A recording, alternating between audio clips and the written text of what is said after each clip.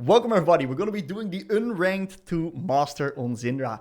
As you can see, this is currently my main champion, my best performing champion, and the champ that I am incredibly comfortable on.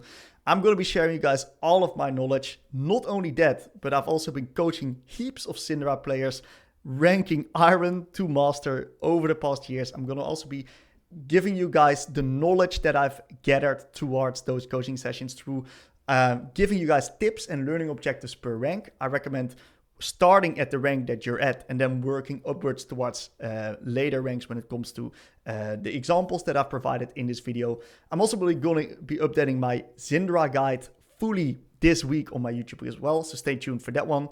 If you guys want to get coached by me on your Syndra or any other champion, right, feel free to hit me up. There's going to be a link in the description right here, which links towards the MLA, my coaching platform.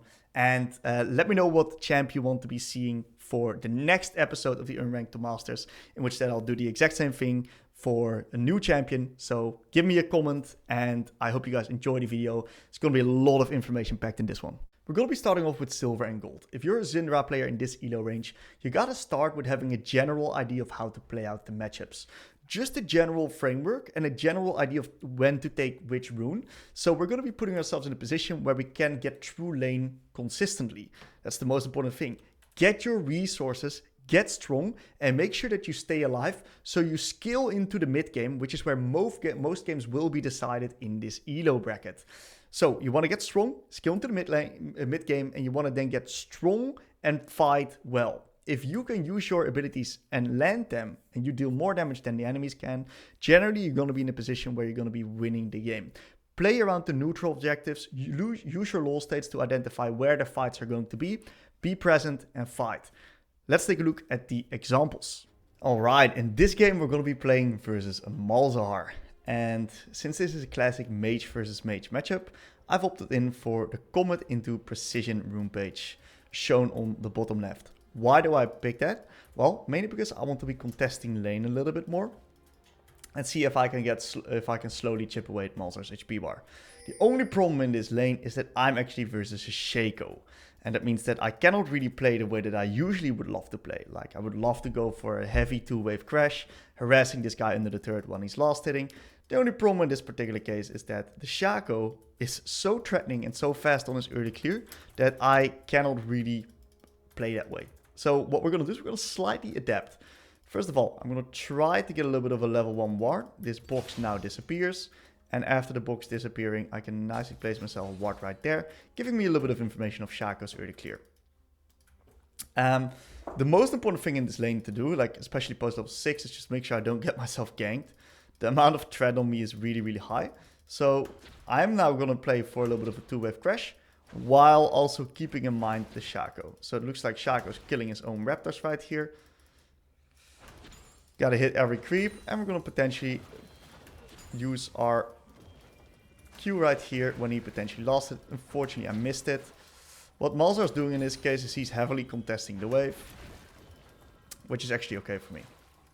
Gotta make sure I don't get hit by this. So usually I would contest the wave a lot harder here and look to be a lot more aggressive, but I'm going to slightly slow it down here because Shaco can get into positions where he can look to potentially gank me. I'm going to take W level 2, timing this onto the last hit and getting myself a nice free passive stack. So he's going to be pushing me in now. Usually I wouldn't be happy with this, but in this case I am quite happy. Onto the last hit, W into Q, chunking him. So this is the timer where Shaco can be on my lane. Or top. Oh, well. Guess what if... That's wild, actually.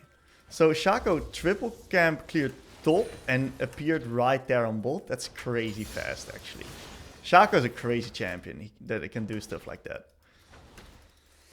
Alright, so my jungler is getting a little bit reeled by this. So, because of the fact that I'm playing with Shaco, I'm going to slightly hold the wave out of my turret right here. Make sure I hit the creeps. And this is going to put me in a very safe position. Well, I didn't hit that creep. And we're just going to look to slowly start stacking up a little bit more into the Malzahar.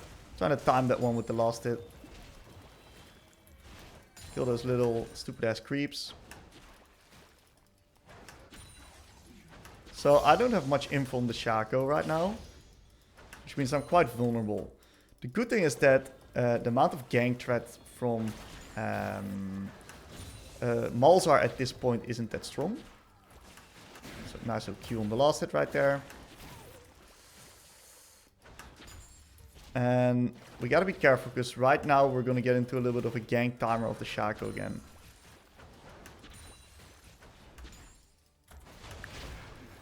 Should have landed that one. Yep. They've got no vision here, so they cannot really chase me down.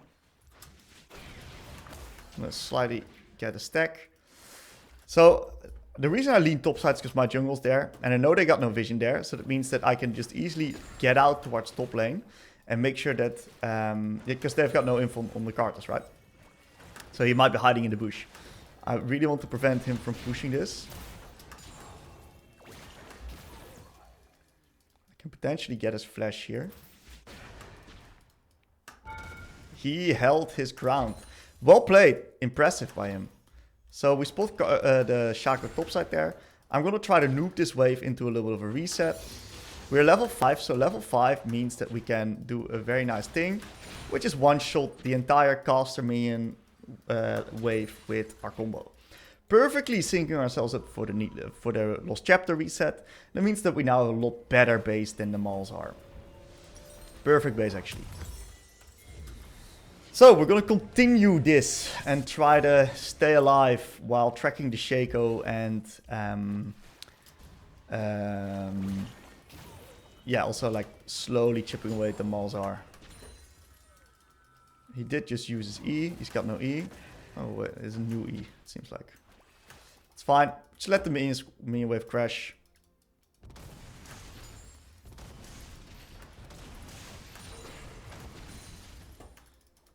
I gotta be careful soon. He's gonna reach 6 soon. I got 0 information on the Shaco.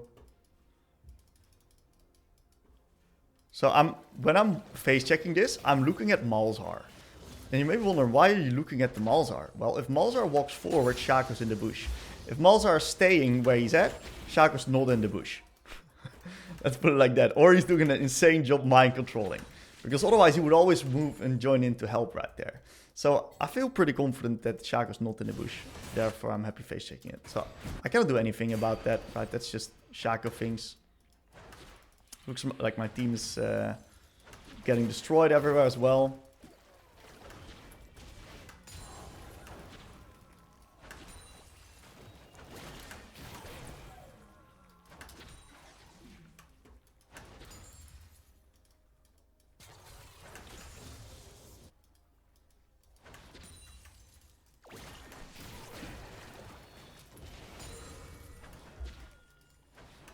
All right.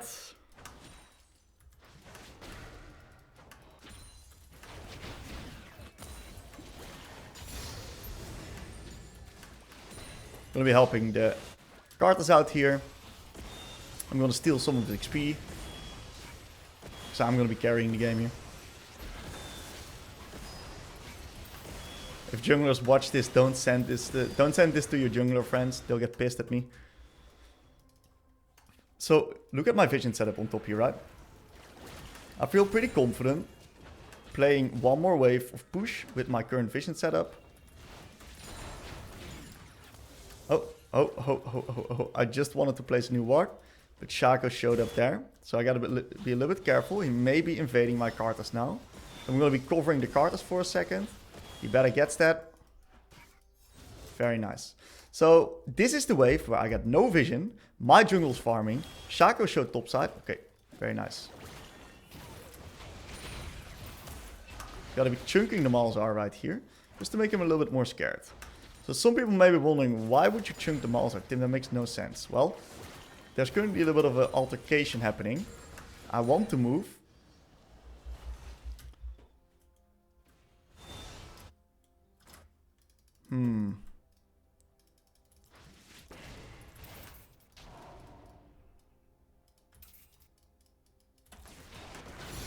Okay, beautiful.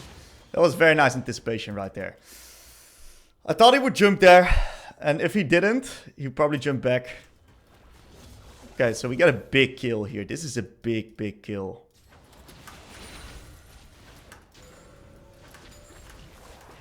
Okay, we can hard push the next wave right now. And then we'll reset ourselves. And we are starting to become quite strong. So I have not really built the CS advantage I would love to have given the matchup. But the reality is the jungle matchup like didn't really allow me to get that big of a CS advantage. Because I couldn't really pressure all that aggressively. Therefore, we're just playing slow and consistent. And there's nothing wrong with that. We're going to get ourselves a little bit more vision. So we can potentially now expand our lead. You see that we got a pretty solid item advantage.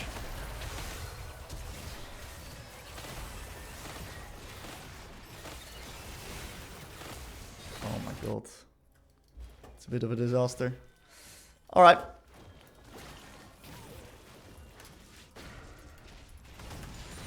In hindsight, I should have went first strike, I think.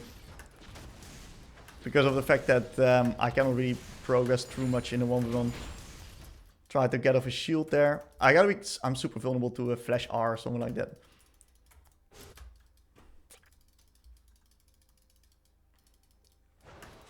Okay, Shaka shows bot. He might come mid now. That means I cannot really step up.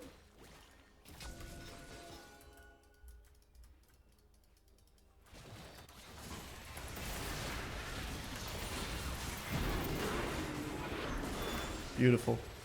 And we move in with the jungle to secure with the Shaco, with the mid prio that we had.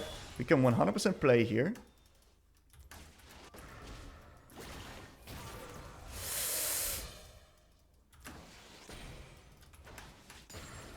I'd love to regain some space in here. I'm not getting much hover here. It's fine, at least I didn't lose the creeps. Okay, so Shaco might be mad at me now and try to gank me on mid again. Yep, he's gonna go mid here. So I'm gonna nicely let the Malzahar push me in. And just respect, because Shaco is jobless, right? If you look at the jungle, he's currently got no camps to clear, so he's jobless. That means that I'm just sitting back and chilling. And now he's taking the Raptors, of course. I'm still jobless. He's still somewhat jobless right now, or he may go to Crux. So I cannot contest this next wave. I have to sit back and do nothing and just watch how Malzahar annihilates my minions. But the faster he does that, the better it is for me, because then I can just catch everything nice under the tower. Cannot really contest here. No info on the Shaco. My jungler is dead. I'll reset and we can potentially play Grubbies.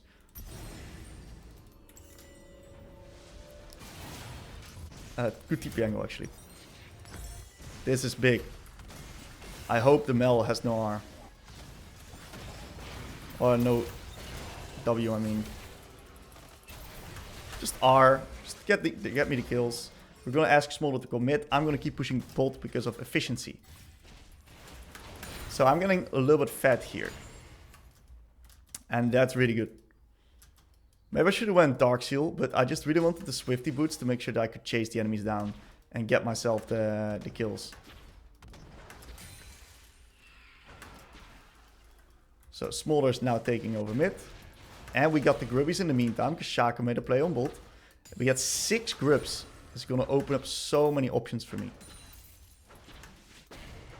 Now, there's a few things I can do. I can either stay bot right now, but I don't really want to, because of the fact that I don't want to lane into these guys just yet. So I'm going to ping on my way to mid now again. And I hope Smolder gets the message and goes bot. So we're not going to go Dark Seal because of the fact that I'm very easy to kill. Mordekaiser, Shaco, Malzahar, if they want to, they can just flash ult me, kill me, do whatever, right? So therefore, I am not currently opting in for Dark Seal, because I think that I'm going to be too vulnerable. So we really want to push the next wave and then potentially move top. I don't want to move top right now, because I want to get the wave first. Looks like bot lane is getting themselves a little bit destroyed. Unfortunately, Smolder died.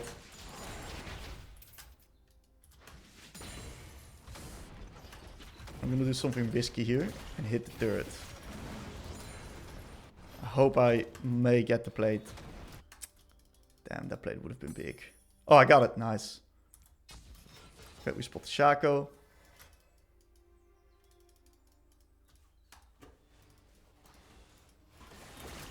Oh, I gotta be careful. I'm safe.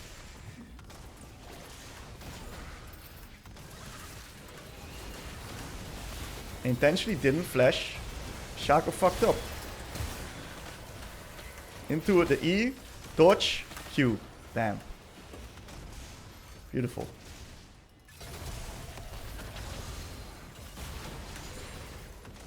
That was a little bit too much. Stunning him. I'm dancing a bit with him. We're doing some hands diffing here on the mid lane. But that's fine.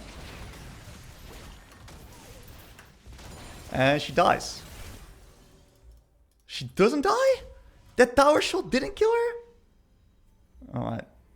It's fine. We'll just take a reset. Stop taking any risks here. And yeah, you really saw that my quality of skirmishing was a lot better than theirs in this respective instance.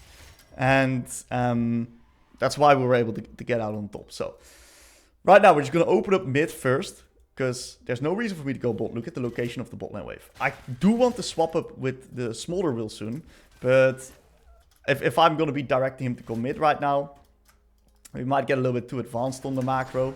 Right now I'll actually go bot. I'm going to now ask smaller to go mid. And I don't think we should contest this. No, I don't think this is good. I'm not sure if that was the real... Oh, it actually was the real guy.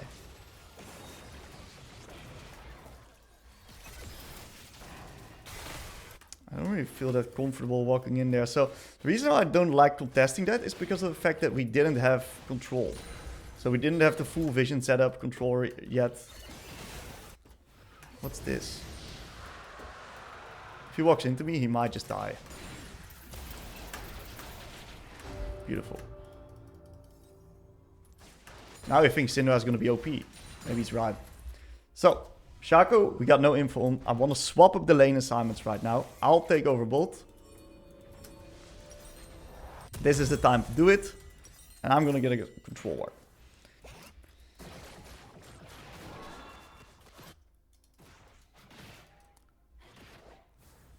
I hope he moves mid now. Very good.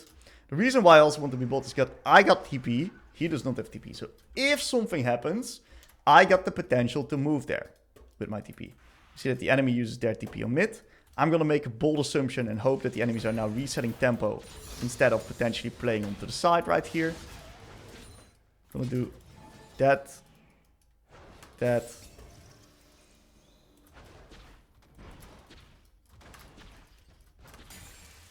And that. Let's hope I can get it. I can't. I'm gonna suppose Shaco's top side. He's dead. Okay, he flashed. He walked into the range of where my E was exactly standing. This chunk is really good because I'm gonna be able to get this bot turret for it. We're not compensating TPing to top lane right now. I'm the win condition. I'm playing on my terms here.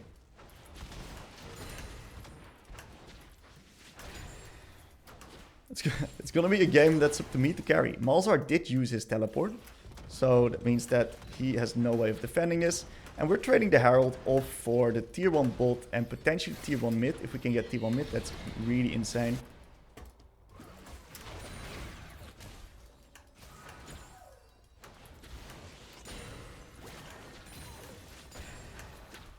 Okay.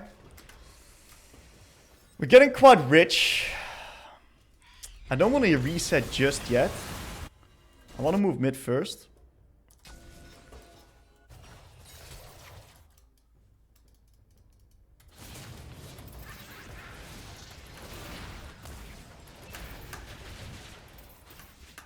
Beautiful kill. Really nice, solid, patient ability usage there. I was also checking which clone took more damage before committing. And a beautiful Fog of War combination into the Q of the backhand. I'm not sure if it's going to kill. Doesn't look like it kills. I gotta make sure I don't get Mordekaiser flash ulted. I'll just take a reset here.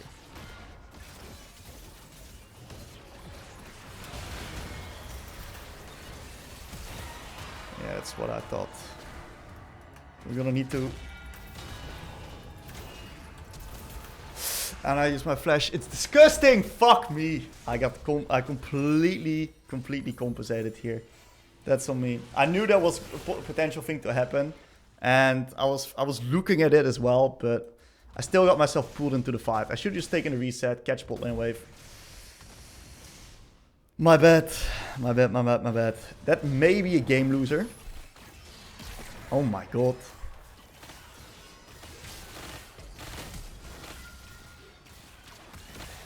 Oh my god. Do we get it? It's a disaster. It's alright though.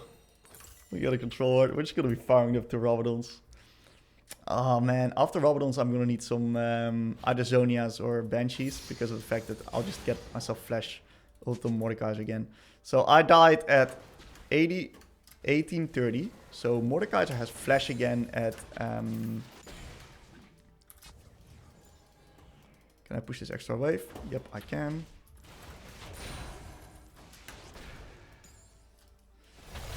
That should not be legal what he's doing there. I need to move mid here. There's no way that's legal. He's got no flash. Nice, he counter-inted the game. And that's something that will happen, guys. You're okay. You're allowed to make a little bit of a mistake, guys. Oh, I'm gonna make another one, huh? My bad. Okay, so these guys, they have their eyes set on me, which makes a lot of sense since I'm the main guy that's fed. So what I need to really focus on right now is to make sure that I'm gonna be using this against them, knowing that they got their eyes set on me. I'm gonna be using this to bait them into me right now. I'm gonna try to not die. I'm gonna because the threat on their team is really high. And I'm now gonna try to put myself in a position that baits them in, but not so much that they can kill me, but rather that they're gonna get themselves killed, and I'm gonna force out mistakes on their end.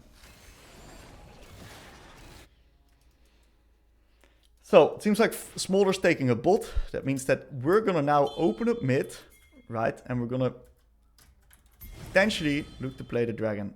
If they're on it, no problem. We're gonna get topside control.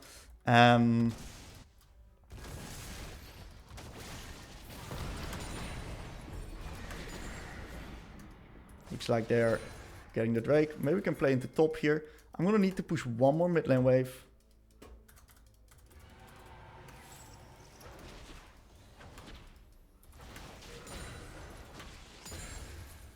Whoa, why we're not contesting top there?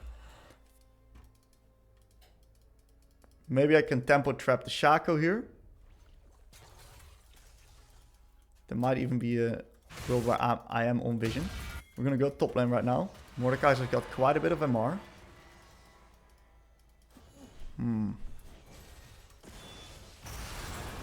Gonna R him into the E.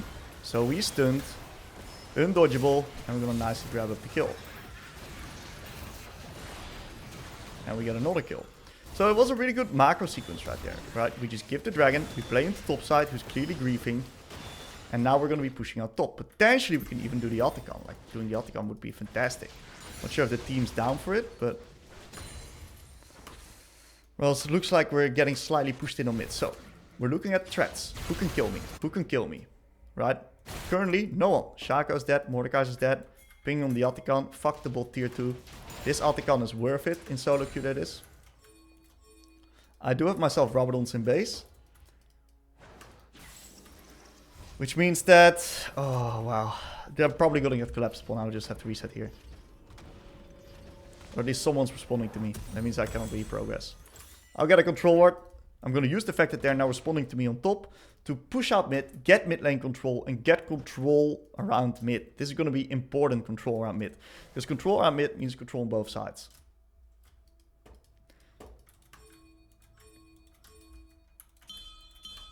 I'm gonna help. Smolder's at least listening to my pings. Let me get that ward right there. Act like if I'm gonna go top, and then I'm gonna sit and fork here. This is a little bit of a strategy where I'm kind of playing with their information. Potentially I can then catch someone off on the mid lane wave right there.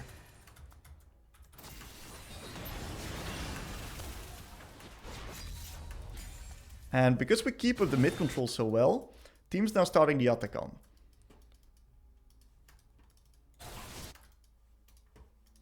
I'm gonna keep a little bit more control of this area. Looks like we just get it for free. We better get it. Beautiful. And it looks like Shaco is actually coming to push mid. I can use this to my advantage.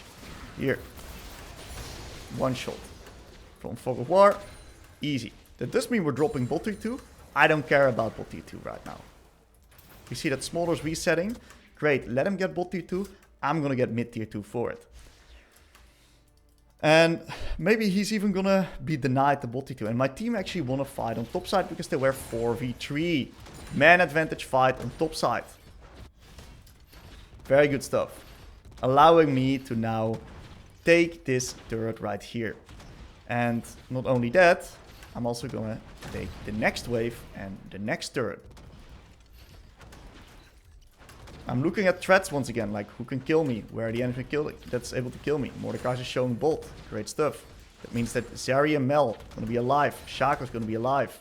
I'm not able to take the inhibitor.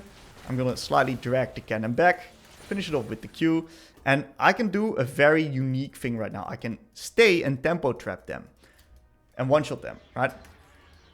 I'm not gonna do it in this case because I think it's a little bit too risky and because there's objectives up. So I don't want to take the risk and potentially get myself shackled right now. They should be able to 3v1 that guy, and if not, we'll probably lose the game. So we'll just grab the item and open up back to mid. I think I should have maybe went the shield one. I had more money, but I kind of just autopiloted it. And we see that there's now an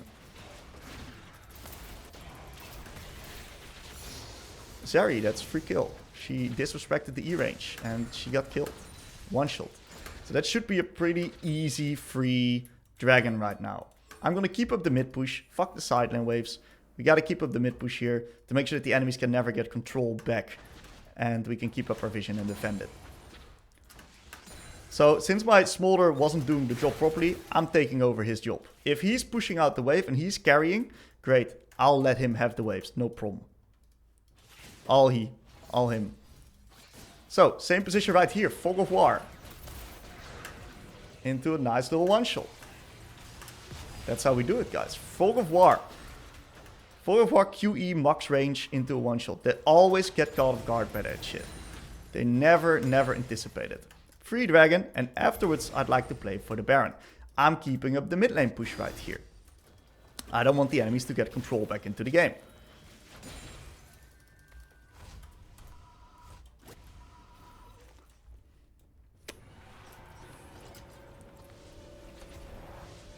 I really want to play for the Baron now. I'm going to be pinging the Baron. Ping the team to go mid. Darius push top. Darius. I would love to have the top push here. This was pretty disgusting, but you know, sometimes it happens. This was hella disgusting. I can't go top as well because this is gonna annihilate me. I'm gonna kill Shaco on the Raptors here.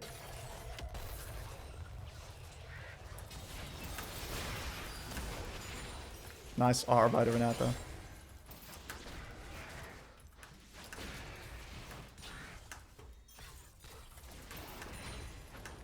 Okay, let's see if we can finally play for Baron. I'm gonna be pinging it now.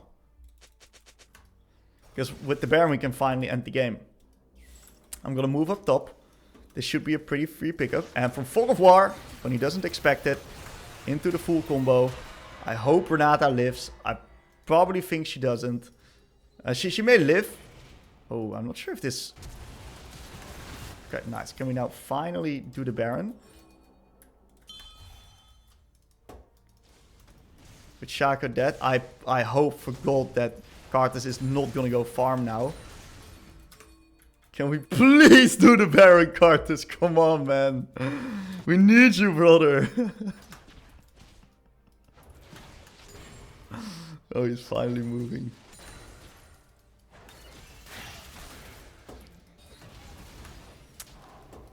This is big. If we can get this, it's big. I'm just choking out their vision control completely. I'm gonna... Ooh, I see a ward being placed there. That's Shaco's. I need to scan Shaco's in here for sure. He's in there, boys. Oh, it's so disgusting, actually. Oh. It's fine.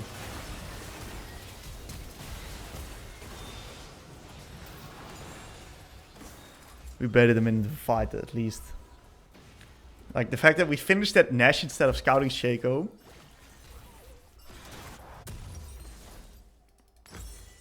I'll TP top. You gotta make sure I don't get Mordekaiser right now. So, you gotta keep up our E, not use our E to clear the wave. Scan a little bit for the Mord potentially. And I really would love to hit the turret here. So I'm gonna also W that. Dodge that.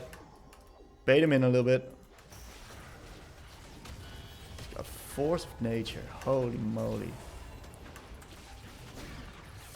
There goes my plan. We're gonna stay alive and just catch the wave. Oh, he's going to get me, huh? Don't think he can.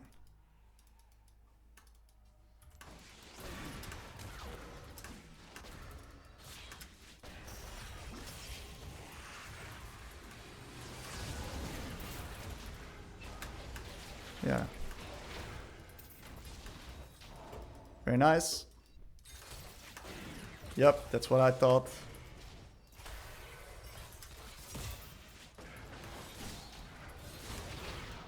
Easy.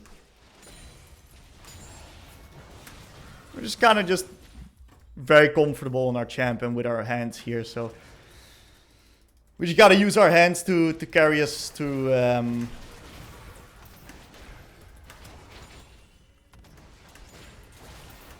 the victory.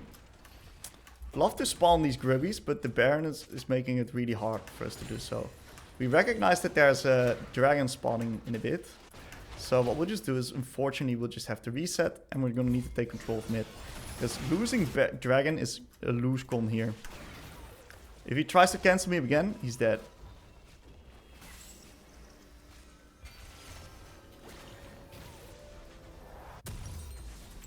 I need to wait a little bit. I thought I had my item already. Shaco's alive.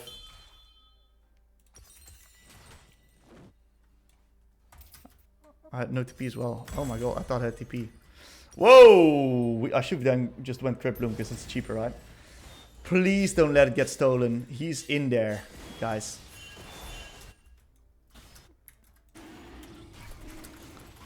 Please don't flip it.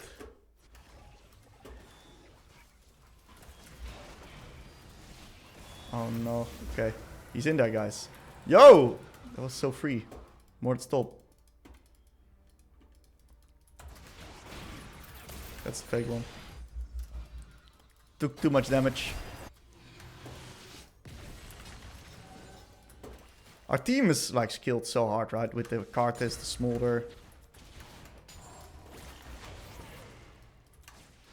Cannot hit me, because he can never flash army like this.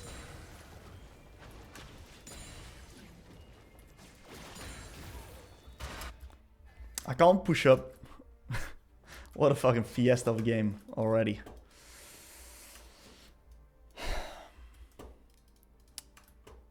I just would love to get Baron and end it, but maybe we can now take the top T2. If I can get off his spell shield, I can eventually kill him with a QE.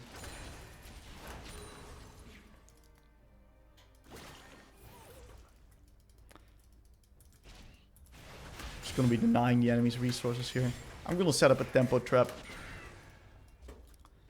I have the feeling that one of them may come in here. I've got the vision set up to do this properly. One of them is gonna try to defend, and I'm gonna set up a tempo trap right here to kill them. And the target in this case will be the Zeri. That is fuck. Good tempo trap, really easy pickup. And this is now gonna get us control of the Baron. Let's see if we can take it this time.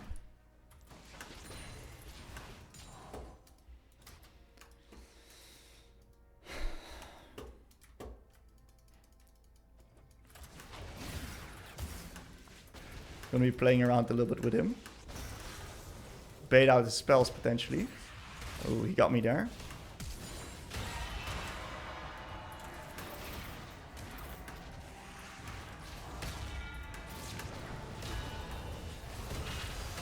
Okay, that's not too bad. He flash ulted me again. Oh no, he maybe didn't flash. I don't know. I didn't check it.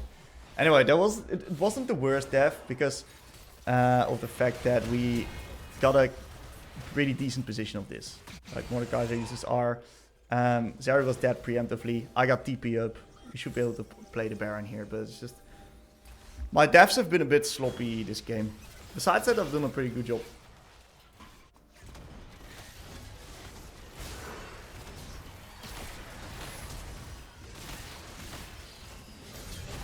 Holy shit.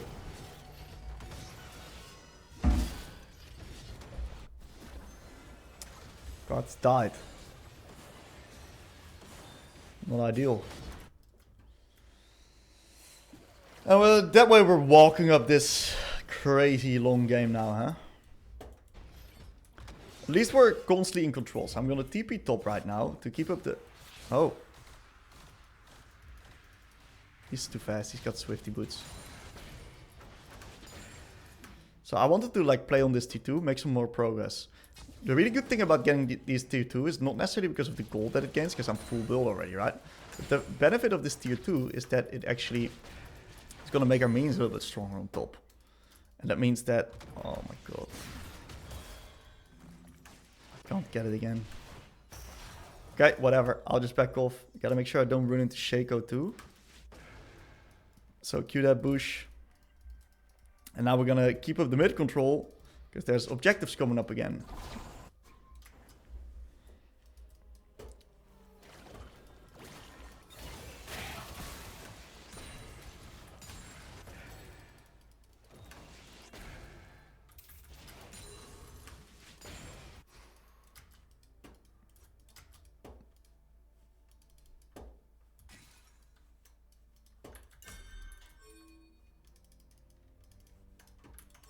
They're going to be contesting through mid here.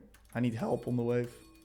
If they contest this wave, without me having help, I'm in a bit of trouble.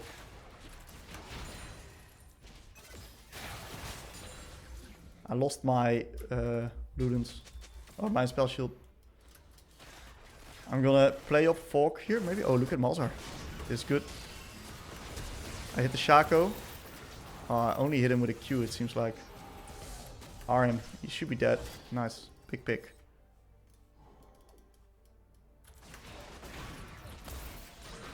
Killed the Shaco, max range. That was a big, big kill. So, can we do Baron with this team? And Dragon? Yes or no?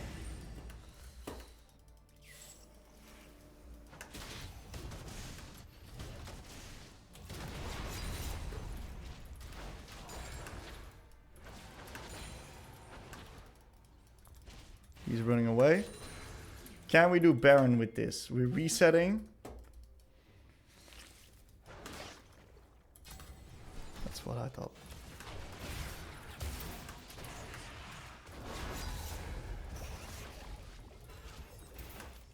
I'm gonna keep this guy interested.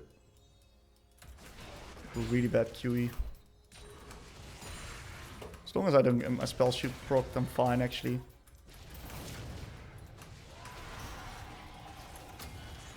Oh my god, the Zeri stole the Baron. This game is gonna go 50 minutes.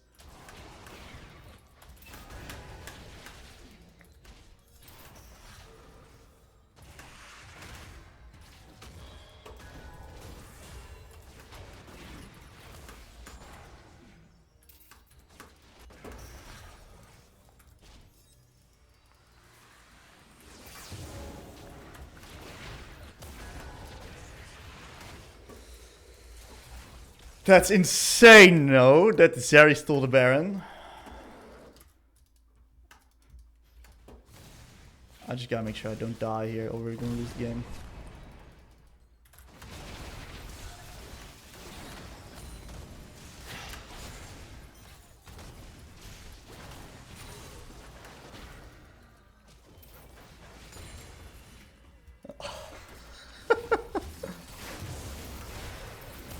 He just ran it fuck down as well. That's insane. No, that Xerath took the Baron, dude. I'm gonna leave this farm to the small round full build. Alright! Okay! Keep it up! We can win! Next dragon is solved for us.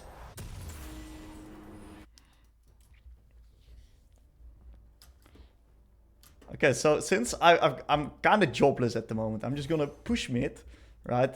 I'm gonna keep the wave pushed. I'm gonna set up a tempo trap. Make a pick, so we can constantly keep the man advantage alive. Kind of prevent the enemies from getting done anything in this game. One kill, like one pick, equals like so much pressure in a game like this. This is big.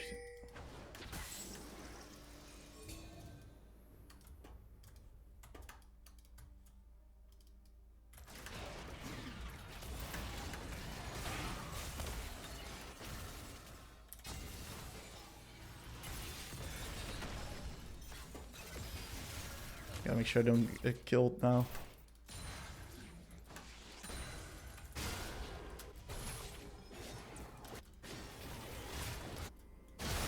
Don't really do much. The most important thing is I don't die. I hope he dies. It's such a mess.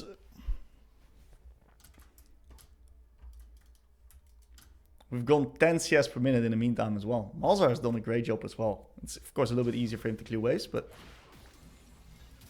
I give credit to him. I'll one-shot this guy with a QR, by the way. He's just got longer range than me.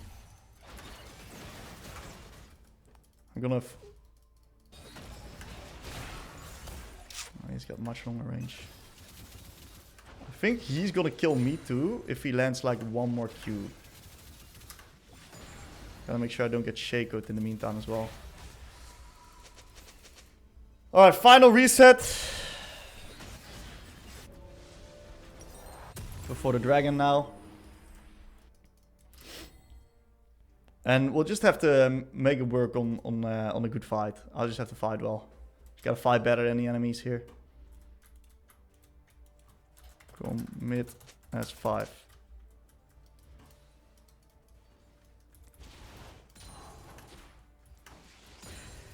Keep up the push.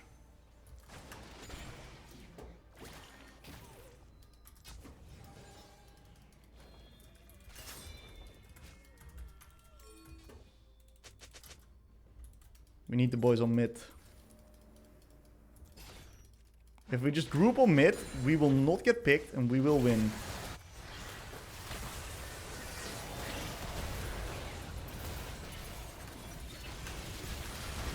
At least we got her, but I did use my R for it and fucking Cartus died because he got picked. Now we cannot do the dragon, by the way. Can't. Shaco. Don't start it. I gotta...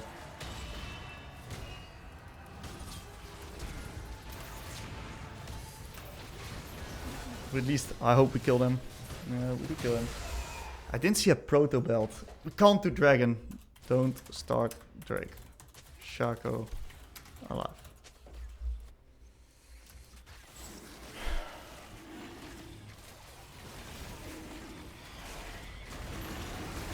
Lose it. That was pretty bad positioning. Man, fuck me. He's dead. Alright, we got another shot at the Baron. Let's see if we can get this third Baron now. Shaco dead. Shaco dead. Insta start. ITP. Go Nash.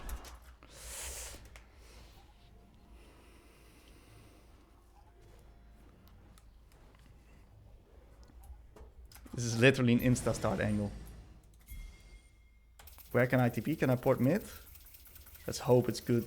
I hope it's good. I hope I don't int. Start it up.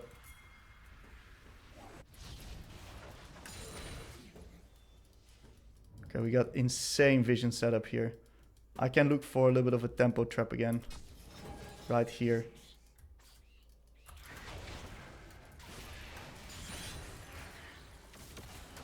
Start it up. With Shaco dead, this should be mega free. So I just let it known that I can potentially trap them. So they're scared, and it allows us to freely take the Baron because they're scared to walk in. I didn't land or kill anything. That's fine. Okay, attempt 20. 5 mid group siege. Go.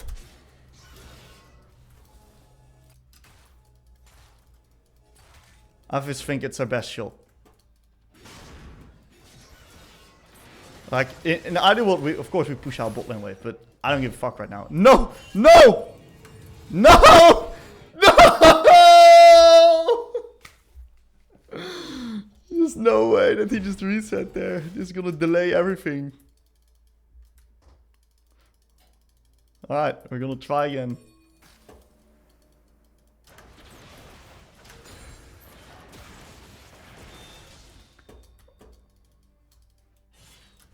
Shaka's not there. I'm just gonna hard engage. First thing I see.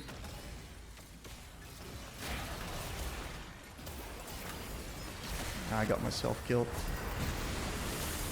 But I killed them as well. Just end the game. End the game.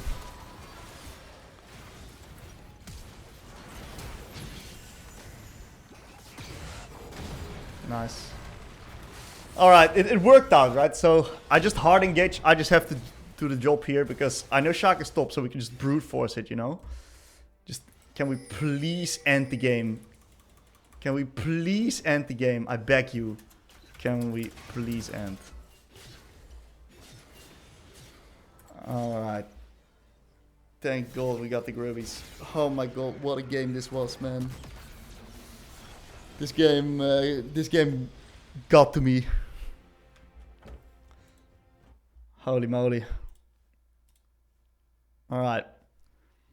So, a few things I want to like look at in this game is I want to take a look at a few devs here. I think my first dev was right here. Oh yeah, it was the compensation to the Mord R. So I knew Mord had R. And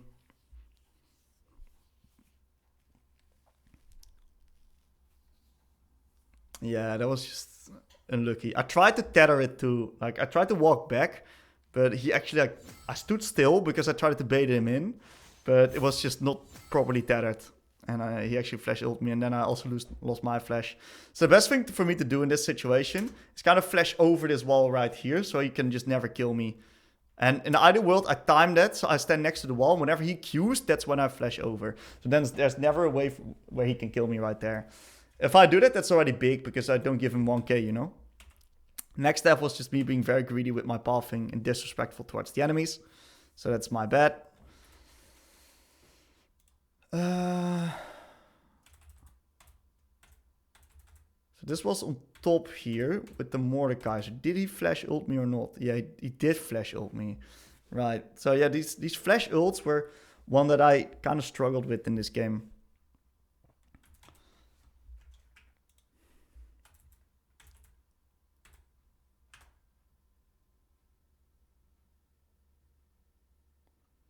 So what I did here, guys, is I actually put down 2 balls. So one up there and the other one down there. Because that's going to overwhelm someone's mental stack. And it's going to actually make them feel like they easily dodge it. Without them actually being able to dodge it. So in the end, I'm happy we pulled out the dub. We have to like we pulled out like 110% from what we were supposed to do. We lost 2 Barons, but it worked out. So pretty okay again. Airy into Resolve. Why do we run Resolve into a champion like Qiyana? Well, she has a pretty easy time dashing on top of our face, and her kill ranges are really, really high. So that means that the Resolve with the bone plating that we take is gonna mean that we can deny these all-ins from her a lot easier and stay outside of those kill threat ranges. Another thing that I like to do with Qiyana is I like to take Airy. And the reason why I like to take Airy is because Qiyana is going to get into auto-attack range every once in a while. She's going to be having a quite easy time dodging the combat with all of her mobility. And another thing that's going to happen is that Qiyana is a champion that usually doesn't run that much sustain and health regeneration. So the lower that this Qiyana is, the harder it is for her to stay healthy and all in me. Because the lower she is, the harder it is for her to all in me in general. So what we're going to do is we're going to opt in for a little bit of a two-wave crash, deny her some last hits, and time our abilities onto the minions that she needs to go for. So we're nicely going to put the minions in such a way that we can potentially Q her whenever she goes for a little bit of a creep. And right there, she does really nice movement, impressive movement by the Qiyana. And we'll just hit her once and make sure we keep the slow push going. Once again, we're going to try to time our next Q onto the last hit right there. She does a really nice job faking out. This guy has got some moves. So we got to keep that in mind here. So in this case, I played it a little bit less theoretical. And I would just rather just skill checked her with a Q right there. We did take ourselves E. And we're not really going to be using a lot of abilities. This guy is doing a generally quite a nice job right here. And he's got no E, so I'll absolutely nuke him here if he decides to all in me. Into a nice little Q. And we're now going to place a nice little ward. We're going to first grab up the level 3. And he's using a lot of mana onto the wave. And we're going to now ward top side. Some echoes like to 3-cam gank. And there we got him. I potentially got a flash. We hit the Qiyana. I greeted really hard there. That's on me.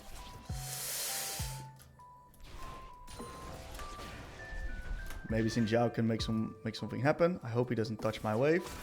My wave's in a great position. So I did use my flash because I'm a greedy pig. And that means that I'm now in a bit of an awkward position. Nice little skill check QE right there. Not timing it with last hits because this guy is doing a really nice job denying those trading windows onto the last hits. So we gotta just give him credit for what he's good at. He's recognizing when he's vulnerable. And so we're gonna be playing the lane in a little bit of a different manner. We're gonna spice it up a bit. Get a little bit more, a little bit less technical and a little bit more feel-based. Sometimes you got these players, this happens at every elo bracket by the way. You got these players that are just really good at a specific thing. But they're also just not that good at other things. So he luckily levels up for him. And we're going to skill check him with a final Q there into a free kill. Very nice. So, we've done a really nice job staying healthy, pushing the limits in the lane. I adapted my strategy based upon what this guy was good at and what he was struggling with. And we're now slowly closing into the level 5. And we can just one-shot the wave right here into a nice little reset. We are really far ahead of this guy actually. Alright. We're really, really far ahead. So I'm not going to opt in for any potions because of how far ahead I am. I can just take this item. I want to slow it down a bit on the trades right now. Why? He's got some regeneration. I've got no potions. I do have a stronger item though. And the way that we're going to be approaching this, that was a little bit of a W bug that sometimes happens. And the way that we're going to be approaching this is going to sit a little bit back. We got no flash as well. So that means that we got to be a little bit careful that we don't get echo ganked. If I die right here, it's a criminal offense. So I gotta really stay back and slow it down here. I'm also not using my E aggressively at the moment until I've got a feeling like I'm a little bit more safe. Nice little skill check Q right there. And a little bit of a W on top of his face onto the last hit. Yep, baiting out his Q. Okay. I'm holding my abilities a little bit. I spot the echo on bot. Nice dodge by him. And now we reach level 6. So one of the things you can do at level 6 on Syndra in this matchup is you can look for high value R's like that. Just chunk him. Just get him back to base right now. Because what's he going to do? He's going to pop his potion, live with 1 HP, or he's going to be forced to reset. So now, since Echo is not on the map, I can play a little bit more aggressive with my abilities. I can also play a little bit more aggressive. Ooh, that sucks actually. I didn't expect those minions to live.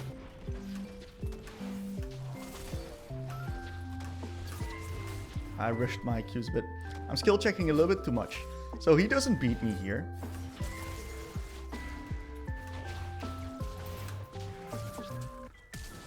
We got out his flash. It's amazing. So what we've learned is that we actually do not one-shot the minions at level 5 with two Qs. So we'll just one-shot the wave right here into a little bit of a reset. Could potentially hit the turret, but that's the problem exactly. Echo is showing up. If he's going to cancel my bait or annoy me or something like that, that's not good. So right now we're opting in for a little bit of a different setup. I'm going to go boots, Dark Seal. Why do I go Dark Seal in this lane? Well, I'm really far ahead. And the HP that it gives, 50 health, means that Qiyana at level 6 plus Ignite cannot 100 to 0 me if I do not have bone plating. Otherwise, with Serrated Dirk, level 6 plus Ignite, Qiyana can 100 to 0 kill you with R and Ignite. Keep that in mind. Now, with this particular item, she's not able to do that.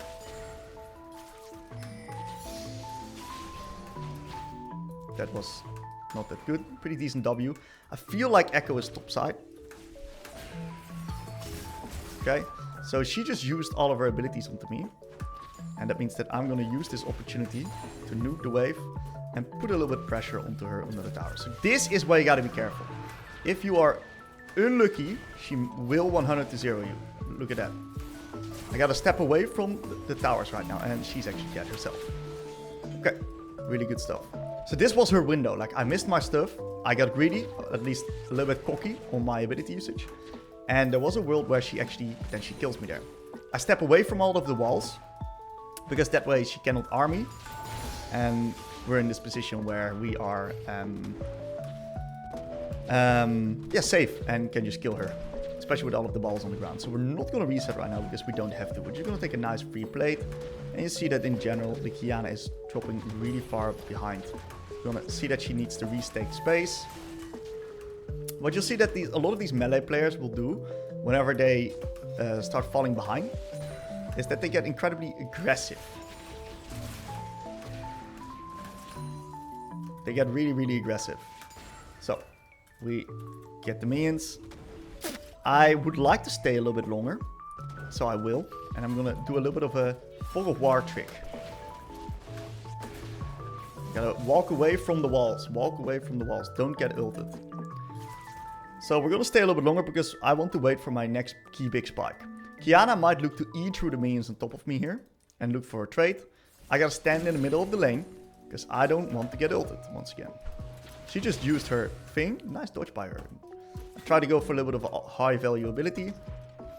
She might E through it. Yep. That's what I thought. And she might die here as well. Very nice. Keeping my flash. Not worth flashing for that. I need my flash to prevent a potential echo gank. And in the meantime, we're just keeping up the control into a reset. So, this is a game that you could potentially go Ludens because of the fact that the enemies are so squishy. So, I'm going to go Ludens. I'm also going to get myself a control ward. Of course, Blackfire is also really, really good. Blackfire calls me nothing wrong with this build, but I'm solo AP and the enemies are squishy champions. So, I'm going to go for a little bit more burst-oriented build here. Blackfire, Ludens Storm Surge is going to be the play. And we're nicely farming 10 CS per minute. So now we're ahead. What do we want to do once we are ahead on Syndra? Is we're going to try to translate our lead through the rest of the map. So we're going to be tabbing right here, checking what's the next neutral objective. We're going to be warding towards the side of the next neutral objective. We're going to be pinging it.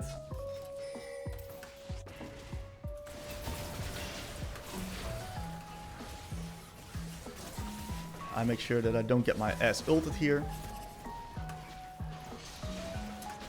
And we just nicely pick up the kill. A little bit of contention happening. Gragas is playing. We have no CC, so no reason for me to chase. I'm not going to do anything there. Instantly turn back to the wave. And I'm going to keep pinging the grubs. I really want to be playing onto these grubbies right here.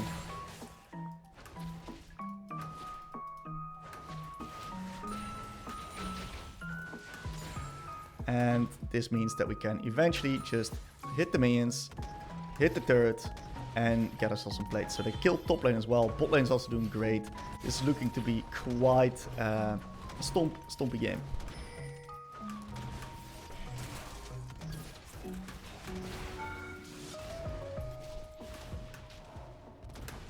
Q on the minion.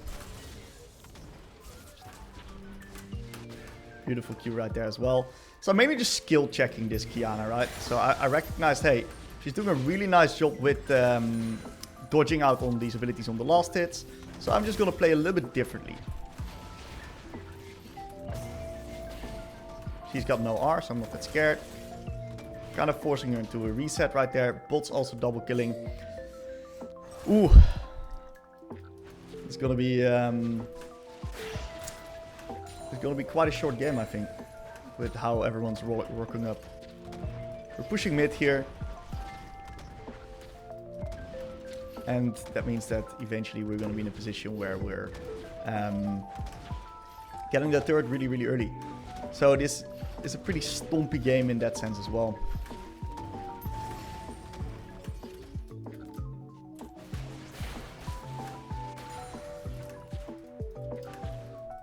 That's the thing with Syndra. Whenever you're like ahead on this champion, you're going to be annihilating some players. I want to get killed away first before moving. I did sell out my Echo a little bit. Or my Xin Zhao, I mean. So, I'm sorry for that one. Oh my god, please don't tell me. Okay, we got the turret here. It's a lot of money, actually. If we're not there, we lose a lot of money. So, clear the minions right here. And then we're going to do a nice little reset. In this case, what we're going to do is we're going to opt in for Sorcerer Shoes because we're solo AP. And then we'll get this item right here because it gives us move speed, it helps us snowballing, helps us nuke people. And what we're going to do is we're going to get mid push into the dragon. We want to translate our leads through neutral objectives. Whenever you're ahead, ping for these neutrals, play for these neutrals, get them rocking, because any fight that you take whenever you're ahead is usually in your favor. So she's going to try to nuke the minions. I'm going to sit in the Fog of War, and nice Fog of War combo on top of her. Absolutely nuking her HP bar.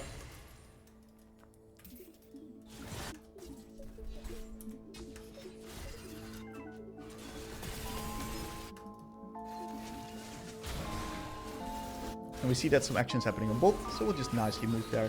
We gotta stun the Echo. Oh, I missed my stun, that was disgusting. I'm missing every spell.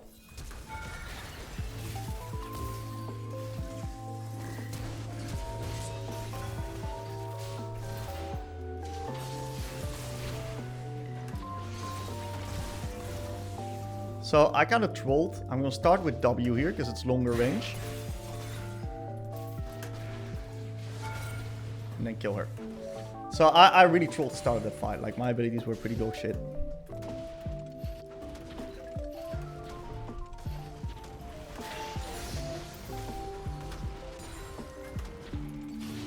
We're gonna stay. The reason we stay is because we are very strong. No one can stop us. The bot lane was dead. At least the Mel. So I'm in a position where I can just hit the turret. I'm gonna prepare some balls right here.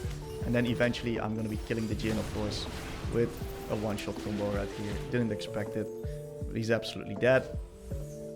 That means that we can take one more wave. If we reset right now, we would be losing out on a lot of resources. So since we're safe, only do this if you're safe, of course. You can take out the extra minion wave as well. Ludens is a little bit more of a snowball heavy and like one-shot oriented build setup. While if you go to the Blackfire Torch, you're in a position where you are able to like slow play and a little bit more. You get a little bit more haste on your big fights. It's just a different style of playing. So I can go both right here, but I don't have to because the location of the wave is very deep. And that means that I'm actually opting in to go towards through mid to top. Bronzing a little bit, like struggling a little bit with my path. That's okay. And we're just going to defend top and play top push into the rift here as well. Gotta make sure I don't get Gagas ulted.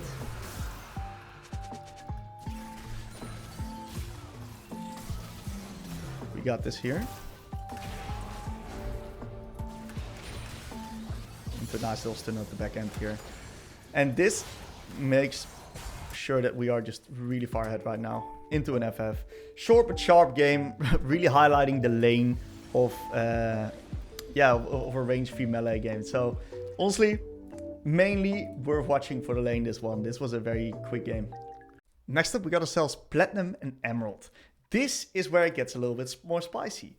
We now are going to transfer all of the general knowledge of the matchups and get a little bit more specific. How does Syndra's kit interact with the champions that you're versing? If you're playing, for example, versus the Yasuo, understanding that the E versus his wind wall is going to be really hard to properly time. Understanding that you don't want to QE into Yasuo, but usually EQ to make it harder for him to respond.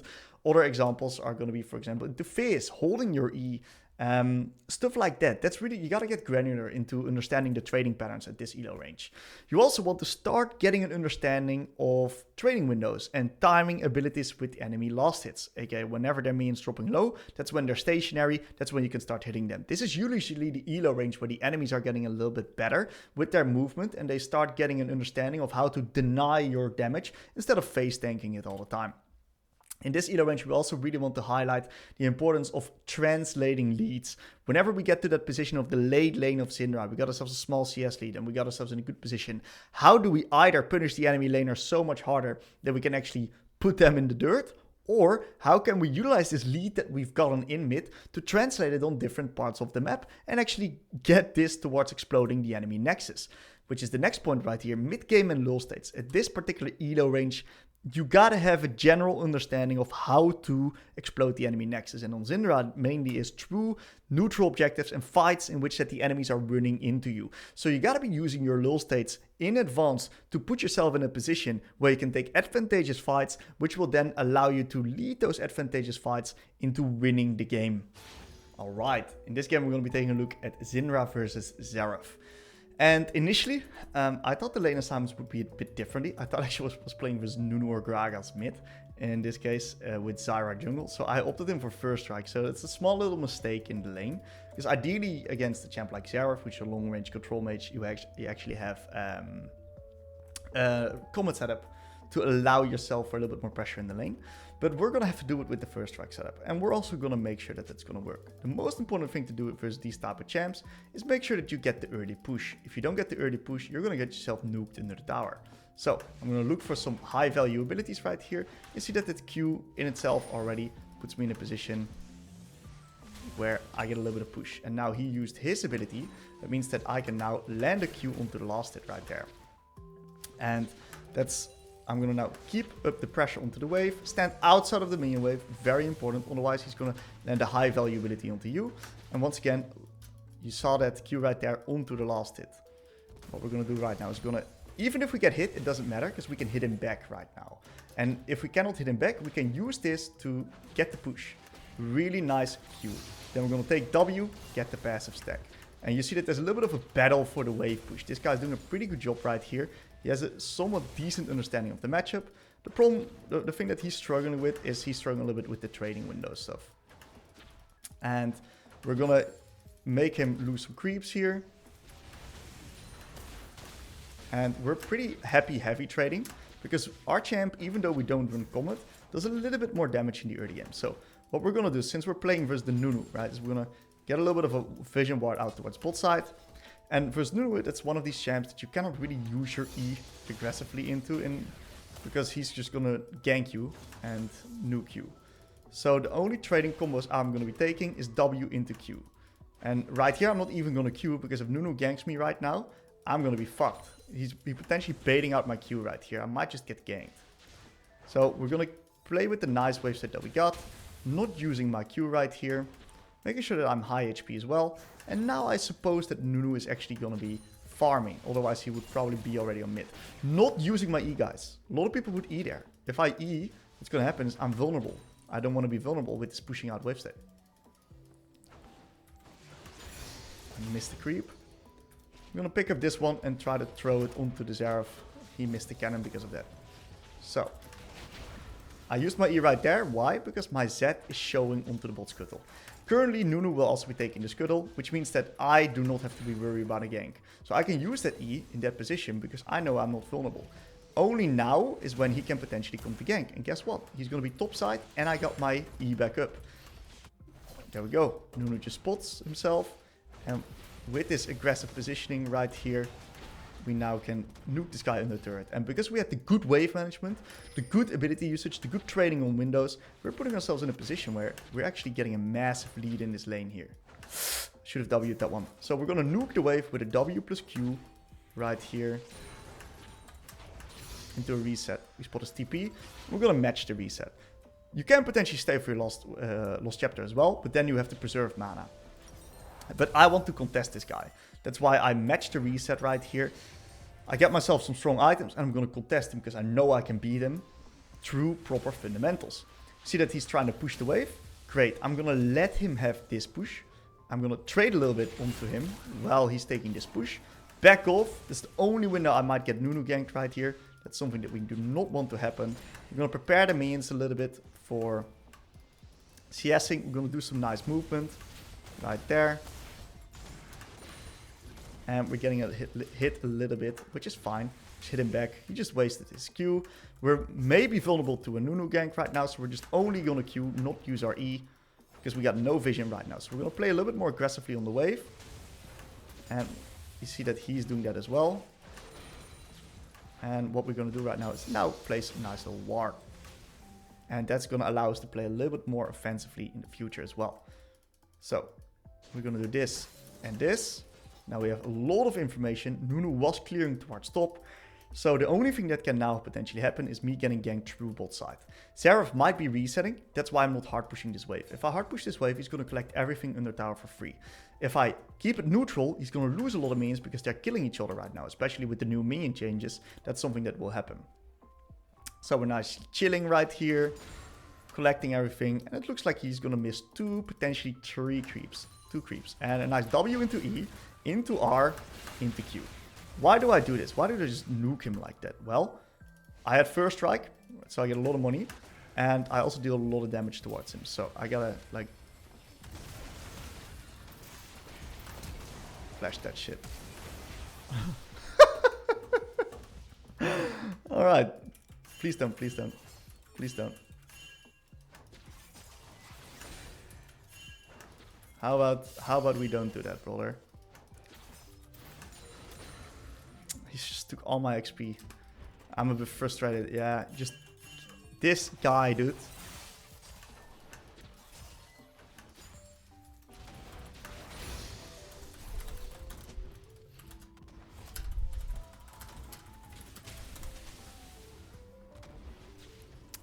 Holy shit, that was very annoying. He's not listening to my pings, but it's okay. Anyway, I'm just gonna come back towards lane right now. And we're in a really good spot, right, after we got that nice little kill in the tower. And what we're gonna do is we're gonna keep up the same plan. Get a nice little ward out. I got no flash right now, so I'm a little bit more vulnerable to the Nunu. Gotta keep that in mind. We'll ward towards top side, because that's where my Zed's currently at. Nunu shows bot side by taking the dragon. And that means that I don't have to place a yellow ward just yet, because I know exactly where Nunu is. This also means that I cannot really contest right here. This wave is not one I can contest. Because there is a chance that Nunu is going to abuse my fact that I've got no flash right now and play into that. So I'm going to be mainly trading with my Q and with my W and not use my E, because I'm vulnerable with without my E. And now I'm going to use E because he's inting. Okay, I tried to ult him there to get a little bit more lane control. Nice little Q upon the minion. And I think he's in a position where he might get himself one shot if he gets hit by another one of these E's. So we're going to prepare the Q onto the minions right there. And if he ever gets in the same line, like that, we're going to nuke him with that one. Now it's time to get a little bit of vision. Nunu shows bot, so no vision time at the moment. We're just going to take a little bit of a deeper ward right now. Hard push the next wave, because he might just insta reset and try to deny all of the damage that I just done to him. We want to prevent him from resetting, because if he stays in lane right now, he's instantly killable. It does look like he went for the reset, so we're going to hit the turret a few times and match that reset as well. This should be enough to get the plate, and if not, I'm going to be sad and I'm going to cry.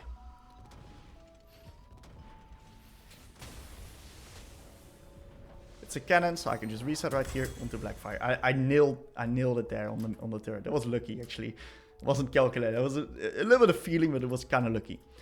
So, we're gonna continue the same thing. Keep up the push, make sure I'm safe, get small wins into the Xerath, and potentially, like with my item right now, I can do some mean stuff to him. He's gonna go for the plant, into a max range combination, beautiful trade, and I can also grab us this plant. That's the mental edge I got over this guy right now. And what we're gonna do is we're gonna now go for a little bit of a sneaky combo. One that he doesn't see. We're gonna dodge out on the E right there. And get that going. So what I did a W into E. A lot of people don't see the W into E. They always think about the Q into E. But the W into E is faster actually. And it's much harder to see because of the angle of the W.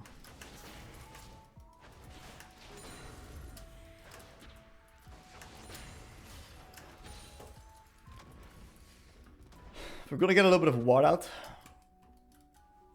I don't want to reset yet because of how... okay, Nunisho's bot. A little bit of unlucky timing on the ward. Because of how low money I have. Gotta make sure I don't die here. Oh, he actually gets himself killed. He's gotta make sure he doesn't die. So I knew I would be fine there because he's got no R, right? If he has R, I gotta be a lot more careful. Because then he can just chunk me, back off, and then snipe me from a distance. Clear the wave, not gonna take turrets with this amount of HP. We're gonna nicely reset right now. And since the enemies have all of these like champs that are just quite easy to run away from, I'm actually opting in for Swifties. I also don't really like buying Sorks when I've got multiple AP threats on my team. So I just nicely go Swifties. I don't TP because the wave state is in a great spot for me, where he's gonna lose more minions than me. So I can just keep my TP right now, use it for a different manner. And you see that I'm slowly rocking up a lead here. And we're going to be pinging the Void Grubbies because we can get ourselves 6 grips. And look at that. I'm just going to collect the entire wave on the turret. We're going to hit this guy, get our passive stack. And we're able to use that E right there because of the fact that we also know that... yeah, baiting out a little bit of movement there, baiting out his spell. Oh, he just used his abilities. A lot of players don't know, like, especially when you get like Swifties. Oh, ooh, nice touch. On Syndra, like the range on your QE becomes so large because you can walk at them and then get that like last bit of range that you don't usually get into the QE. So it's actually really funny how that works with Swifties. It's a very interesting interaction. Even in like Challenger, when I play Challenger games, that shit just picks people, it just catches people off guard. Of course, also make it easy for us to dodge out and deny him the cannon. And he's getting frustrated of this one. We're gonna now sit in the fork right here.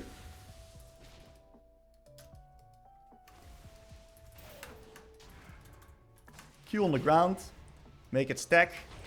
E on top of him, Q on top of him, walk away, wait for my cooldowns, walk away. Now what I'm going to do on the next wave, I'm actually not going to show. And this is potentially going to incentivize him to start pushing it. And since he's got no flash, I'll bait him into pushing it, which is then going to allow me to grab up a nice solo kill. Yep, and that's all because I didn't show. He thought he could like push into reset, but no, I actually baited him, mind controlled him into walking up. And that's a really, really easy kill. So we're now nicely going to be hitting the turret here.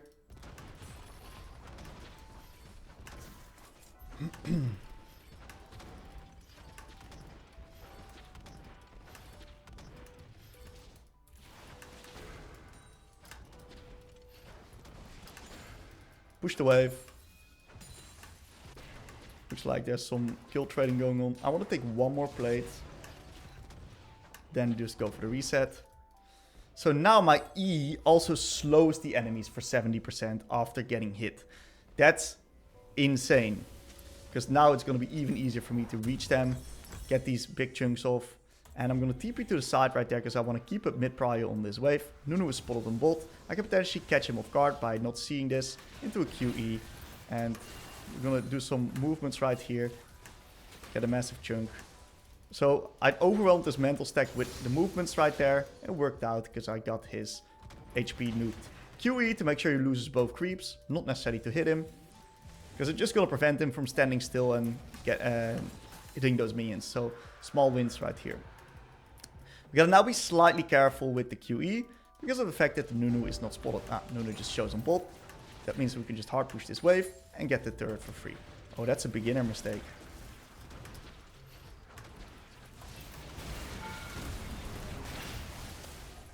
From me, it seems like.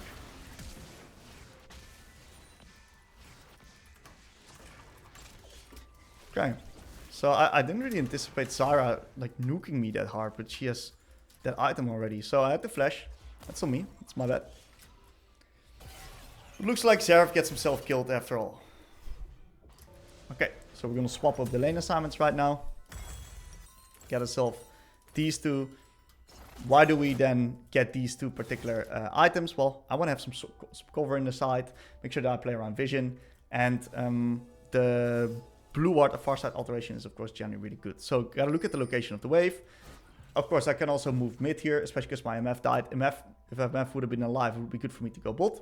Generally, I'm looking at to translate my lead through the next neutrals. So I'm going to push out bot lane right here. And then I'm going to make someone respond to the bot lane wave, move over towards the Rift Herald, and put ourselves in a position of strength. So since Singe died, I don't know if we can play the Rift. I'm going to at least try to get out one more bot lane wave deep, sit in the fog of war right here. Maybe someone's kind enough. Oh, he's going to die. He's got no flash. Yep, he's kind enough to walk up. Really easy kill. And after that, I want to make someone respond to bot first before I move. So I'm going to sit in the fog of war for a little bit longer. Grab myself this one up for the boys.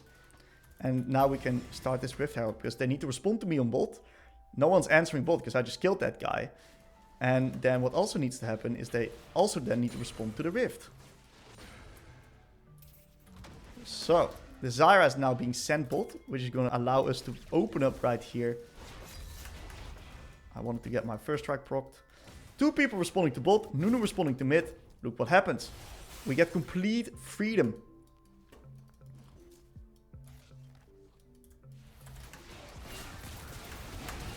Okay, we got our flash, good fog of war usage once again. And since we are playing on top, I'm now taking over mid right here. Which is then going to allow us to push this wave. And we don't have to be bot like before, because what happens, minion wave's not dying yet. Like, we got some time. We're going to be taking the plant. And now I want my team to not do any crazy fights. Well, I'm just going to be answering bot, taking all of these little plants right here. Getting so much XP for the boys. Asking my team to ping to push mid. Why is the mid push so important? If mid's being pushed in, the enemies are forced to respond to mid, which means that I got no one that can gank me on bot, because they're all responding to mid. That's the plan. That's the mindset. So I'm pretty safe. I spot a lot of people on mid. I'm just gonna place a little bit more vision. I'm gonna be nicely hitting the turret with my 6 grips right now.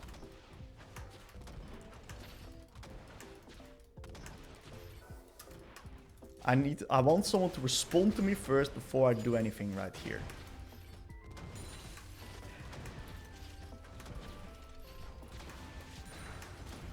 I'm gonna be leaning bot side because I've got no vision there. If I have vision there, I'm leaning top side. At least towards the jungle. Grubbies? Any grubbies? Oh, I may not have it.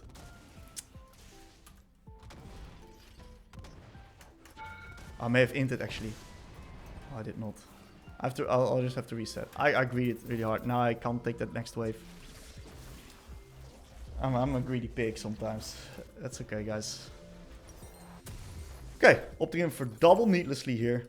And we see that the next objective is going to be the dragon. Very important we get this dragon. This dragon is a lose condition for us because the enemies already got 2. If they got 3, they can potentially flip a 4th and then game breaks open. Interesting Nunu build. Anyway, what we're going to do is we're going to take push on this mid wave right here.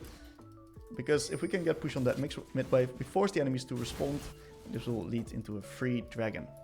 So I'm just gonna nicely take over the mid lane wave right here, which will easily lead to a lot of control around mid. Someone's gotta respond to this wave right now. It's the Xayah, the victim. I'm not ulting her because she can just ult mine.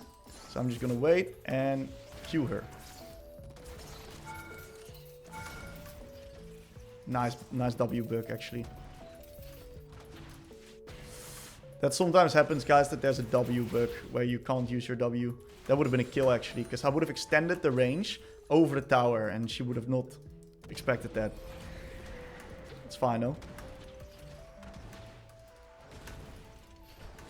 I can kill the Zyra, but I'm not instantly gonna do it.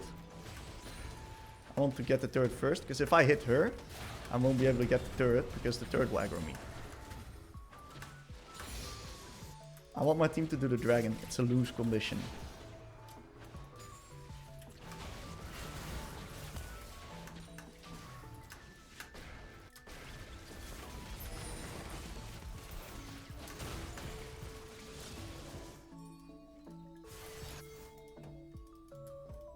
Once we have the dragon, game is pretty won. If we get this dragon, there's no way the enemies will come back. I'm gonna play goalkeeper.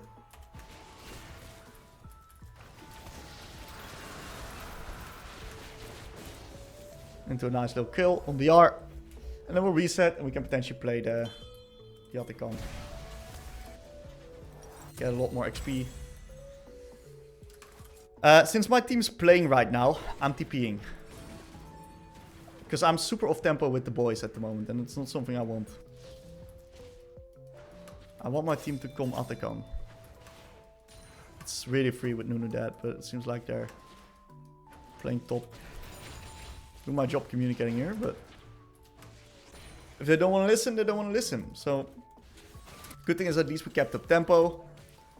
What we can do right now is do a little bit of pushing here.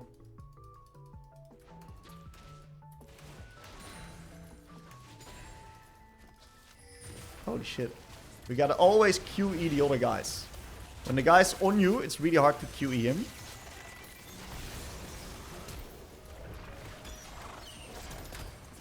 That's insane that that actually misses. I fucking hit the plant or something like that. I don't know what happened, but my mouse was not on the right place. Okay, so I got a little bit caught off guard there by the Nunu snowball. Honestly, it's the home guards that allow him to do that, so it wasn't going through my mind, and I wasn't prepared for it. Jungle diff. I'm joking, of course. We'll get the boots, because I don't want to opt into this Blighting Jewel. But it's also not like I can get a needlessly of this buy, so...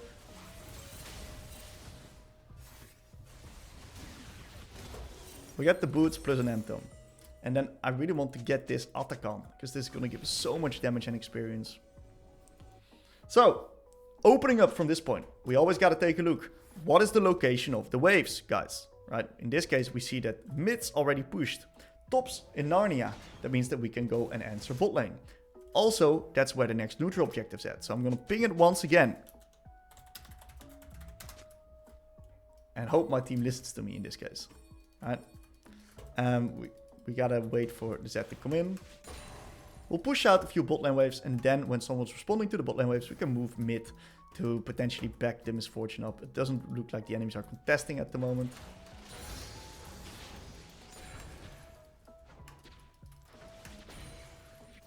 Okay.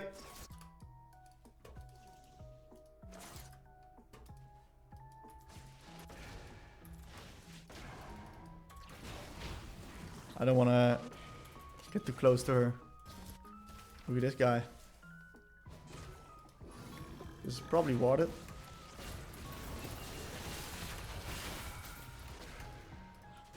My R is pretty short cooldown. That's fine. Zed's playing top lane again. He's just refusing to take the Atacon. So it's really hard for me to progress the game right now because we don't have proper information. Like, and this guy is playing top, so... At least he's got the new Zed skin. I cannot really take the waves deep because I'm going to get myself Nunu'd again.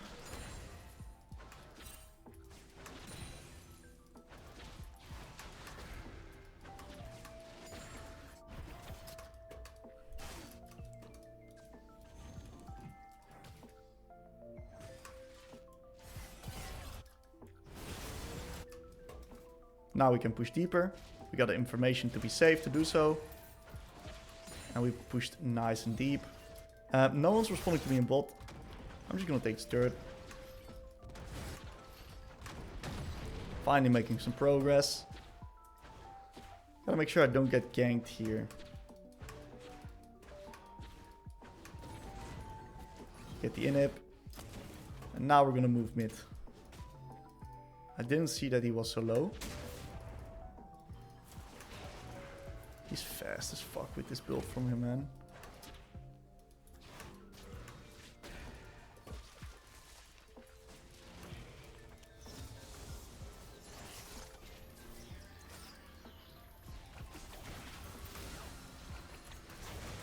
Shit, QE actually.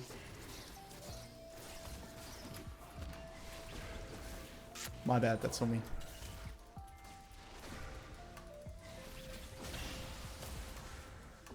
But he actually killed the Xayah, that's kind of funny.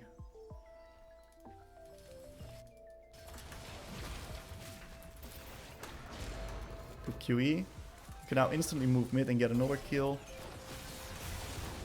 Beautiful. I'd love to take Baron, but Gragas is top. I think we should go bot.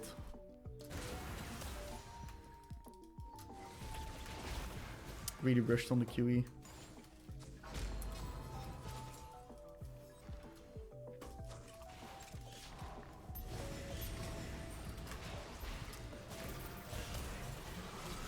Do I die? I think I die. I'm dead. That's really long range. My bad. Oh, this game is also like, this game should have been won already. But we're like so extending it. It's okay. I can't expect perfection. I'm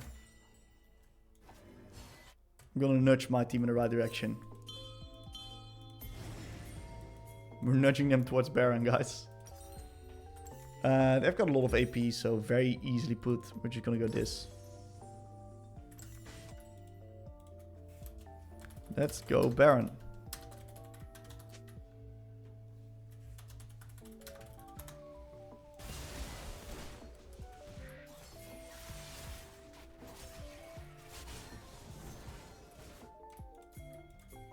Gonna TP. Why do I TP? Well, my entire team is playing and I'm in base, so by me TPing, I'm matching and synchronizing our tempo right now.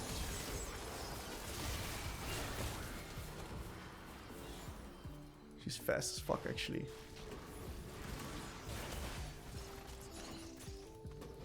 Well, Baron's not on the menu, so let's take top T2 then.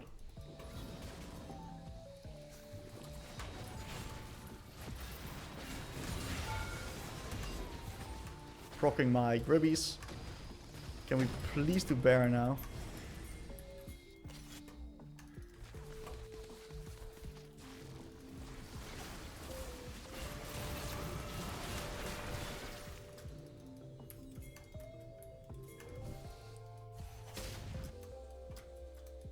Nunu's alive.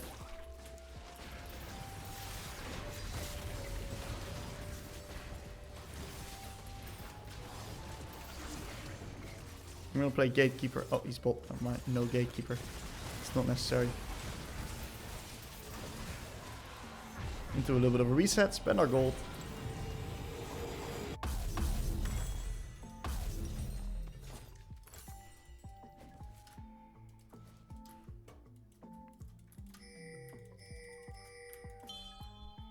I'm gonna ask my team to play mid.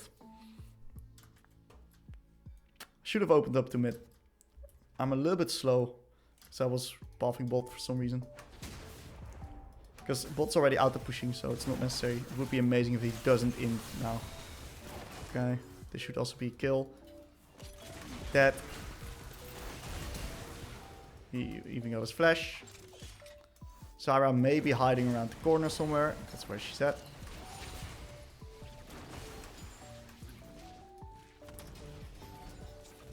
Can potentially end the game here.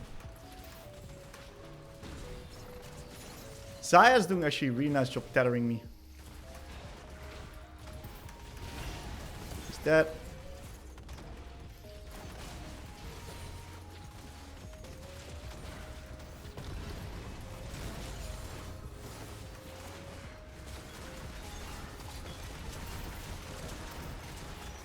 Xayah did a very nice job this game. And we'll just end the game. Okay, so this was really a highlight on the lane of the matchup, of course. Like, very straightforward lane, really good fundamental laning here. Eventually putting us in a position where we were just slowly chipping away at the Xerath HP bar, and eventually just finishing off rather easily by... let's take a look. Yeah, I think this was the point right here where he got mega chunked, and then Nunu tried to dive me. We flashed on the abilities. We got a double kill. From this point, it was pretty over for him. So, pretty good game. Alright, in this game we're going to be playing versus Veigar. And I've actually opted him for the first strike setup this game, and there's a very specific reason for that. My team decided to draft full AP, right? So when that happens, we kind of have to adapt, right? So in that case, I'm now going to be playing a little bit more for my own resources. I'm also playing with a little bit farm-oriented jungle versus a jungle that ganks a little bit better. So it's going to be quite a tricky game state like that. And we see that there's some ultimate bravery stuff going on already on top. Veigar is nicely camping in the bush, getting himself a nice free stack. No problem, we'll just reset. We took quite a bit of damage. This Veigar in the early game is going to be quite strong. That means that he will get first push onto the wave. Is that a big problem? Versus Veigar, not necessarily. If this would be any other mage that has a little bit more power in the early game, yeah, big problem. Versus Veigar, it's alright. We're opting in for our own resources here anyway. And yeah, we're going to see that we got to be a little bit careful for the Maokai. And it seems like he doesn't touch the wave. Great, I'll do that then. And I'm going to be putting myself in a position where I can eventually look to get some trades onto this guy. Very nice Q. Fortunately, I missed the creep. Gotta be careful that he doesn't Q me there. He's looking. He's doing a pretty good job with his movements here. Just gonna nicely wait for our Q until one of his creeps dies, and then we can use it. Really nice Q by him. We're grabbing up the level 2 advantage.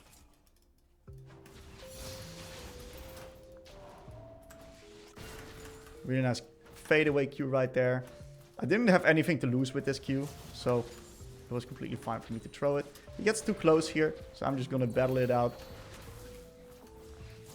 Nice Q by him. He's doing a pretty good job laning. Qing that to make sure that we pressure him onto the last hit. I don't have a ward out, so I gotta be a little bit careful. He's doing a very nice job spacing here as well.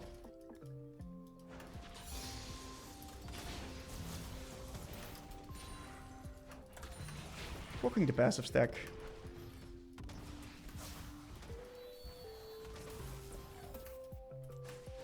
I'm going to be warding topside. We're also going to be popping pot.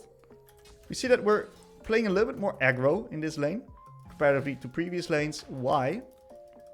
Well, I've got a nice little champion advantage over this guy in the early game. Ooh, good movement by him. It was a skill check QE and I got punished for it by missing it.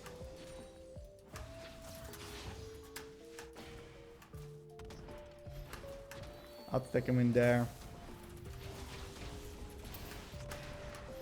Okay, kind of force him to either use his pots or reset. We're building a pretty significant CS advantage. More likely than not, he's going to be resetting, not popping his pots, therefore keeping himself actually a little bit of extra money. That means that we're just going to be nuking this wave right here into a reset as well. We got ourselves a much stronger base than this Veigar, like 15 CS. Oh, please don't cancel my reset. I'm good, I think. Very nice. Into a reset. Perfect buy. He's got himself a tier. He still got 2 pots. And we're now going to be contesting this Veigar the exact same way. Going to be looking for a little bit of QE here while thinning out the wave. Really good QE. Did miss one creep in the meantime. I can QE right there because I don't lose much. I'm not really contesting the wave here anyway. There's a play happening. Ooh, Veigar's in a lot of trouble. Bit of compensation, sir. Let's not play. And we're going to use this to nuke the minions right here.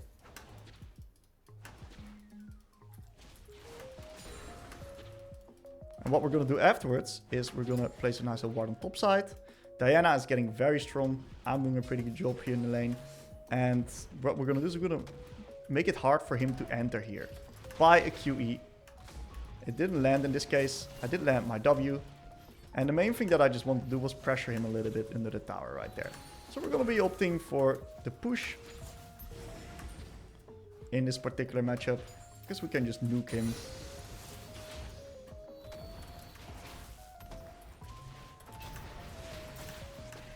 And we're just nuking him like that. Just continuously pressuring him. We're not really looking to kill him. It was a good E by him, Q by him. As you can see, he's forced to pop his pot. That's 50 gold that we just got. Nice little dodge. We're getting towards our Q upgrade.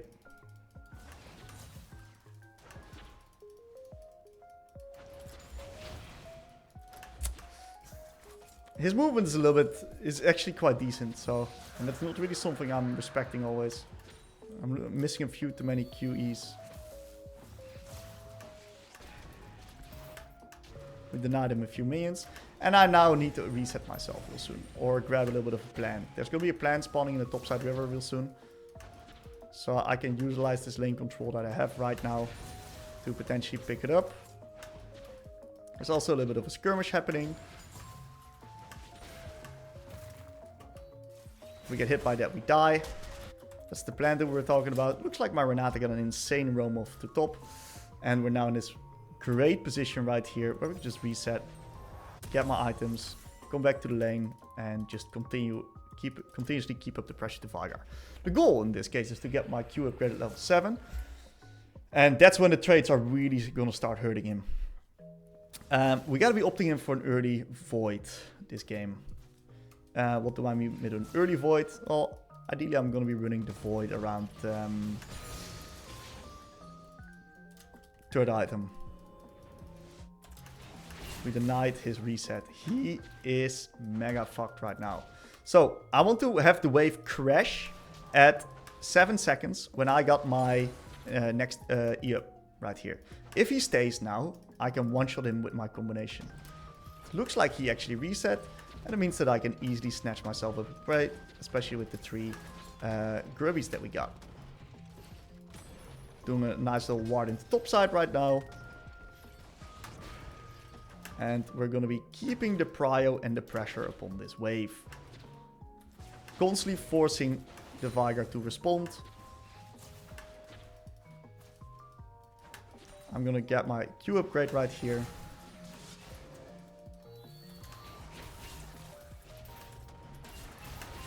And we're going to chunk him in the tower again. He's got no potions. So say bye-bye to your HP and let's get a reset going, Veigar. Maybe he did have a potion. Maybe he had 1.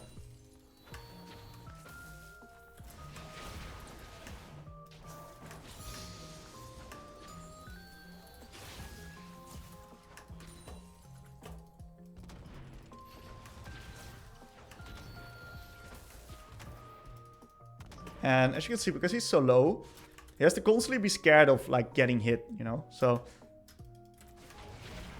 oh, that lands, he dies. I'm not going to touch the wave right now, because if I push the wave right now, he gets free access to the minions. So I'm going to take it easy, wait for my next E. We're going to start leaning more towards bot side. We're going to prepare an E right there.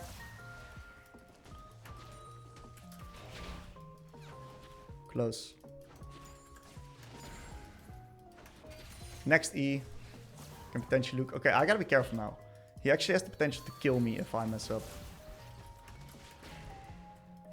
And we're slowly expanding that advantage in the lane.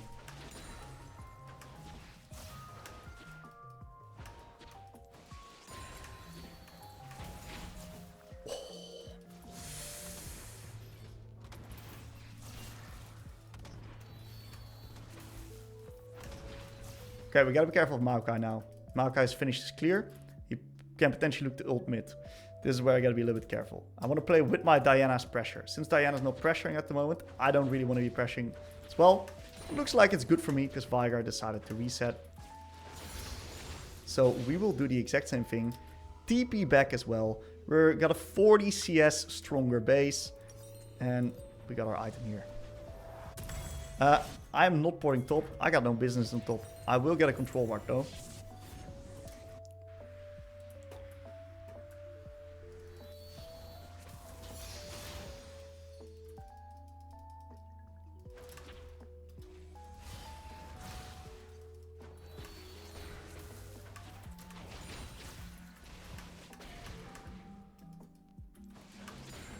And since my Diana's playing top, we're gonna get some topside vision. And the beauty about a control ward right there is that it blocks out Veigar's ability to get any vision in return, putting a lot of pressure onto him indirectly. Oh, nice movements here by him. We hit him with one ability though.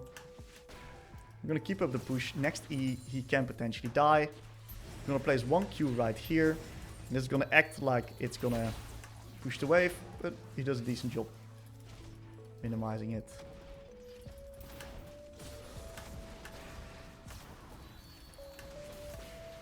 I gotta be careful of a Maokai play right now.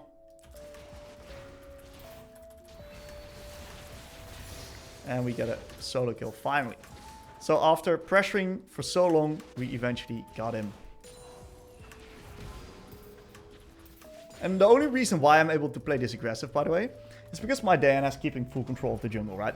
If she's a little bit behind or if she's struggling in any type of way, I have to use a little bit more of the prior and power that I get in mid to help her around the place a little bit better. So in this case, I'm actually allowed to do this because my Diana is doing quite well herself. And it's not like this Veigar is playing bad by any means, right? He's doing a pretty good job. But the problem is I'm just slowly choking him out because I'm just a lot stronger of a champion than he is. And yeah, he actually did a really nice job dodging out on a lot of my abilities, making it hard for me to pressure and punish him. So I gotta give some credit to this guy. I'm gonna hit him onto his next Q. Very nice. I knew I was gonna Q that because I would do that if I would be Veigar. And now we're gonna look to slow push a little bit here onto the cannon. He's probably going to Q this caster real soon. Oh, no, he's Wing it. So he will Q the cannon. I fucked up. I gave him the cannon for free.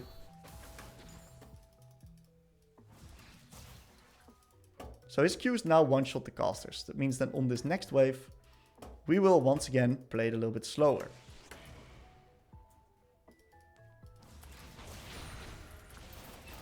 And we got him right there. So the reason I put the 1Q down besides the wave is to not mess with the minion wave, but to have my ability out so it gets an extra charge on my ultimate. And that extra charge was actually the difference maker between killing this guy and not killing this guy. So really funny ability usage tip right there. And I cycled my ability in such a way that I got 3 Qs out as well. So... Oh.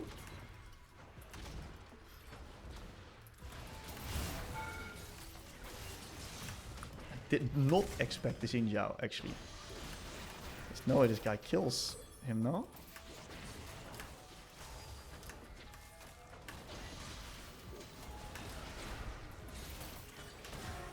That hits, by the way. He's dead. Might still die. Diana's strong as fuck. 1Q Diana. Come on. Nice job.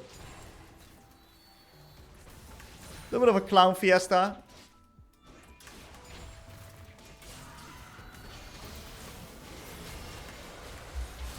But we got more resources in the building ready to back me up. I knew I had the Renata and the Galio right there, so I didn't really feel scared by any type of means. We gotta be careful. We won't be able to hit it. That would be amazing if they don't steal my gold, but I fear that they will. It is what it is. So, we are going to be opting in for Cosmic, and I'm going to be porting top right there. Why am I porting top? For efficiency. Always get yourself a ruby crystal over the refill pot, because they basically have almost the same gold HP value, but the ruby crystal is more instantaneous and therefore it's better. Because it helps with versus burst, while the refill pot helps versus extended poke and stuff like that.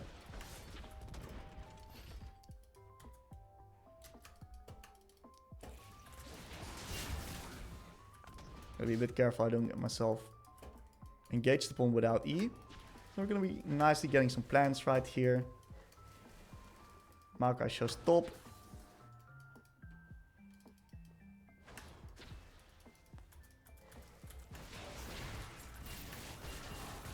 He's got MR. Okay, baited out this W right there. We're gonna slowly chip away this health bar. He's gonna go onto me. And we do the R into E combination right there to guarantee the stun. Making it impossible for him to dodge. And this allows us to then get the minions here and continue the pressure through top lane.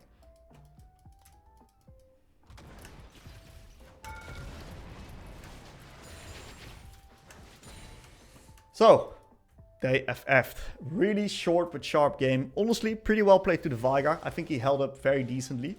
And I gotta give credit to him for doing so. So, well played to him. So, whenever we get to Diamond, this is where we're gonna start to put the reps in. We gotta get more specific on every single part of our Syndra journey, because the players and the opponents are going to be better. In Diamond, you actually see a lot of variety of players. You now get to the rank where the players in Emerald, right, what happens is that these are generally good players, but they're not that consistent all the time. And in Diamond, you get a little bit more consistently good players in either lane phase or players that have a better idea of how to approach the mid game. So one of the most important things to start doing is to get a better mid-game understanding and understanding where to be on the map and when. And the most important thing in Diamond is going to be understanding deployments. Whenever you go for base, where do you need to go? Mid, top, or bot? Because this is going to set yourself up for success. We're going to be going in depth on that in an example. Matchups are now also taken to the next level. You're going to have some random Diamond players that make you feel like you're completely trapped in lane. Like, they have fully invested all of their skill points in their lane. They don't know how to play mid-game, but they're in Diamond because of their laning being so oppressive. Also, contrary, there's now players that suck at lane, but are actually quite good at playing the mid-game.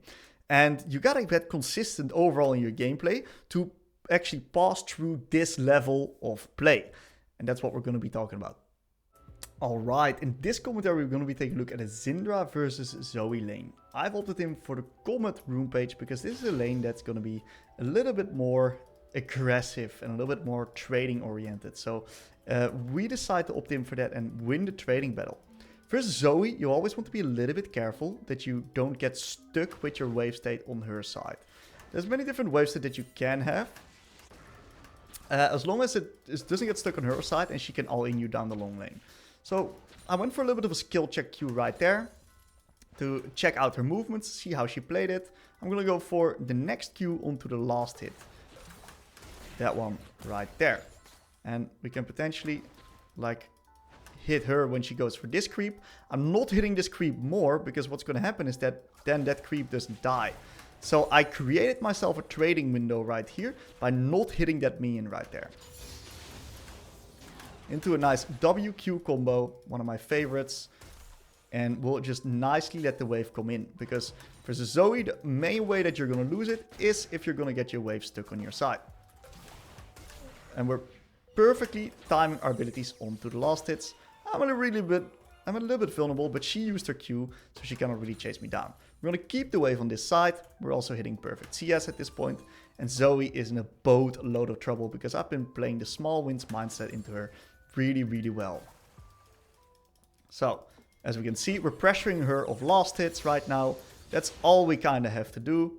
We're just chilling right here, hitting that creep as well. She's going to go for the minion. Bam, QE on top of her face, into a W. In this case, we don't really play in a cycle of 2, but it's fine. Diana's not spotted, so I'm going to ward top side. Because that's where my jungler's at right now. And Diana is bot, so that means that it's great. Nice, so Q onto the last hit again. And we're perfectly timing our abilities with her last hits. We're going to go for the next onto the last hit as well. Right here. No, we cannot do that because of the fact that I would then be losing my own cannon. So that was a little bit what I prioritize. I prioritize hitting my own farm first and then punishing her. Oh, linear movement. And we'll quickly make short execution of that one.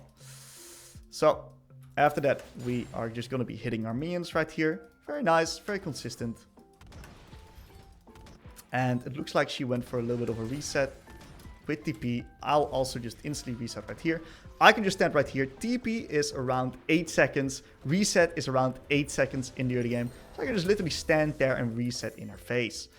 Since I'm dominating her so hard, I'm going to get myself a control ward, TP back to the lane, and we're going to rinse and repeat this process. So she's going to go for a little bit of a nasty bubble. Good play by her. The only problem is that my Hecarim is around. So thank you for the free flash, Zoe. And now we're just going to be zoning her of last hits. Q, because she needs to regain space here in the lane. W, same reason, really easy to land. And we're just going to be taking our distance right here.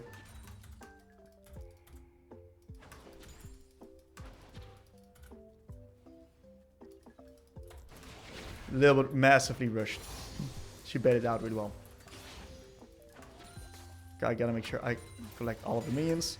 Really nice Q onto the last hit. We spot Diana on top, so we don't have to be that scared. She doesn't have flash. Nice little W on the back end.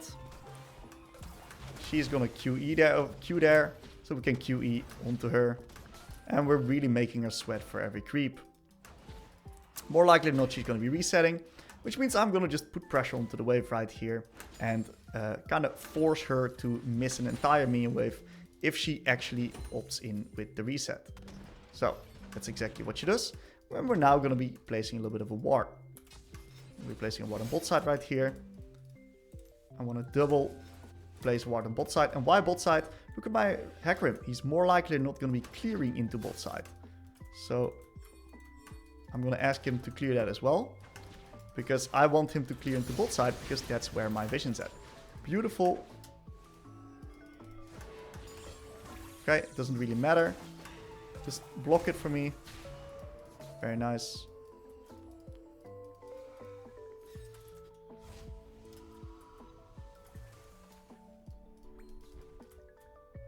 Diana's gonna grow to the grips. I want to take the dragon further if possible.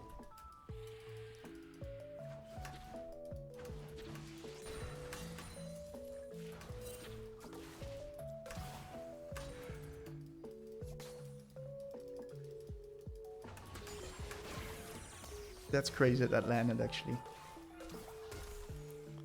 I gotta be careful. Next bubble kills. What I'm gonna do is I'm gonna nuke the wave. I'm gonna Q these minions first. And then on my next Q, I'm gonna one-shot the entire wave all at once. Like that. And get the fuck out.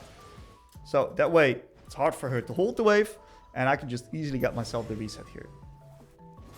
Now, we do have to be a little bit careful because Hecarim is soloing the dragon while I'm now resetting. This is a vulnerable position. If I see Diana move, I'll ping it off because I won't be able to join in. Hecarim is also weak as hell in the early game, while the enemies are a little bit stronger. My champion does really well in this game because the enemies are very linear. So it's very easy for me to get some move speed and just start picking people off with QEs later down the line. Nuke the minion wave. Gotta be careful I don't get bubbled here. There we go. I'm gonna leave that minion alive. And what we'll do is we'll freeze the wave because she kind of wanted to reset and we'll not make that happen. It's not entirely a freeze. We don't really care about freezing. It's more about just how do we deny Zoe as many minions as possible by letting the minions kill each other. And we're gonna slow build it out actually from this point. Because, hey, stop hitting me. Gotta kill that cannon, dude. Before Zoe arrives. Deny her the XP. And we'll just stay up very deep in the lane to make it hard for her to regain space.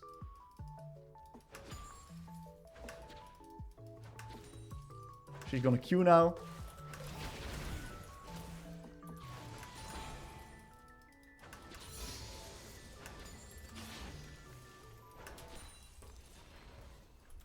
She gets too close.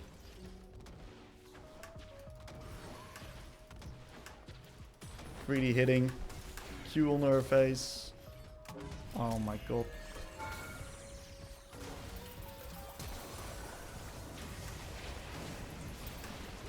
Baited. Akram died. That was a good Ashe R actually. Gotta be careful with those minions, because then Diana can potentially like do some funky stuff where she dashes through minions on top of me. I can stay. I got enough HP to stay. I'm close to my items, so that's what I'm gonna do. I don't have flash now, so I gotta be a little bit careful.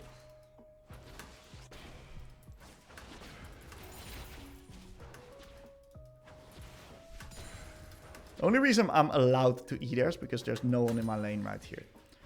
So, I'm one wave off my item.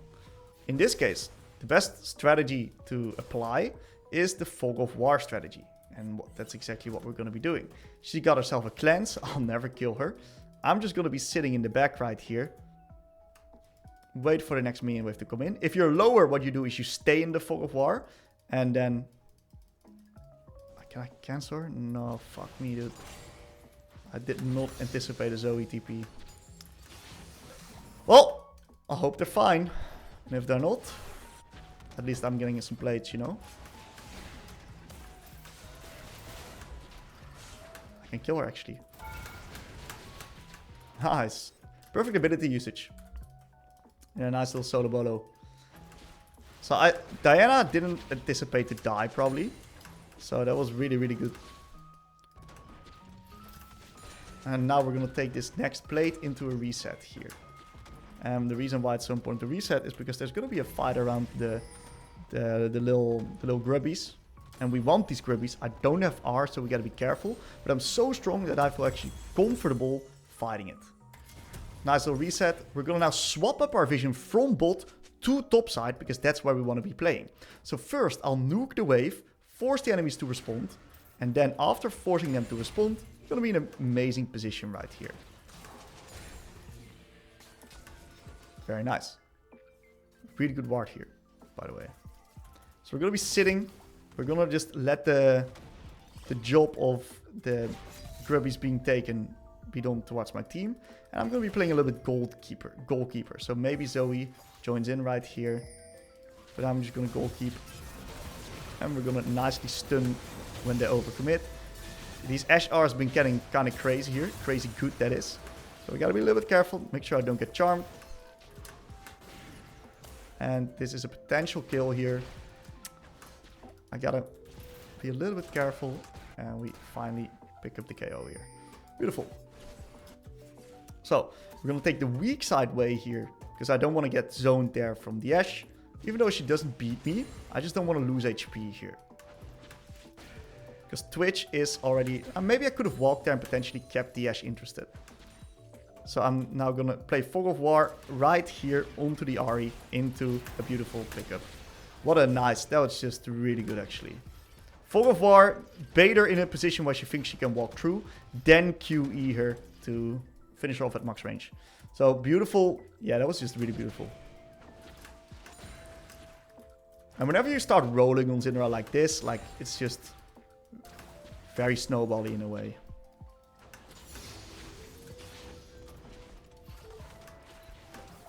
Beautiful fadeaway W. We cannot hit right now because there's the Blackfire.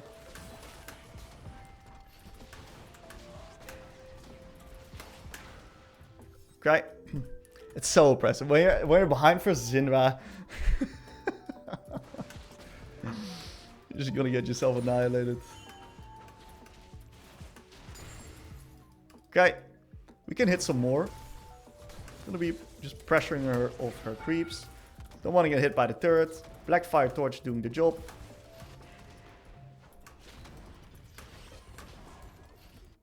And we can now help the Hecarim here. QE.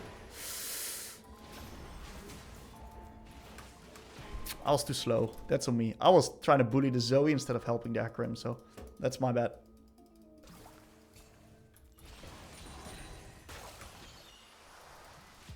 And we can now bully her some more in the tower. Really rushed on that QE. Checking for vision.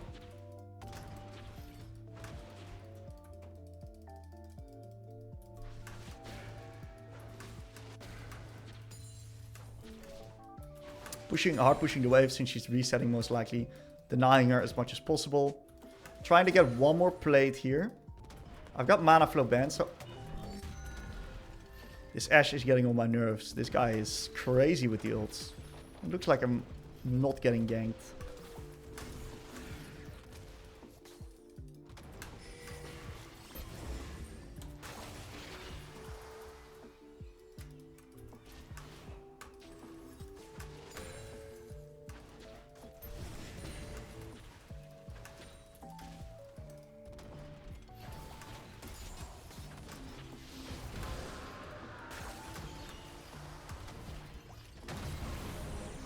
Okay, we had full info on Diana, so we're actually allowed to do that. And we wait for our mana return from the passive to eventually pick up the KO.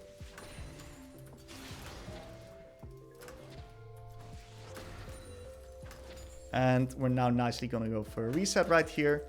We got TP, so we can potentially support the play onto bot.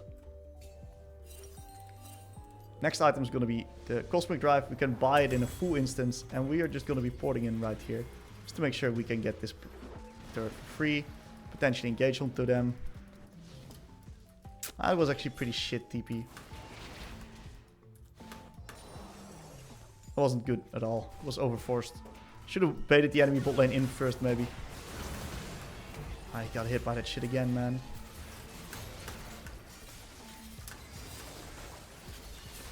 This Ashe is kind of gliding.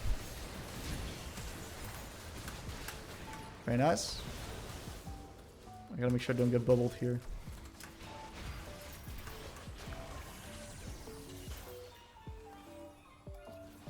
Okay.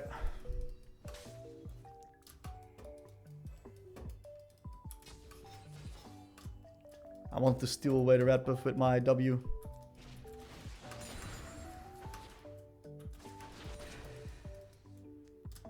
I got R, so he probably doesn't know I have vision here.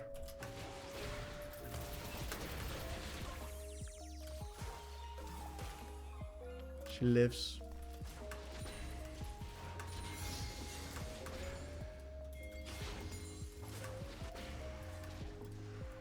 Gotta make sure I don't get ulted. And I'll just take a reset, replenish my mana. Since I don't have a proper buy at the moment, I'm so far ahead. I'm just gonna go for the Swift March. It's actually really good keeping myself alive.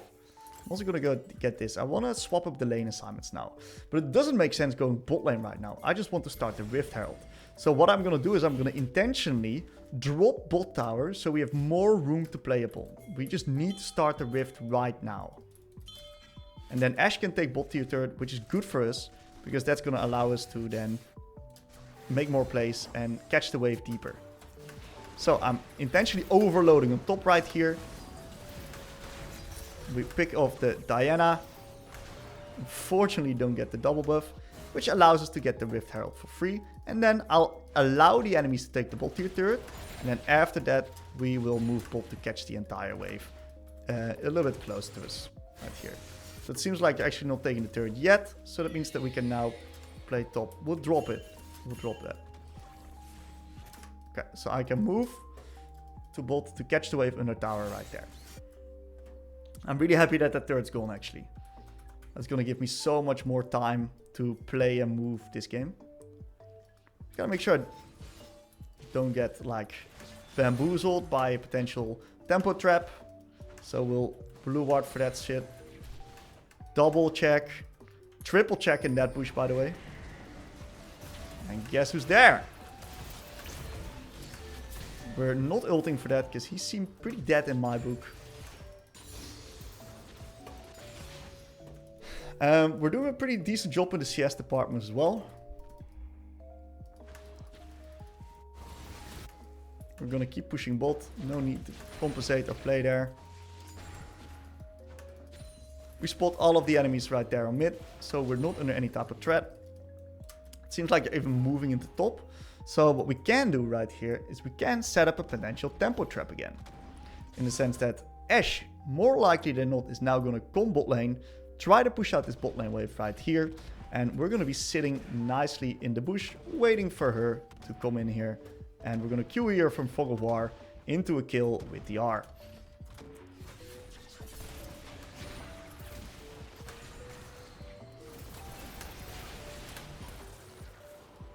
So, Ashe wasn't the target. It was Ahri on this time, but that also works, you know. Kill's a kill. And we're going to do the exact same thing right here. My E went to... Where did my E go? My E just didn't hit her. And I entered the game. My bad. Okay, so I overextended my play a little bit more. I didn't anticipate the GP coming there. I wasn't watching the map enough. I got a little bit greedy. That sometimes happens. We're still in a great position. We got Dragon. I kind of just want to play Drake.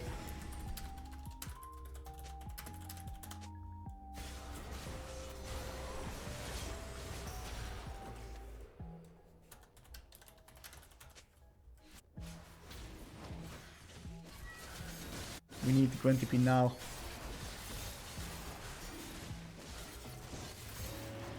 I don't want to give Dragon here. Yo, he better steals that shit. Nice. Maybe Diana had no...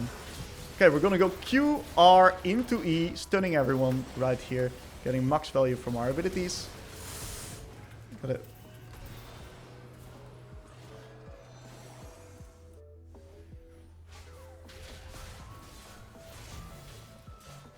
Where did that damage come from? Does that deal that much damage? True damage? Whoa! He's 9 kills. That's crazy.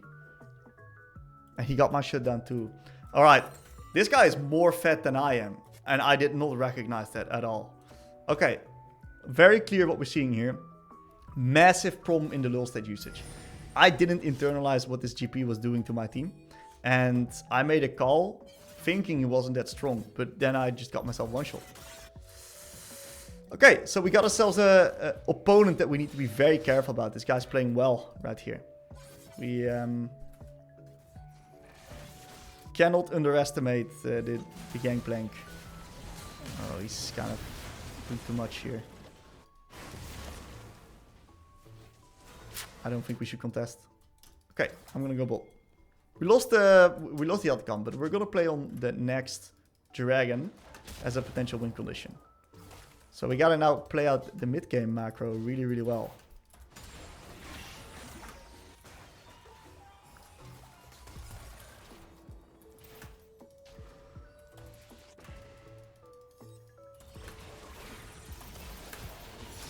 And we kill her before she kills me. Really nice. That was kind of close. I knew I could do it with my R execute though. And now we just gotta back off because we are quite vulnerable here. Get the far side out before I reset, so it's recharging. And make sure that I can reset safely. And then we'll have to always ask ourselves the question in a deployment like this. What is the next objective and how are the side lane waves looking? So, we always want to play mid into side lane so you don't get yourself collapsed upon like I did previously. So what I'm going to do while Twitch is farming the jungle camps is I'm going to push out mid right here. Potentially, I can bait Ahri into pushing it out first, sit in the Fog of War, and look for these Fog of War picks getting out her ult. Very, very high value. Then, afterwards, looks like Twitch is now going to be moving towards mid here, and I'll be moving towards top. Twitch can easily take over mid. I'll move towards bot, actually. And then we can keep control of bot and mid. The good thing is that I chunked the Ahri, and chunking Ahri means that he actually is now in a position where he cannot really get any vision. This is massively OP for my team, because especially with the dragon coming up in 2 minute 10, Ahri not being able to place out any vision puts us in a position where we can get full control. And if we can get full area control as Syndra and being early around the objectives, we can put us in a position where we are at our absolute strongest. Into a free kill onto the Ahri. We gotta be very careful there. GP might be tempo trapping. And with him have 3 items, we will get one shot, by the way. It will be a 100-0 with a barrel plus Q from him. So we're gonna do something spicy here. There's no... he might spot me there. I don't think so though. I'm gonna wait for him. We got this W. Very nice.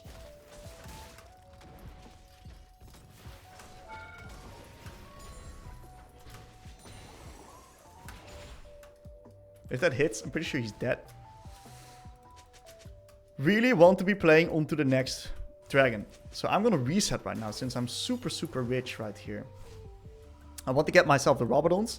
Then I'm going to TP mid to keep the control of the area on the dragon. We need the control. I'm also going to get a control ward right here. TP mid, keep up the push, get the control, make it impossible for the enemies to enter. And that means that we play towards our win condition right here. It seems like the Twitch is invis, so we're going to move up. QE onto the Ashe. Really easy pickup. R her for the free kill. And we use the move speed for the from the TP and that was crazy well played by the GP. That was a really insane play by the GP.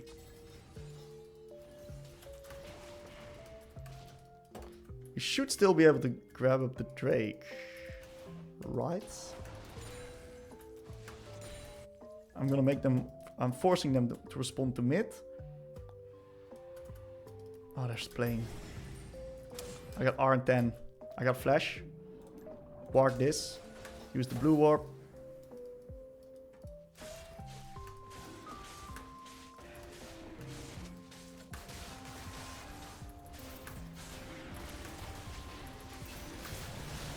Into the one shot of GP. She used her flash, but she also killed me. So I did kill the GP, which is good of course, but I doubt we'll be able to get the dragon. Diana probably has it already. Oh no, never mind. It reset. Okay, Hakarim, this is on you, brother. He stole the last one. He got our in. Oh my god, he got it. What a shit smite from Diana. Oh my god, that's insane. Well, that probably wins us the game here, huh? We just gotta make sure they do Nash of this. Gwen actually killed the Zoe. He's more likely not opting in for the item that gives him the shield bow. I'm now gonna defend mid, and yeah, we gotta like play some serious macro here to eventually win the game. So we're not gonna care about bot lane right now because the next objective is gonna be the dragon. So we're gonna be opening up through mid into the side lane right here, and we cannot face check, but we gotta make sure that they don't do the Baron as well. So what we're gonna do is we're gonna move in through mid here. We're gonna place the W in that bush. It seems like they reset. I'll also place a W in that bush. Make sure that you're always face checking with the W's and not your own face, because you're gonna get yourself killed.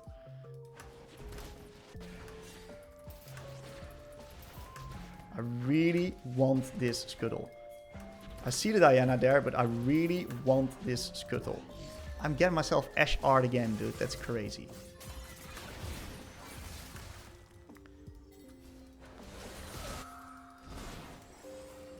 That Ashe R is literally my worst enemy at the moment. She's got no R now, so let's see if she contests the next midlane wave. She does not.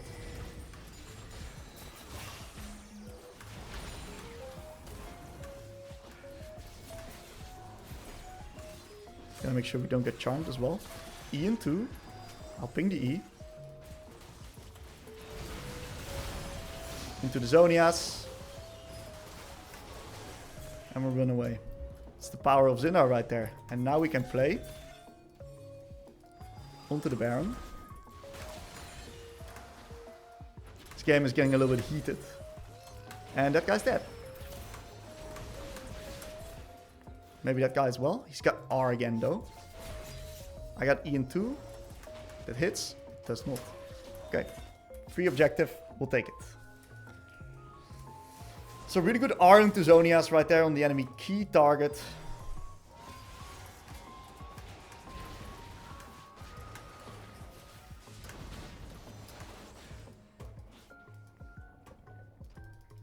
We're gonna push this wave, and then we're gonna do a little bit of a fake reset. At least not anymore. Because the enemies kind of know that, oh my god, that Ashe R almost hit me again.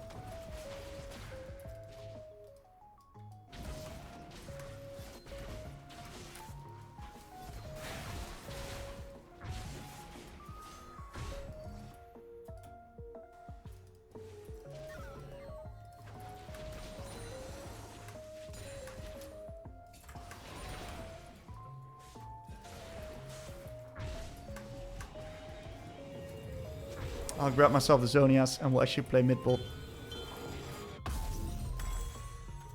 TPing right there so we can keep up the mid control. I really want to get this wave out here.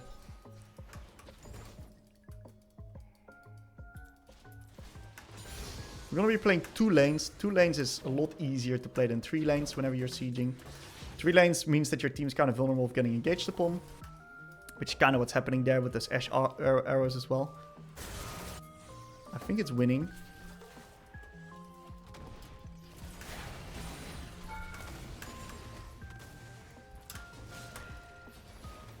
We got out the RER again.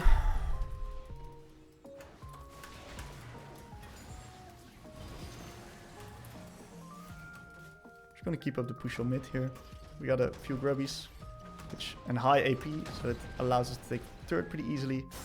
I think my team's fine. Gwen's killed a bit as well.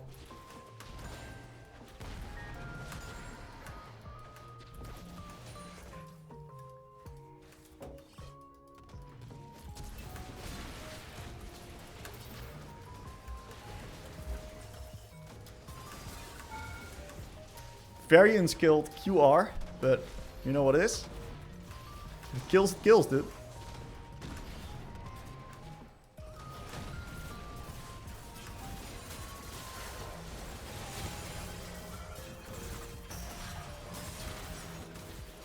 And we eventually get the win. So really strong lane into mid to late game transition. And eventually we had to like really step up our mid game thought process because the GP was kind of smurfing. Honestly, pretty solid game. Alright, welcome everybody. We're going to be doing a commentary of Syndra versus Qiyana. I have opted in for the first strike setup. Let me elaborate why that's the case. Well, we got ourselves a jungler, which is an echo, and we got ourselves a Morgana, which is a support. So I'm not going to get the most amount of help in this game. Therefore, I don't really want to hard contest onto Qiyana. I want to play it a little bit slower in this game. Airy into precision or resolve is also completely fine, but I'm going to play a little bit slower. I'm going to play it a little bit more HP preservation oriented, and I'm also going to make sure that I am going to slowly get towards get strong myself and play off that instead of trying to annihilate this guy in the lane. All right, so first Qiyana, right? Matchup can get a little bit annoying if you don't know how Qiyana works. Most important thing to keep in mind is that Qiyana is a champion that is gonna try to Q into trade onto you. So the most important thing is to like dodge out on her Q. I'm gonna go for these fade away Qs, try to dodge out on hers. In this case, she does a really nice job landing it, and we're gonna try to time our abilities with her last hitting minions here. So we're gonna wait a bit, dodge. Okay, she lost it that a little bit earlier than I expected. I could have also held that one for the next minion. Try to walk forward there. Good moves by the Qiyana in this case. She's doing a really nice job dodging out on my stuff. Really bad Q. I should have held that Q for the last hit. And now I gotta respect because she's a level up right here. Okay, we're gonna take E level 2 right here. Mainly because of the fact that with E level 2 we can prevent her from getting on top of our face. So she warded the raptors. I tried to ping it, but I don't really have that ping enabled, it seems like, on this account. That's alright. We gotta like try to avoid her Q here. Nice little Q upon our backend, avoiding her. Fade away Q. Instantly responding towards her. Getting on top of me with the E. And you see that right now I'm just playing it very nice and slow here.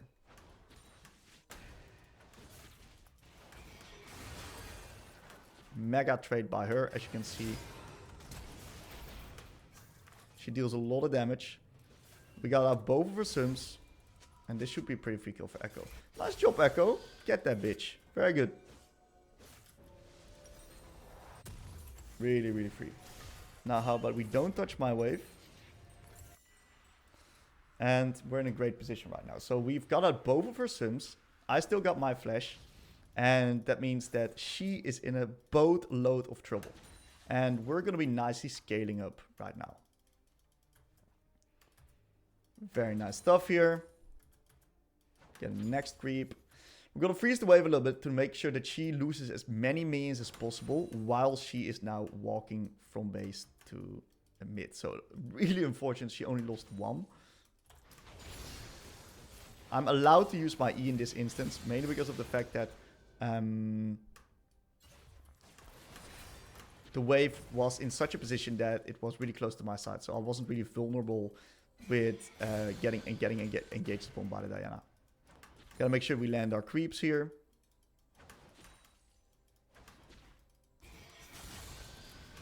Really dog shit QE, my bad. Dog shit. It's okay. Decent Q there. High value getting the creep and her.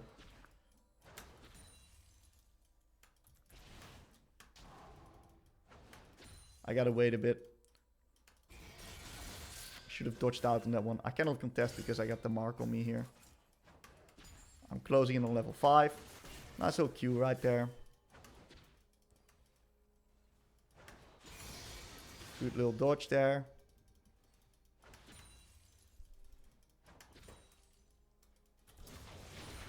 Try to time it onto the last hit on the cannon. I gotta be careful. She's gonna Q out. Yep, nice bait out. And we're slowly but surely chipping away, getting towards our Q upgrade.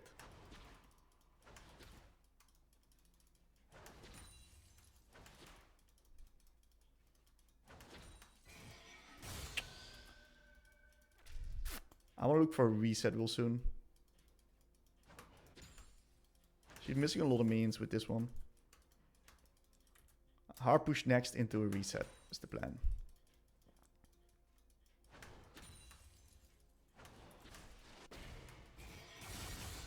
It's not good I get hit by that. Can't hard push this one now. She has no flash, I should be fine.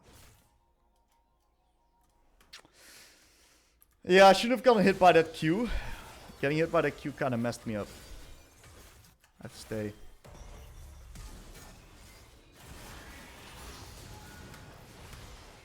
We tried it 1 for 1. Not too bad. Okay. So I'll just nicely reset here. I don't want to get myself killed by the Pantheon. And we're slowly, really slowly getting towards our Q upgrade. And whenever we get that, that's when we are going to be rock and rolling. So I'm actually quite surprised by this Diana. She's doing a really nice job contesting me in her lane. It's also because I don't have the best lane-oriented setup. But I'm pretty impressed with the way she's playing. Maybe I should have stayed there. I lost a full wave, including a cannon. So we see contention happening on the objectives. So that means that I'm going to be pushing mid and then moving. Going to be popping our potion here.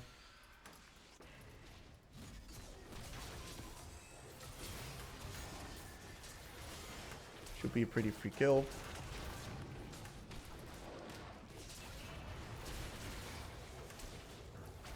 Just playing it very slow. And we get ourselves nice kills. In the meantime, we also denied Diana a wave by pushing out the wave. So, pretty good stuff. Morgana should have moved mid here. It was a really free Diana kill.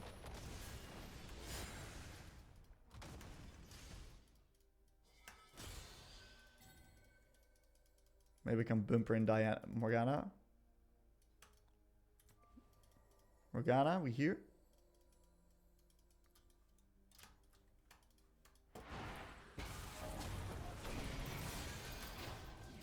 Good trade.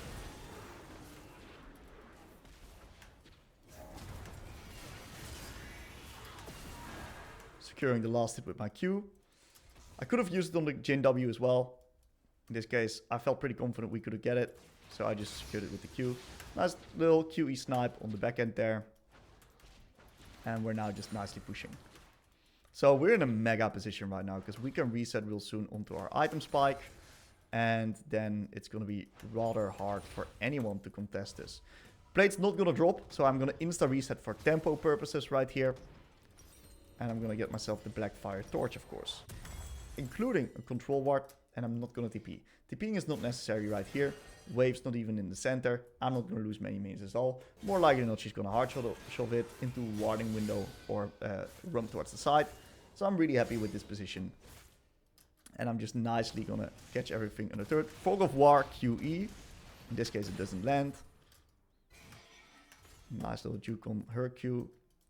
So I gotta ping this off. I cannot play into this push right now because of Qiyana potentially being there. And if she waits up for me, even though I'm like a full item ahead of her, she still beats the crap out of me if I run into her. I need to slowly start chipping away at her HP bar. I'm missing all my Qs.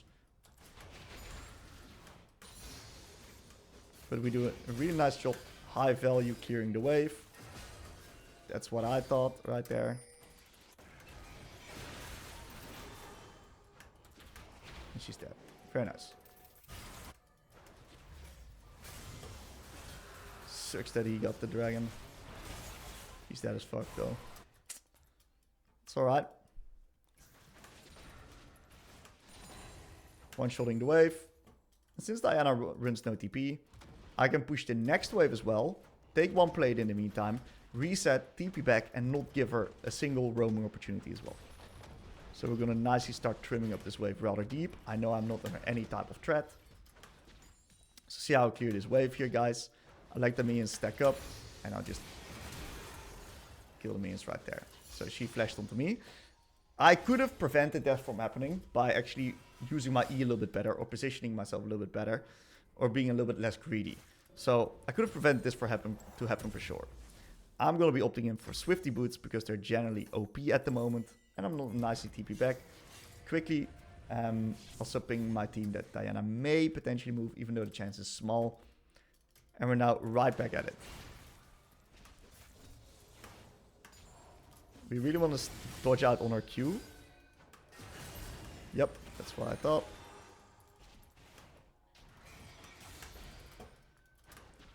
And there's going to be a little bit of a contention on the grubbies.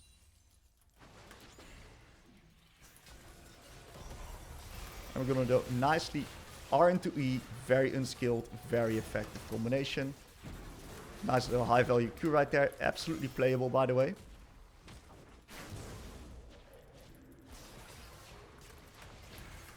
Dude's dead as fuck.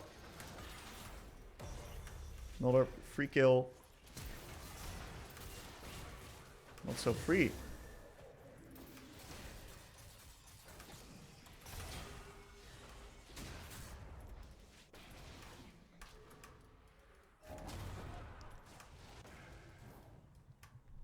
Maybe Mork snipes him.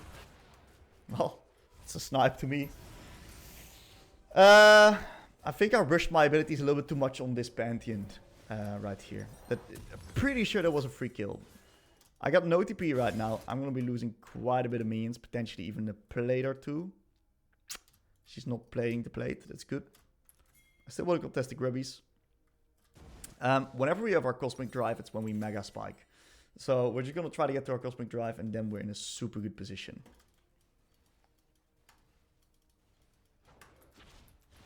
Since the play is happening right now, I'm pushing the wave, so I can be the first one to move and help with this particular endeavor.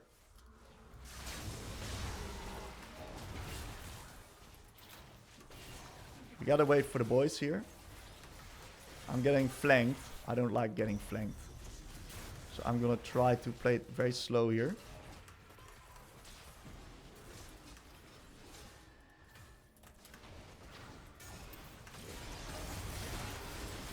And we are the Diana. Okay, really nice slow fighting.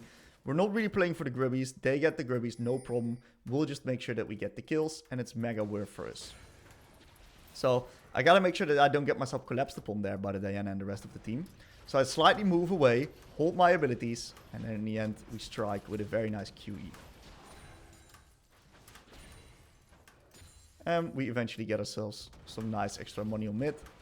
Slowly getting towards our 2-item spike, which is definitely a spike that makes us really, really strong. Basically, game-winning strong, especially with how strong we are at the moment. So we're going to reach that spike so early.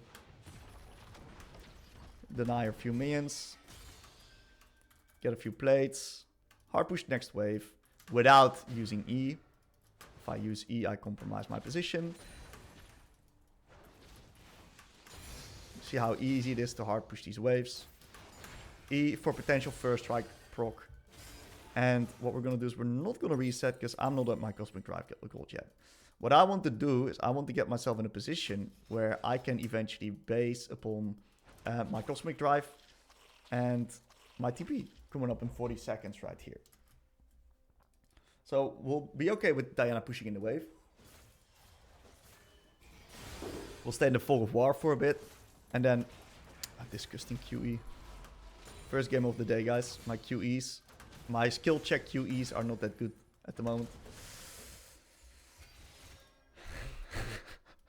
That's alright. So we do have a nice safety ward here on bot.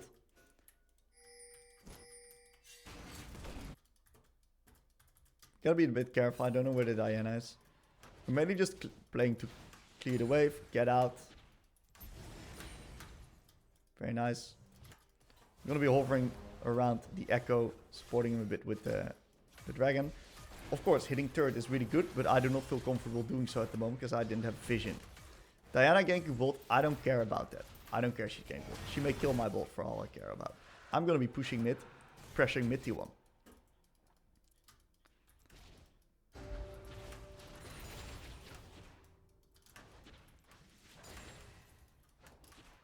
And the reason why I don't really care is because I got a lot of gold and it's quite risky for me to fight there.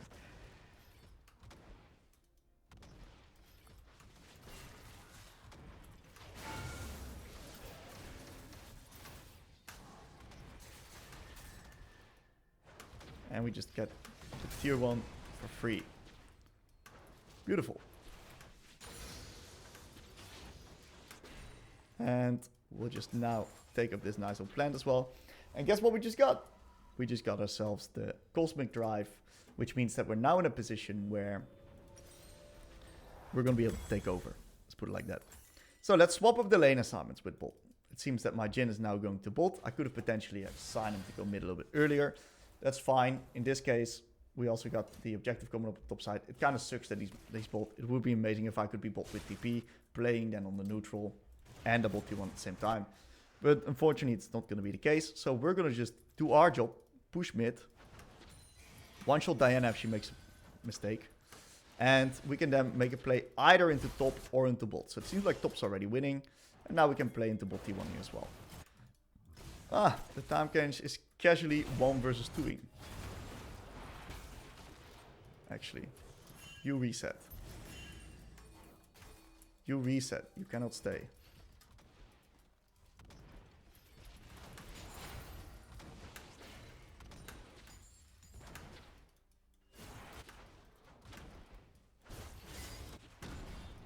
Okay.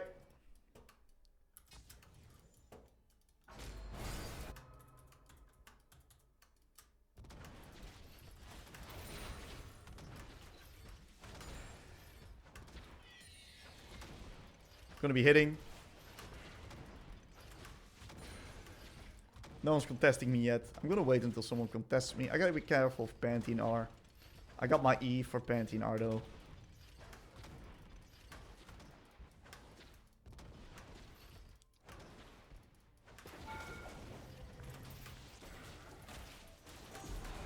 Oh my god, that was fucking disgusting. Alright, so first of all, I'm absolutely greeting the shit out of for the turret right there. And then secondly, I used my E in the wrong way because I tried to escape there. And my E should actually go towards the other side. I was also too late with casting my E on the initial time catch knockup. So this was just as bad as it could be, really. Like, that's pretty fucking bad what I just did there. Let's see, who are we gonna blame for that one? Let's blame Echo for that one. He should have offered me there. No, that's alright. That's alright, we're gonna give the enemies a chance to come back, huh? So, I can opt in for Void, I can also opt in for Rabadons, since the enemies aren't building any MR yet, and I'm quite strong, and Syndra just likes Rabadons in general. I'm gonna go that. I'm not porting bot right now, because I want to keep my TP. And I can just walk bot, catch the wave. If he gets the tower, no problem. Yes, they get a bit of shutdown gold, but it means that the lane's also going to be a little bit longer on bot, so it's not necessarily the end of the world. So we're just going to be nuking the wave.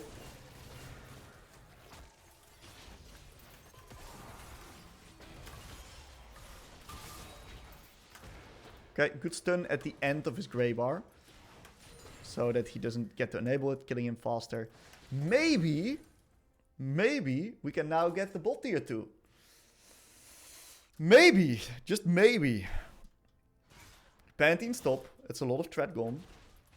I'm strong as fuck. Diana cannot 1v1 me. No one can really 1v1 me at the moment. So I feel comfortable enough to do this.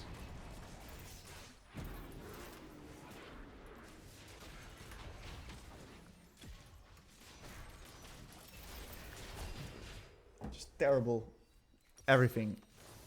Just not good. Okay, so I think taking T2 is good. I think I should be able to always live there if I play my abilities better. But my Qs were really bad.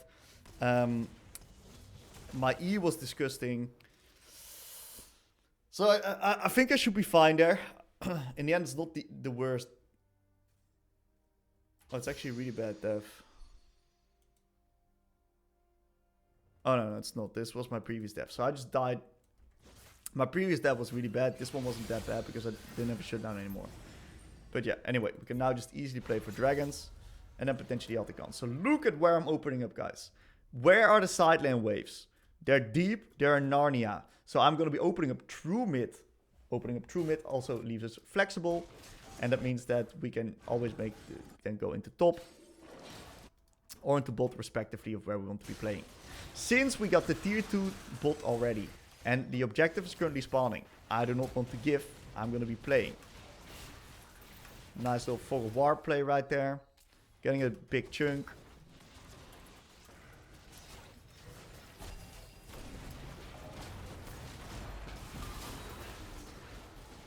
Wait for the Morgana. High value onto the Caitlyn.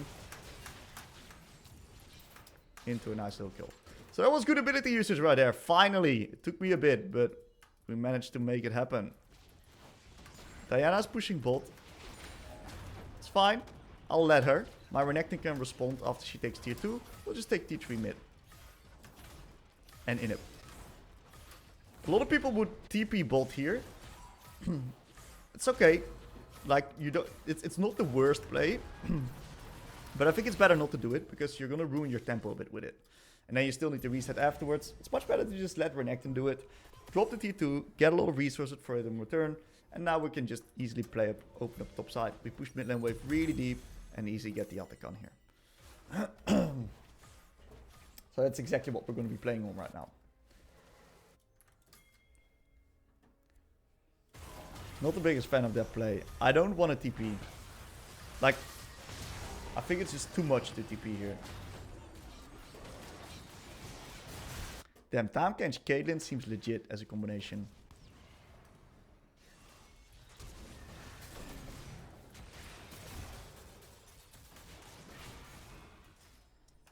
Yeah. Not good.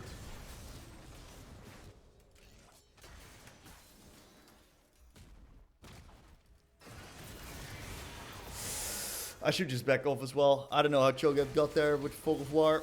Ugh. It was just really bad. I should also communicate to my team that they should not engage on Tahm-Kench there, because that was not a good play at all. So we lose the Alticon for free. Sucks. Game is still in a fine position. Would have been amazing for Renekton. Cannot really contest that. He's gonna get himself killed too.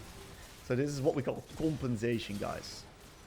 Everyone is feeding. Constantly feeding after one mistake, right? So, and now this Diana, she got herself 2 tier 2s. It's gonna be a spicy game. This guy's gonna get back with the Robodons or something like that. So, the best thing for me to do, right? What should I have done after I recognized that top play was over? TP bot, play on bot tier 3 instead. Get the bot tier 3 and in-up together with Renekton. Drop the Atacon, and then we are ready and set for the Baron and Dragon coming up, because we have so much push in the sides because of the double inhibitor. So that's what I should do. I'm opening up mid into bot, and I can potentially tempo trap the Caitlyn here. Looks like she's playing onto these grubbies.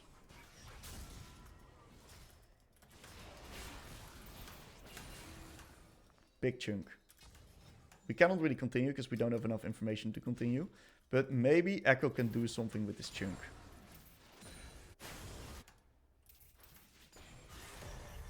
Nice. So big chunk. Impressive. Using the Fog of War really well. Okay.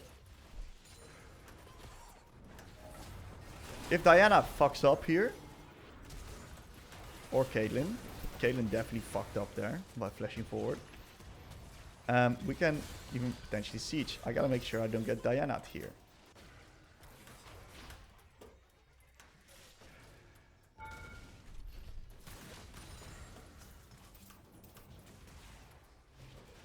We got 2 kills. We should be able to play turret here.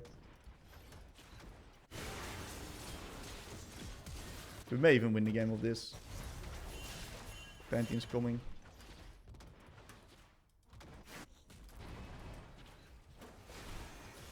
Just whatever.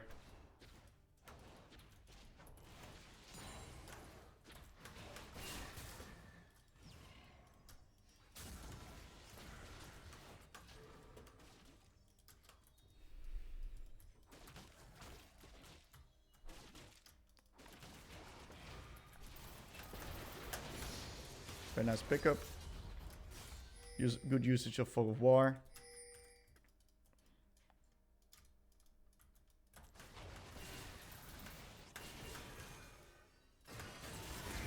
Do I die? Oh my god. Okay, so last time I checked, she had a Needless Leave, and now she had a full Rabadons. And that's why I get one shot like that. But hey, you know, baited, my team got Baron. Which is not true, by the way. Like, I should have just been able to live, and my team also gets Baron. So looking at that team composition, the way they deal damage is that AD, a little bit mixed here, mainly, probably mixed a little bit from the time. AP, but the thing, and also AP, but the thing with these 2 AP champions is that they deal AP damage in a very particular burst-oriented way, which is very easy for me to Zonias. So if I grab up the Zonias right here, I can make sure that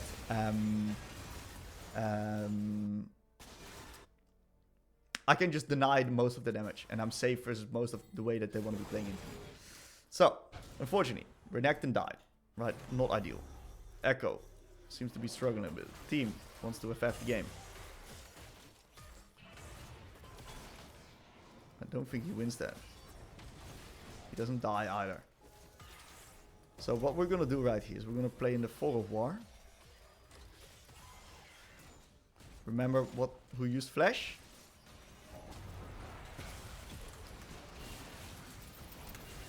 Kaden used Flash.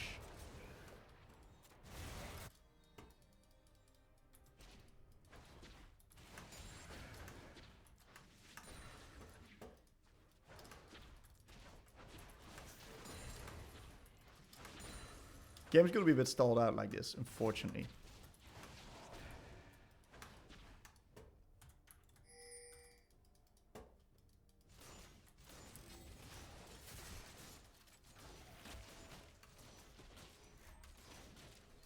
I want to try to find like a Fog of War play.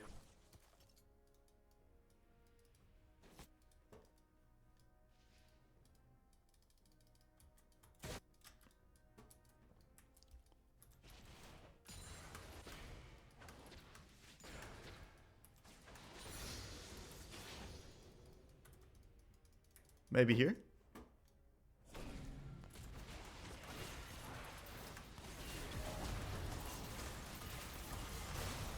Yep. Really bad QE. Standing very far back. R her. Into the E.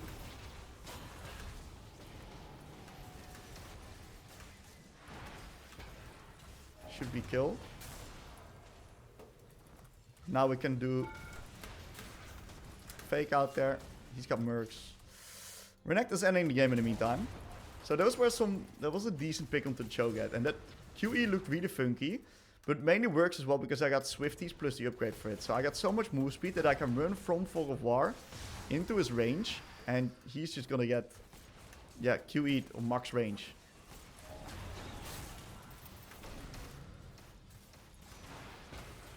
Not good.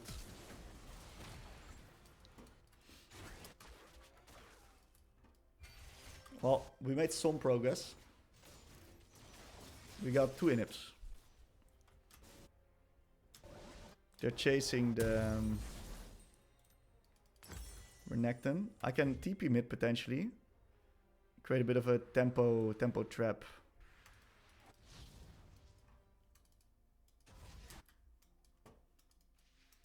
In which that they won't expect me to be here. But I will actually be here. Maybe I could have ported bot to be in Fog of War.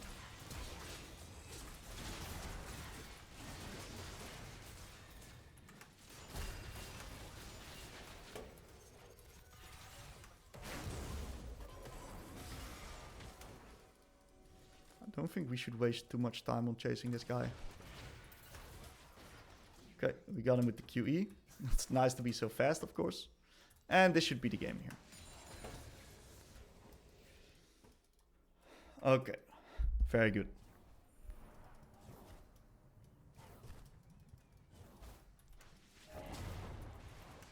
Blackfire Torch Morgana.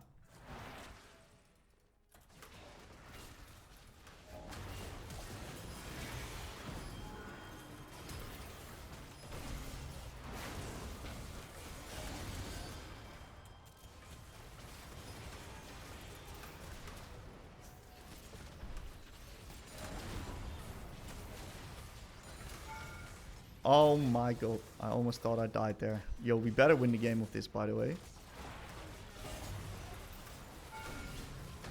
I cannot take a single turret shot. Crazy, we actually can't end.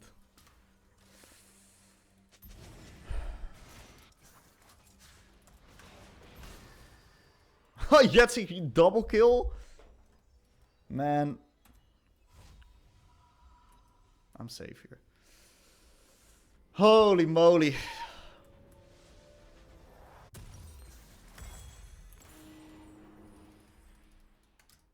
This game should have been over like 5 minutes ago. Looks like he's going for Dragon alone. Or with Caitlyn. Regardless, I beat the shit out of them. If I can contest, I'd love to.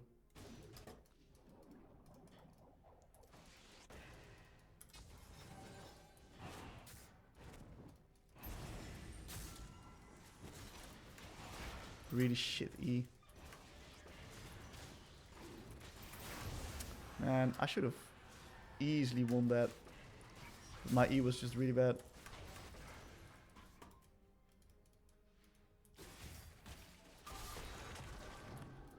They might be joining over here.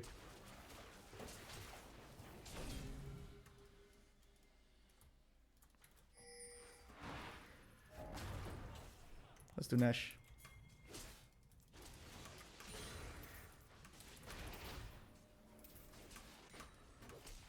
Nash is really free. We're first at the objective. The enemy's got no vision set up right here.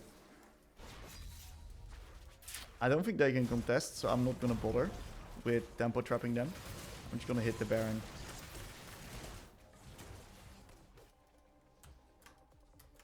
It's not really tempo trap, it's more like just a general trap. So, push the waves, and we can't lose the game. That's all we have to do.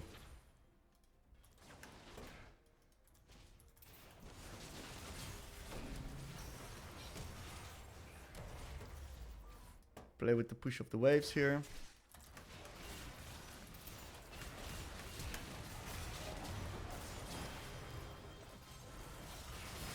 Now hard into the game. I had no flash and I stepped up way too aggressively. I should have backed off after the QE.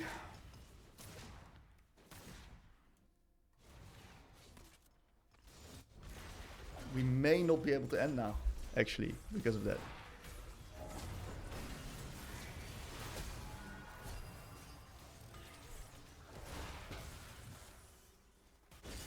I hard into the game there. Oh my god. Alright, lots of mistakes in this one. But it's okay. This game was free if I didn't do that, by the way. The only way to lose is to do that. And just do something instead of just doing nothing and just let the memes end for me. I hope my team can get out here. Echo is doing a nice job with the move speed. 1, 2, 3, 4 players on bot. I can potentially port mid here.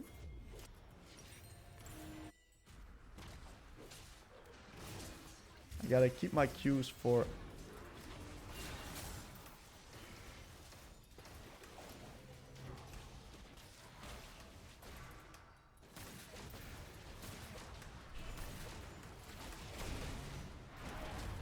He's dead as fuck. When Renekton alive, this is the win here. I'm gonna do something funny.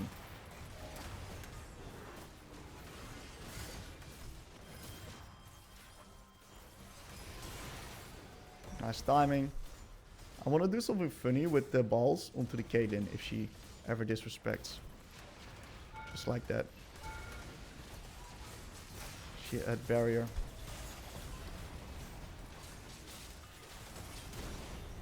Just end the game. I made this game so much harder than it should have been, but hey, I guess we won it, so GG. So, you've reached Master. That's amazing. Now it's gonna get really hard. We've arrived at base camp, and we now have a general skill set of Syndra. How do we take this to the next level and climbing through Master to eventually Challenger, of course? Well, this is really, really hard because we're gonna be first off against players that do this for a living, and we are gonna be playing against players that are getting incredibly specific, really good OTPs, and that means that we have to match this as well. We got to get super specific and granular on our own gameplay. We got to get into the details of our ability usage in lane, in the mid game, every single part of our game, and mainly our skirmishing. How good are we at fighting compared to the enemy enemy player? Are we able to land that crucial E in a fight, or do we waste it and do we suddenly get vulnerable and the enemies see an opportunity to engage upon us? This is going to be a very important topic. The E usage in Master Plus is going to make or break your Syndra. We're also going to be playing against some players that are just really fucking good in the lane. You got to get very optimized on your lane and understanding of trading windows, how to put yourself in a good position when it comes to the wave state, slowly start chipping away at the enemy's CS, at their health. Small wins mindset is really that we got to start implementing in this elo range. And we got to get some real mid-game macro concepts running up. And if we do not know what type of concepts that are to be used and how to play out the mid-game, we will not get much further than low master in general. That's where most players will get stuck because not understanding the mid game. If you're at this elo range, like the most important thing that I recommend that you do is get coaching, and they can help you start understanding these mid game concepts so you can see it yourself and can actually take you to the next level. Let's take a look at a few examples. All right, for this next game, we're going to be loading up as Syndra into more likely than not Twisted Fate. I think it's Maokai support, Talon jungle, Jax top. Few things that we see. We got a little bit of an AD oriented team composition, which is really good for us because that's going to make our damage, of course, be more prevalent. Since we're playing versus TF and their jungler versus our jungle is going to be quite combative in the early game as well, I'm going to be opting in for the Comet rune page with precision secondary instead of a first strike rune page, which is also viable here if you want to play a little bit slower. But I think the game is going to be going quite fast, quite early game oriented. Hence is why I'm opting in for the Comet rune page. We see that we are solo AP. That's amazing. We also see that the enemies got some annoying hard engage on their side. Twist Fate, blue card. Blue card? Well, that's not hard engage. Yellow card. They got the Maokai engage with the R. So I'm going to be opting in for Blackfire Cosmic for sure. And let's see. Yeah, I think eventually a Zonias is going to be good, but probably not third item. Potentially fourth item, Zonias. So, we're going to be getting into the game right here. And it looks like we are playing somewhere in middle masters. I got to slightly update my scene here. Somewhere in middle masters where we're playing. Playing versus a Twist Fate player with First Strike and Resolve. Let's take a look here. So, mage versus mage matchup. This matchup is going to be dictated around who can get the wave push early. I'm going to be playing quite aggressive on the wave in the early game. And I'm going to be ideally warding after wave 2. And try to get a little bit of vision ward out. So I can lean and make it hard for the Talon to gank me. I don't want to get ganked. If I get ganked in the game, I'm going to be in a lot of trouble. I'm going to scout a little bit. Okay.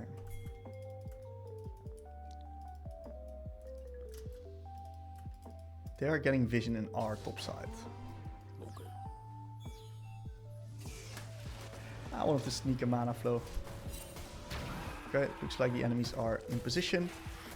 We don't really want a full-blown fight. I want to just get a mana flow. But it seems like mana flow is also not an option for me. They've got no information on this, so it's impossible for them to like hard engage there. We might be hiding all behind the wall.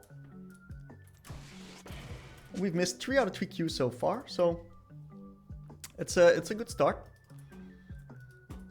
He might get a little bit cocky from that. Oh, we missed every Q. Alright, it's fine. We lose a little bit of control now. And now we're gonna regain it instantly. Good movement by the Twisted Fate. Next one is we're gonna do less skill checking and more timing it on last hits. Really good movement by him. Gotta get a little bit used to his movement. Oh, he's gapping me actually. Okay.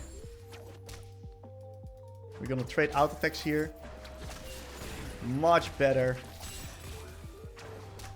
And this is fine for me because my champ, even though he's like dodging a lot of these abilities, is a little bit stronger than him.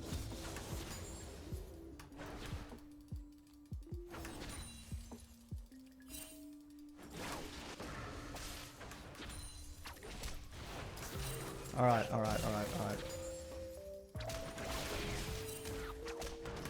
We can hit him a lot because of the wave state.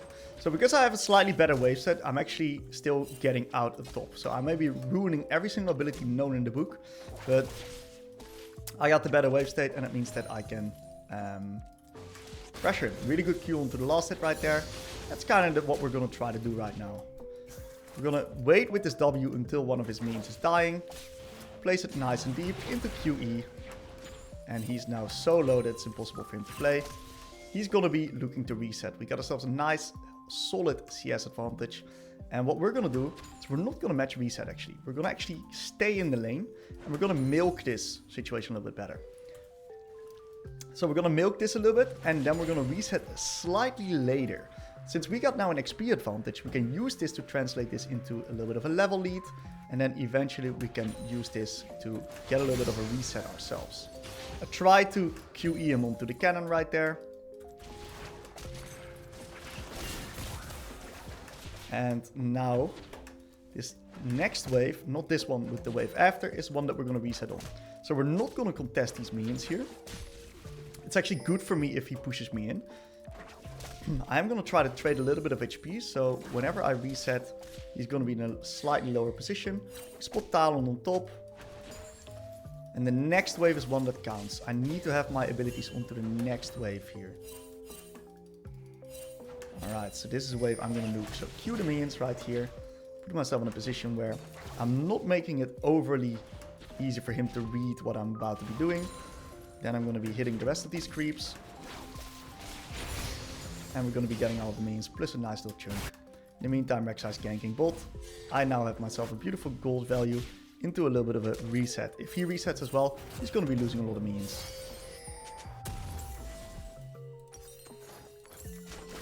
I'm going to TP to make sure that it's not that easy for him to push the wave. I intentionally reset on the cannon minion, so that's going to make it very hard for him to actually push it out. I think he's going to be able to. Yep, he is going to be able to. I'm going to drag the minions right here, potentially cancelling his base. I'm going to drag them all the way right here so they don't really hit me. But they do get themselves in a position where they start hitting my minions. Put that one to the side. I'm not hitting it yet because it's still hitting my minions. So only when it looks like it's going to get focused, that's when I'm going to be hitting it like that. Now we hit it. So it got a little bit of extra damage out. He got a good ward out, and he's now losing a lot of minions while I preserve my HP. So really good wave management right here.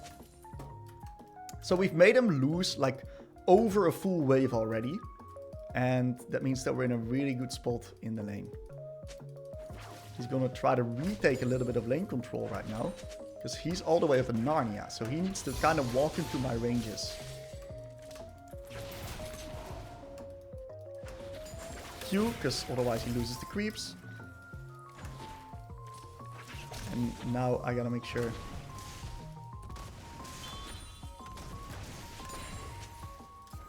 Okay. He's kind of baiting. That's big. He's got no wards anymore. Oh, he just lost 2 wards there. That's insane.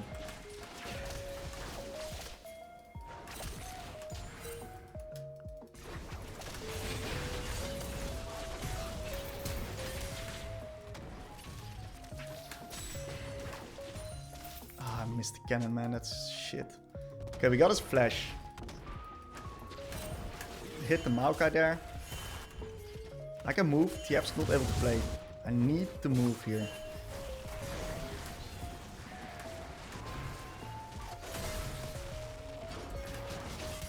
Have to bump him away. You can probably play. Slow play.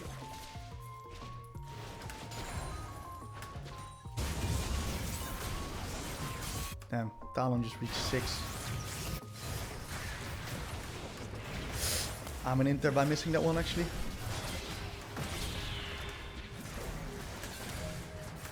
Okay, we got it. I now need to get myself a little bit of a reset.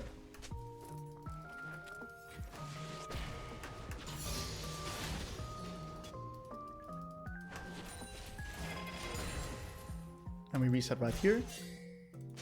We got a ping that TF can R. He's gonna get the push and then get an ult opportunity. I know I've lost chapter. TF's got no wards. I'm gonna get a control ward, block out this vision even more, and we can now set up a nice little gank on top of him, or anything else really. Top lane got an amazing wave state. Set lost a lot with that. Yes, we did only get 1 grip, but that's okay.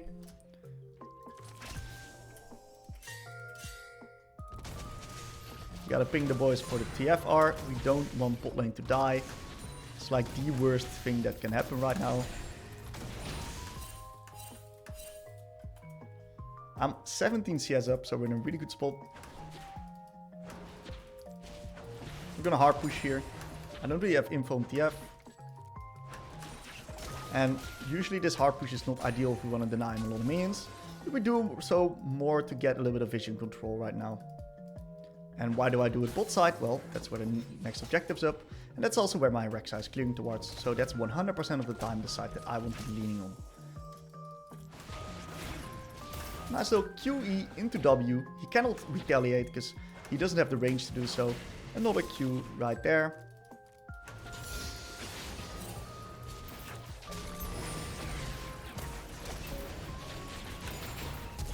Oh my god.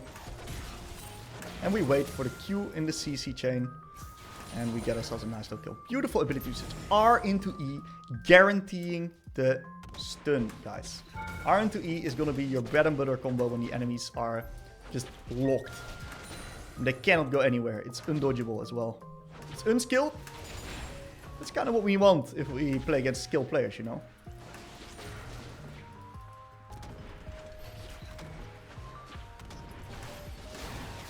Get ourselves another passive stack. And we can reset in 20 seconds as well. I want to stay for 1 more wave. Prevent him from also getting a roaming opportunity in that particular time. Can potentially harass him a little bit more onto the minions. Look at that guy. We don't want any interaction with the Maokai. I'm gonna fake pressure here. Maokai doesn't know that if I have any people behind me. So I'm gonna act as if I got pressure up, still clear the wave, and he cannot really engage because he knows I have vision on him and he knows that I'm not backing off. So a lot of people get, oh fucking heck. That's on me. But my team smurfs it. So I should have pinged that TF could R. Oh wow, they actually triple kill. That's crazy. So I should ping that TF can R, but maybe they knew themselves. We got the Grubbies coming up in 38 seconds. Looks like my team wants to be playing for it. So instead of me hitting turret right now, I'm a little bit vulnerable to the Talon. I'm instead going to be warding top side right here. Check for the crab, which is gone. And now I feel a little bit more compelled to hit the turret. I got Black Fire Torch, so my wave clear is through the roof.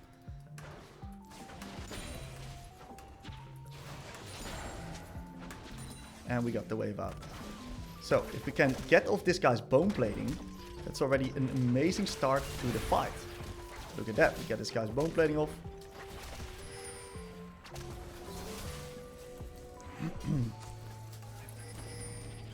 This is tricky. I need to link up with my team. I have to sacrifice the mid lane wave here.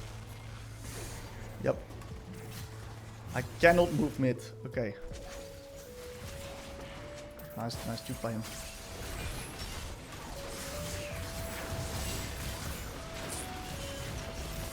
I'm getting murdered.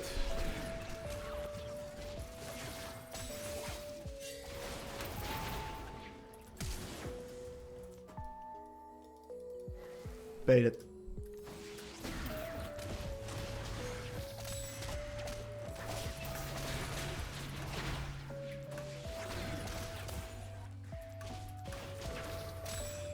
I'm pretty fucking dead. Oh, that was such a disgusting flash actually. My bad. Alright. Sometimes it happens.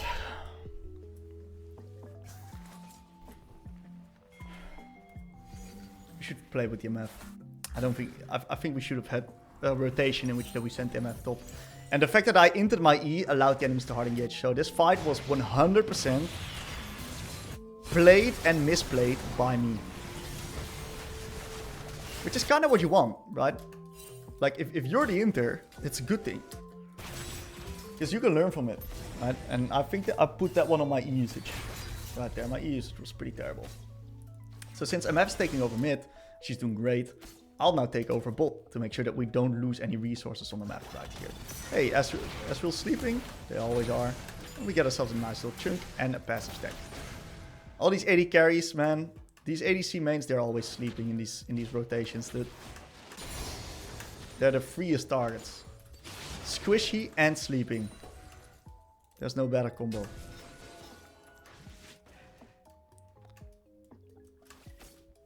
I'll go mid. Should have never controlled what it is. Actually, I'll keep MF mid.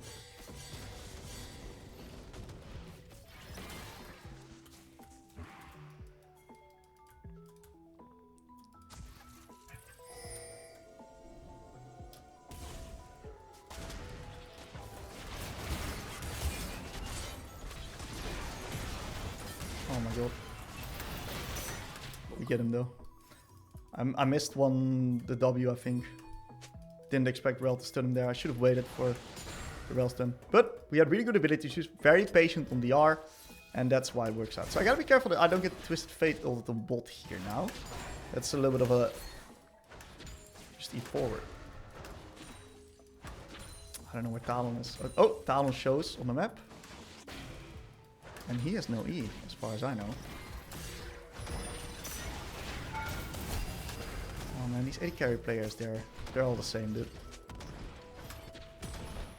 They're all the same. Very nice. So, popped in for a little bit of a reset. I don't want to get TF ulted, nor do I want to get Talon ganked. So we'll just safely reset. Look at that, they're already trying to contest. Grabbing myself towards these items. I'm going to sell this to get this. I need to get this and this. And now we move. We have a potential where the enemies are now on the dragon. It doesn't happen. So I'm going to open up a little bit here through the middle. Because potentially we need to contest this area right now. And bot lane was slow pushing into me, so I don't have to be bot right now. It looks like the enemies aren't contesting the area because MF is too strong. And it means that I can now safely go bot without losing area control right here.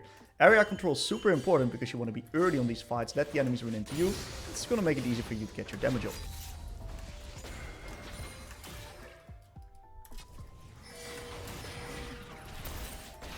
And we're going to ult the guy into an insta-kill.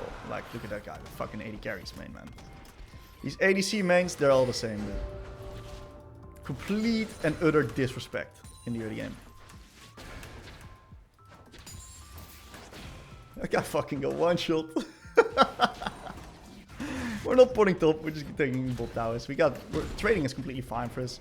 We got 4 grips, so if we're trading sides of the map, we're trading mid and bot for top. So I don't give a fuck about top lane at the moment. Yeah. It's good that we sold that refill for the codex, otherwise we would have never killed him as well. He probably thinks Syndra is the most OP champ in the game.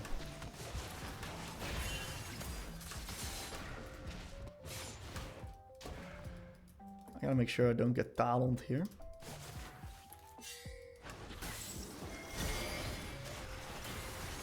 Oh. Just get him out here. I should have kept hitting bot here too.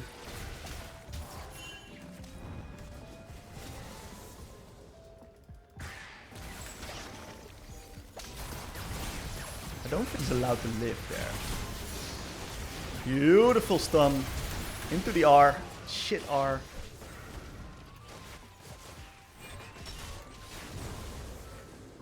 Looks like Aatrox was able to live. We're gonna keep pushing bot. I could have gone the tier 2 for free there.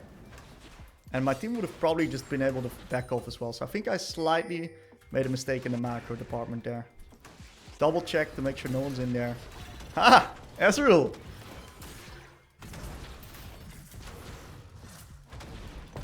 Getting ourselves to bot tier 2.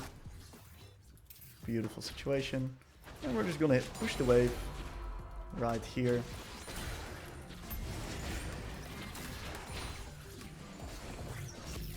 Me and Ezreal are best mates here in this game. We have a good transactional relationship in which he gives me a lot of gold. Okay, so I got nothing else to buy, so I'll just do this because I kind of want to snowball the game from this. So I'll just buy the Spellslinger shoes. Even though it's like a shit item, I'll still do it. I'm going to open up top because I want to be on the strong side of the map. I'm going to go through mid into top. Why don't you insta-walk top then? Well, if there's any action happening around mid, which is even though it's unlikely, right, I can participate. And since the wave is slow pushing into me on top anyway, it's not like I lose much by doing that. Shit, I want to assist. So I'm going to ping my team off right now. So I really want to play into the turret here. And a lot of people may be wondering, Tim, why did you go top there and not bot? Well, I want to be on the strong side of the map. I want to be where the objectives are. I want to play where the next turret is. So that's why I go top lane right here.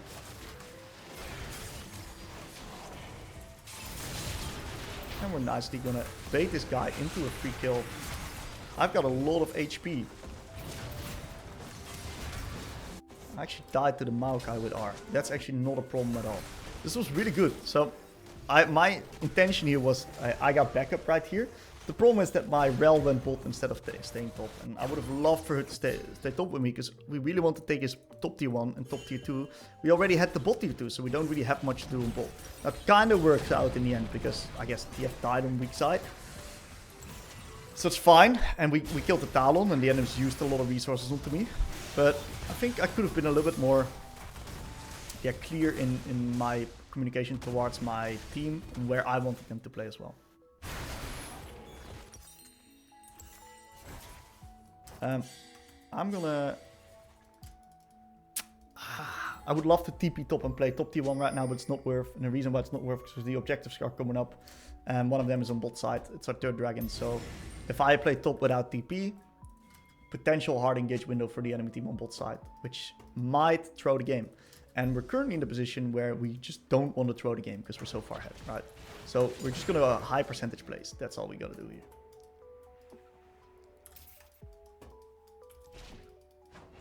Talon is not on vision anywhere. The only way he gets to me is if he does some crazy backflips through our jungle. So I feel comfortable pushing here. I might get myself proven wrong, but...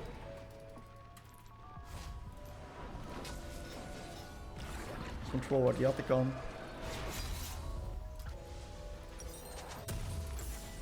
I can always TP from base. I don't have to though. Good ward here on top. Not sure if that ward gets spotted. Maybe it's just in the same ward actually. Okay, look at Talon. We spot Talon's big.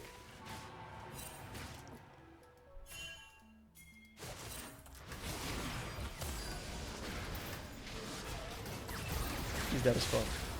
Through the execute. Well done. Okay. We are in a position where we now can take attack on.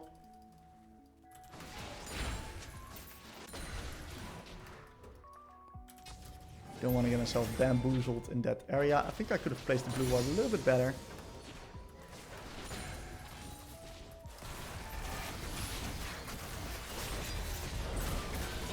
When he hit by the Otacon, should do this mad damage. I want to lose the wave too, so I'm going to push the wave here. Con looks pretty guaranteed regardless.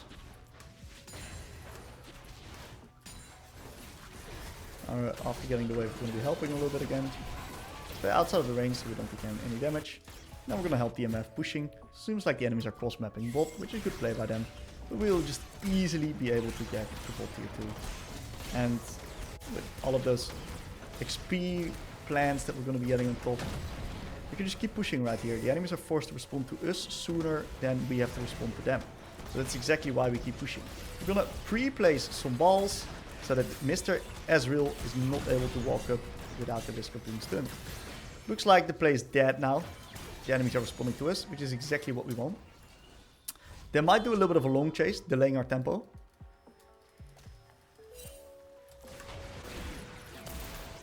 A little bit of a chunk onto the Maokai, just to dissuade him from continuing his chase.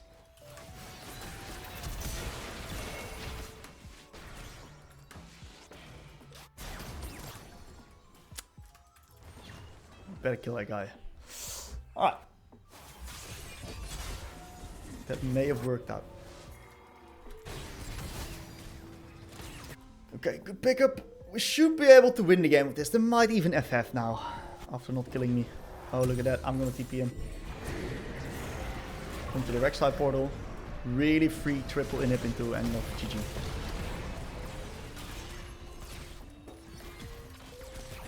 Hey, this guy's inting. He's fast as fuck actually. Okay. Looking for E's. 1 E equals 1 kill. We gotta be careful of set flash engage right now. Ooh, Rek'Sai is mega deep. Can't really continue. Let's play top in it and just get out. Gotta use my E in such a way. Okay, get his flash. Slowing the set.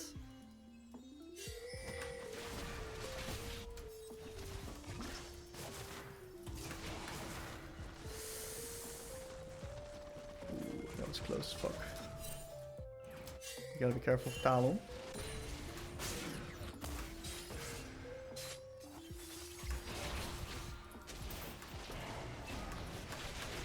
Nice little kill.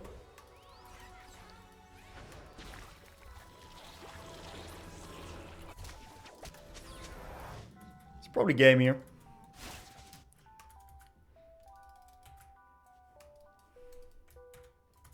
Can just take Baron and Drake and we just win the game afterwards. Gotta make sure I don't get TFR to here. It's like the only thing that can mess us up. I'll just take a reset, sell my Doran's ring for Rabba and control ward, and we'll just win the game. Wait a little bit in base here. And now we'll just open up true mid. Get Pry on the mid lane waves. Keep the control of the game. Where's my misfortune going? Some crazy, crazy AD carry positioning right there. As I said, they're all the same.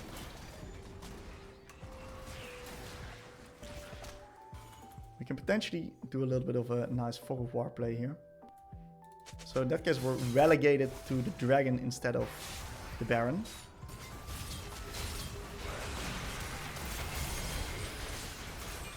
I missed my QE, which kind of forced me to R. But it works out. Deny enemy vision. I just want to go dead, man. I think the dragon's not that good to take. I think it's much better to take Baron. Because with Baron we can actually siege here, play. With Dragon not that much. No, we'll just take Baron now then.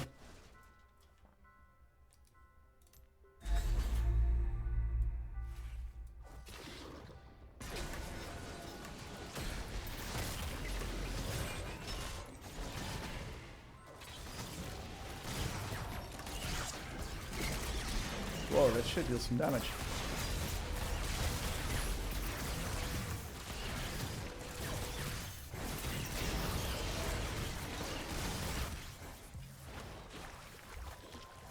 Only window down has is by potentially stealing of the... Yamsa's killed, that's the game. That should be the game at least. Let's just push mid here with the inhibs, the big minions, super minions. All we gotta be careful about is I'm not gonna waste my E now. I'm gonna only E on high percentage plays. At least that's what I'm saying. The dopamine of landing that E onto the enemies is just really high.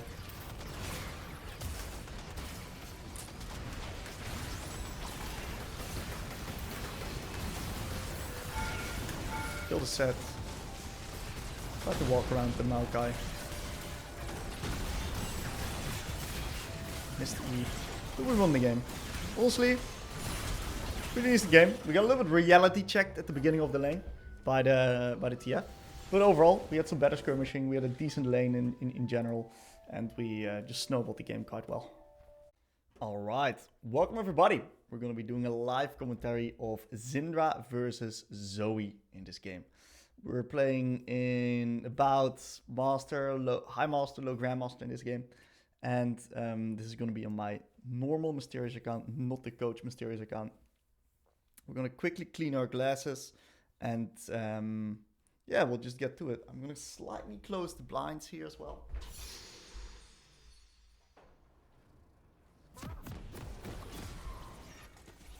Very good. And what we're going to find in this matchup is that Zoe is quite challenging for Syndra because of the fact that she has insane kill threat, of course. Enemy jungle's filled. Uh-oh. And, oh, we got no items. It's very nice that they gave a little bit of a warning there. I would have not recognized that.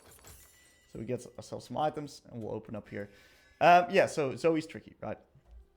She has a lot of kill threat. One bubble means one kill, usually, especially with Ignite.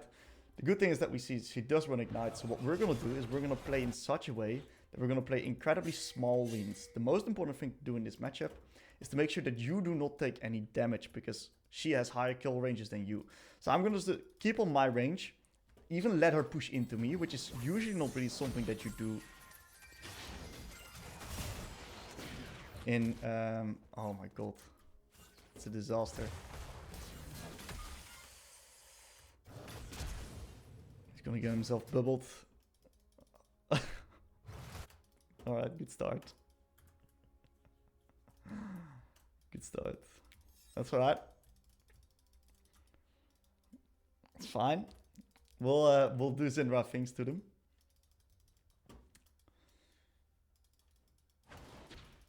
Okay. We can potentially bait out her Q here. Hit that minion so I could create a trading window for myself. Put this right there. Oh yeah, she actually started E, so I can actually play a little bit more aggressively here. I'm gonna punish her onto that last hit. Okay, good movement by her. She duped it out really well. She used her E. That means that she's got no threat in the lane right now. And I can play her very aggressively here.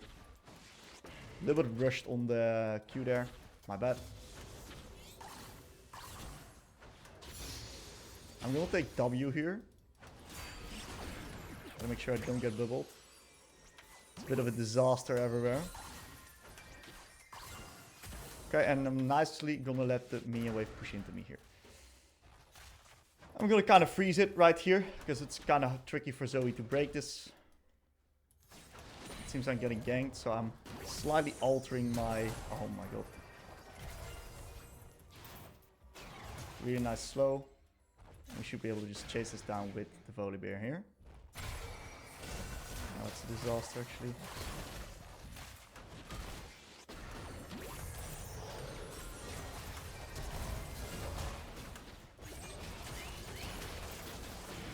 Qs. I'm gonna flash. It's a disaster, by the way.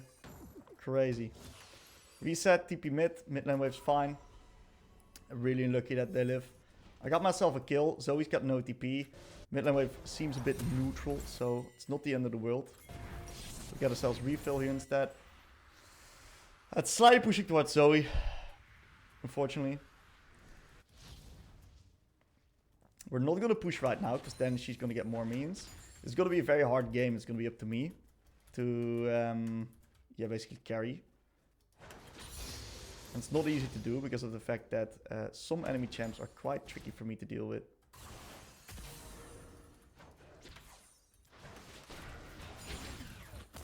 Okay, get the wave in.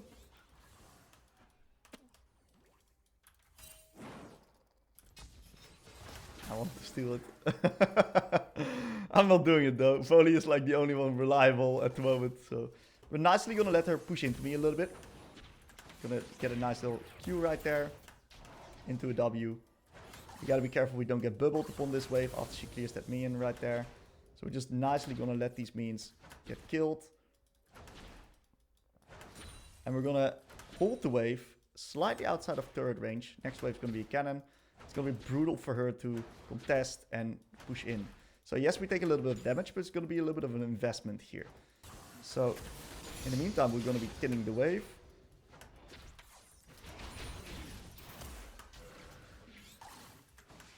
Nice high value abilities. Thinning the wave once again.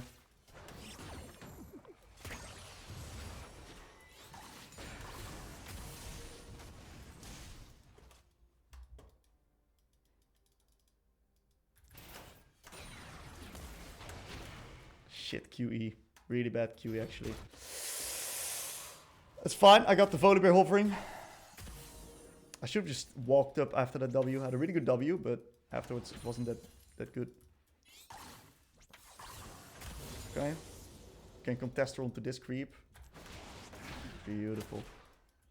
And what we're going to do is a very similar story. Is we're going to hold the wave right here. Going to give Volibear a potential gank option here. Ooh, that was a good try by her, actually.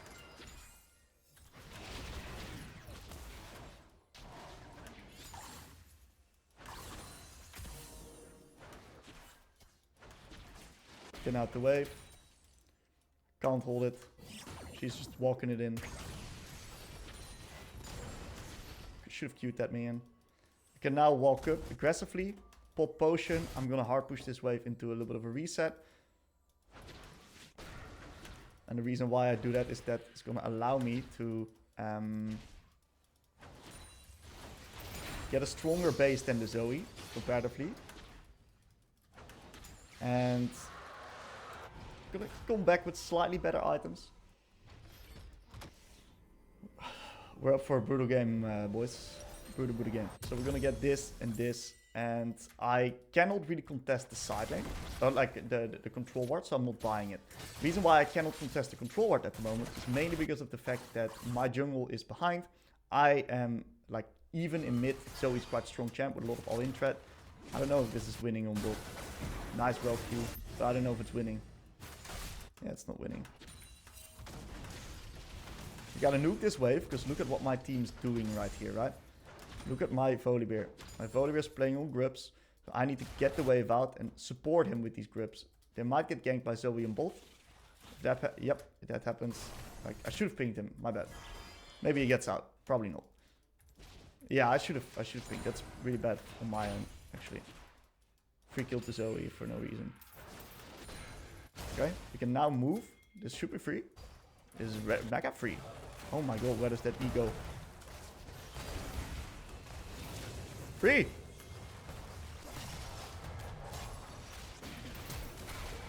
Go, go. Are my things not working this game or what? Holy shit, Volibear! You're a beast.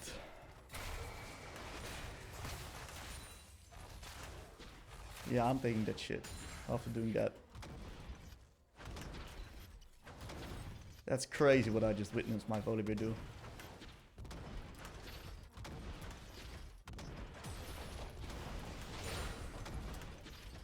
Move this next wave into a little bit of a reset, and we'll swap up the lane assignments again. So I really want you guys to replay the ability usage in that fight. The patience on my abilities was really, really good, which allowed me to eventually pick up the kill. So we got quite a bit of AP in our team, and that means that I don't necessarily want Sorks. Sork shoes this game is not going to be that valuable. I'm going to be opting in for Swifties.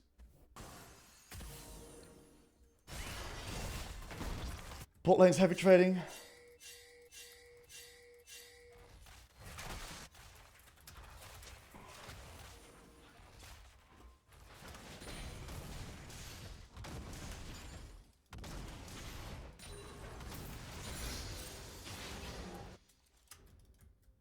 I gotta be careful I don't get bubbled through the wall or something.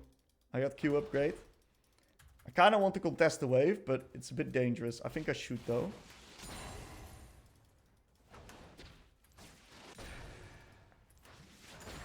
Very nice. Now we'll go back through here. Wait for her to respond, and now we can get vision. Because this ward, she might be hiding in somewhere.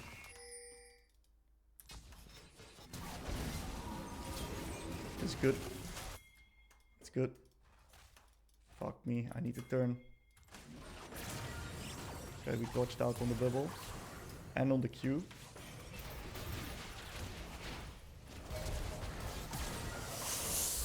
My team left me to die. We should have collapsed on bot there. Maybe I fucked up. Maybe we shouldn't play bot there anyway. It's a fucking disaster. Yeah, we should just avoid bot. My bad. I should just play for myself on mid. Disastrous position. Disastrous position. TP mid. Now I'll get a control because I'm really strong with my items.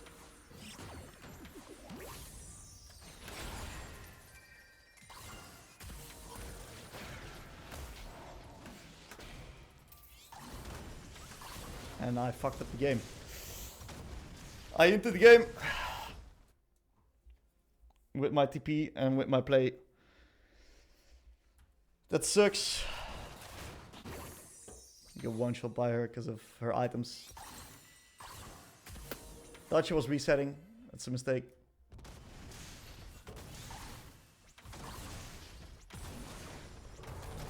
She should die here.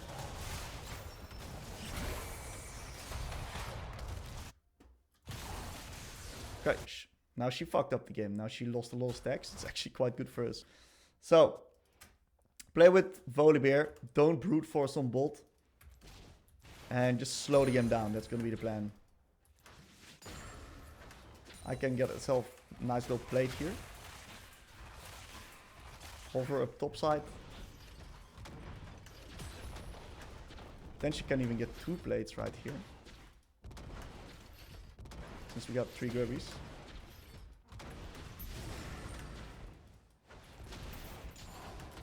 Beautiful. Push the wave. Hover to grips. Walk top side.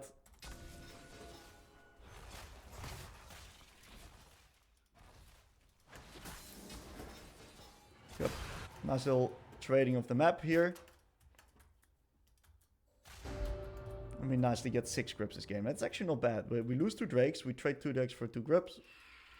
Like 6 grips. That's usually what happens. And so we're going to be ganking bot right there. That's fine. Because we got grubbies. Oh, Malphite TPs to defend. That means that I'm going to get mad plates on mid here. No more compensation. Malphite's got this. He's got R coming up. It's tough. We got the Caitlyn, not too bad.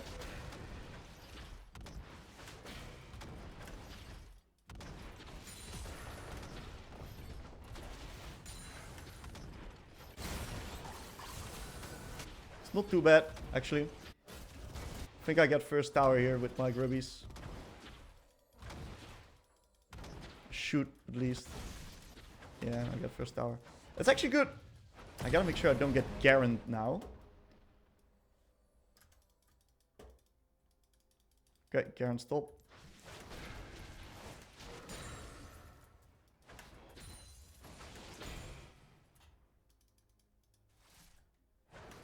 I'm rich as fuck. It's up to me to carry. If they get the Zoe, that's mega good, by the way. We get this, this, this. That's so insane. Okay, we're back in the game, actually. Samira can play. Foley can play. Ew. I don't know if this is the right... Oh! I don't know if that's it, man, but we'll see. I'm really fast right now as well. They always get caught off guard by that shit. What you do is you play from Fog of War. So from Caitlyn's POV there, she doesn't see me until it's too late. And she just gets... she gets nuked by the QE. She's now forced to reset, which is going to allow me to get pushed on this wave. Oh, she's actually going bot. She actually get bot turret as well because of the grubbies. And now, I'm not the biggest fan of this ward that I just placed. My ward wasn't the best. So, if we get real creative, we can actually move bot here.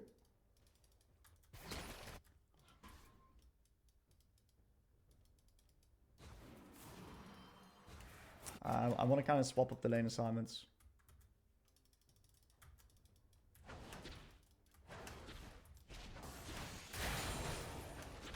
Just avoid the lane right now. One bubble, she'll kill me. I don't know if Samira can play mid versus Zoe. That's like the biggest problem. Question I'm asking. Can Samira play against Zoe? If I'm... Hopefully not. I think she used flash for that. That's good. I don't know if it was a real... Yeah, it was a real flash. That's big. These 80 carries are so fucking easy to land with these QE combos, by the way. They're like, eat that shit up for breakfast. Like, they never respect the range. These 80 carries got no clue how to play into Syndra. Until you get to, like, high GM, these 80 carries will get hit by every QE combo from Syndra. That one was a little bit rushed. But look at how much pressure we're getting. Because I hit this one QE combo into this Caitlyn. And they seem pretty OP, right? But I've just farmed up really nicely. Tried to not compensate. How inting. Hope Rel doesn't die. Look at that. These 80 carry players are too funny, dude. Zoe's top, I think. Yep.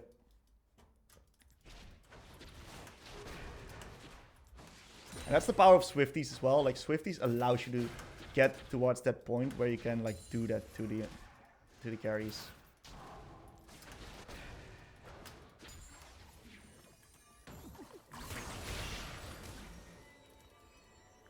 Oh my god. That's my bad. I thought I could walk past that, but I actually had put myself into it. That's not ideal.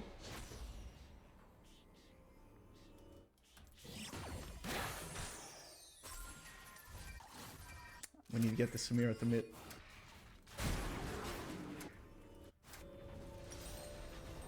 Yeah, it's pretty dog shit. I died to that actually. If I have to blow flash there. We can play Drake with this Caitlyn kill. So I'll TP mid right here to play true mid into Drake.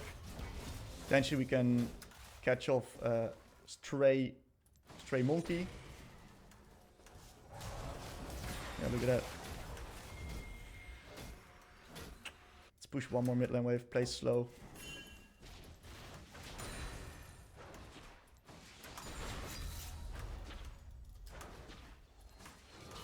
Gotta link up with the team now.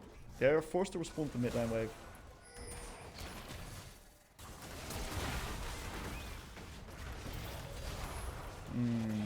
Samira's not there. Slow play is good. I'm gonna walk right there so I don't get bubbled.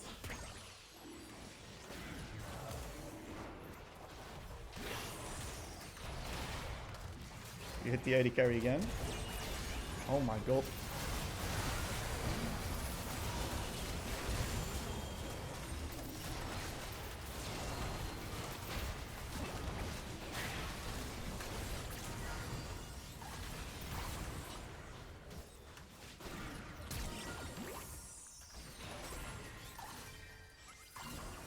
fucked up my E.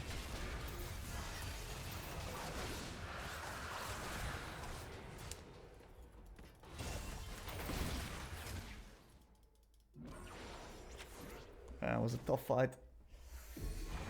Maybe it was a fight we couldn't take. I'm not sure. I think the rel engage wasn't necessarily bad, but I think the problem is that no one was expecting it and no one was ready to follow up. So it was a pretty decent engage, but no one was really able to follow up there. She got like 3 or something like that, but it's okay. We were also like very close to Cosmic Drive. If we had Cosmic Drive, that fight would have also been like completely different. I think my ult target wasn't good as well. I ulted the Caitlyn, and this Caitlyn was pretty useless actually. I don't have TP. So mid's got Prio, which means I'll just go Answer Bolt. This guy is now at the point where he's going to be very annoying for me to deal with. I do have the extra move speed from Cosmic Drive.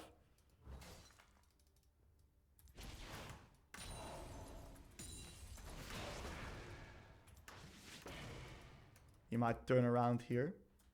Try to get on top of me. I need some assistance pushing out the bot lane wave. So I have to wait for my Volibear to play here. Which means I have to not hard push this wave. I'll just slow play it a little bit. Time the aggression a little bit with the Volibear hovering down. We're going to be doing this, and now we can push up here.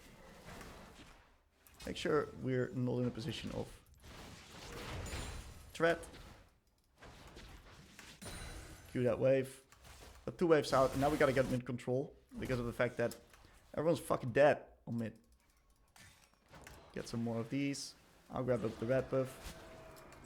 Help a little bit with the vision placement. Gotta get out. Gotta push mid wave. So, the reality is, Altacon's up. They might start it, and if they do, it sucks, but it is what it is.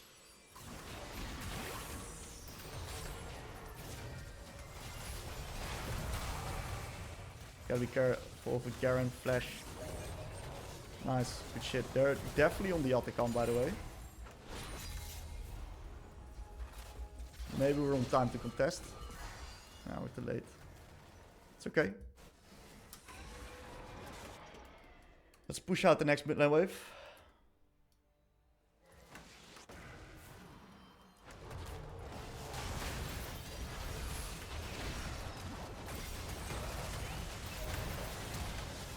That was funny actually.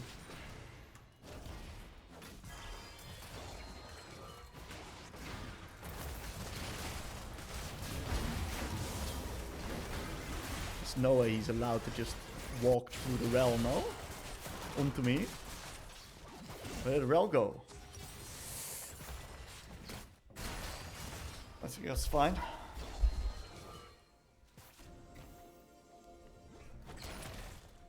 Maybe we can get close. Yeah, I think we can reach. Gotta make sure she doesn't get. Okay, nice, good play by Malphite as well. Oh man, it's a disaster. Zoe's there.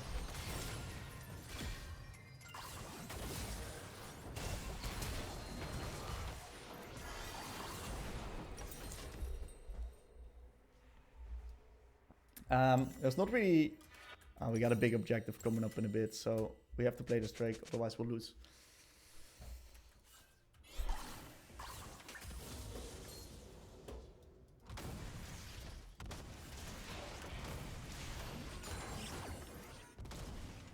That one went to Narnia.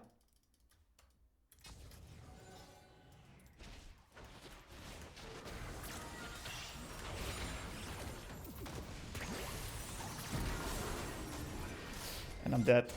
She had exhaust. And she's mega strong. My bad. I don't think she even hit me with like anything, no? She hit me with 1 Q. And her W did 1k damage. That's crazy. Alright. So, I do have TP for next Drake. We won't be able to get set up, but... Oh, Volibear died. Oh, that's a lost dragon, man. Does Rel have flash? Rel does have flash. That's not good. Garen kills her.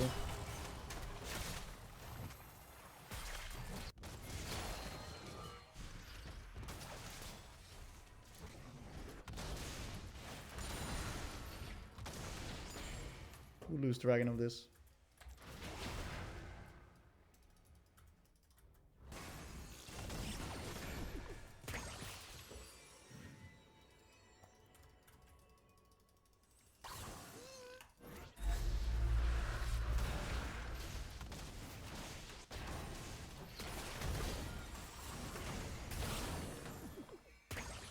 That's 1Q.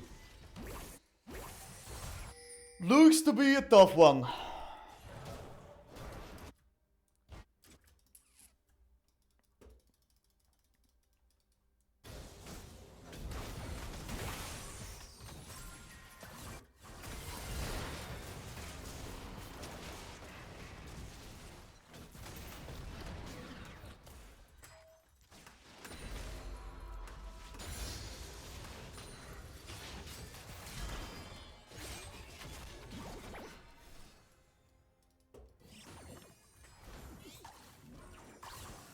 Potentially play Falk here. Hope like Zoe or Kaden runs into here. But probably won't, they'll just get Nash. I'm just gonna be pushing up bot, try to see if I can get the Rabadons.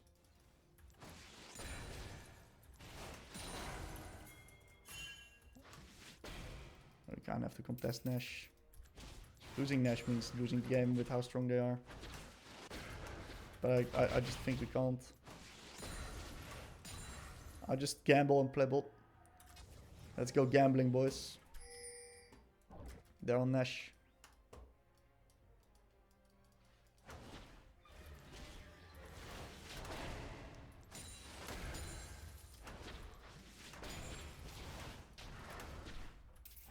Completely gambling here.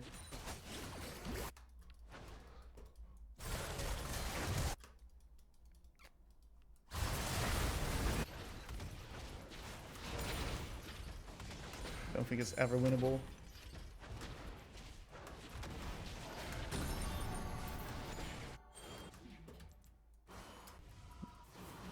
What are they doing? They're not responding to me yet, so...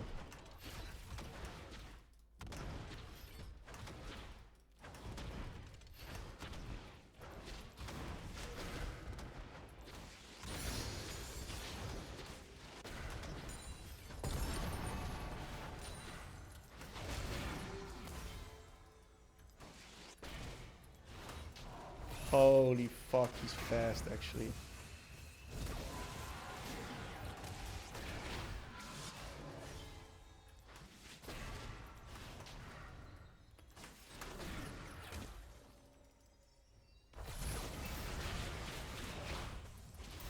He's way too fast. I ult him to make sure that we can potentially delay a little bit of tempo. I'm mega strong now. Like I can potentially turn the game with finding like a pick. Like 1 QE equals a kill. And I hope I can find Zoe. If I find Zoe, I might be able to like one-shot her. We gotta like not interact with anyone right now, boys. Please don't die. He's dead as fuck. That's a very ugly death. We need to defend, boys. Drop this, play this. We need Malphite to come. En Volibear.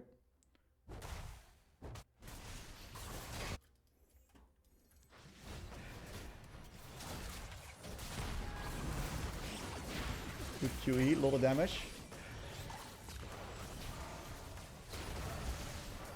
Not bad. We stall. That was a big QE.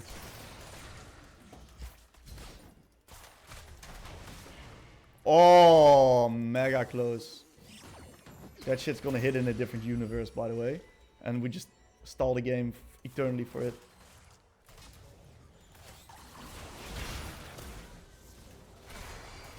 I need to back off, guys.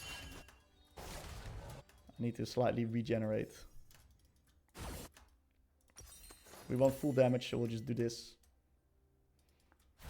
We need to get damage.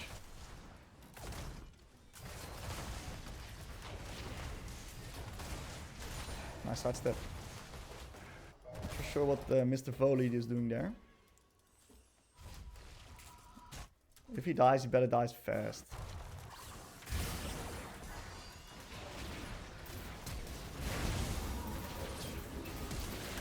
Maybe a kill? Oh, it was like so close towards getting... yeah. He was so close towards getting executed there. I think that's the game. Honestly, not a bad attempt actually. I think it was a good try. Like one or two, like where I died on mid, it was just... I died too much. I was too greedy. Not really respecting the enemy threat. I think I lost the game there.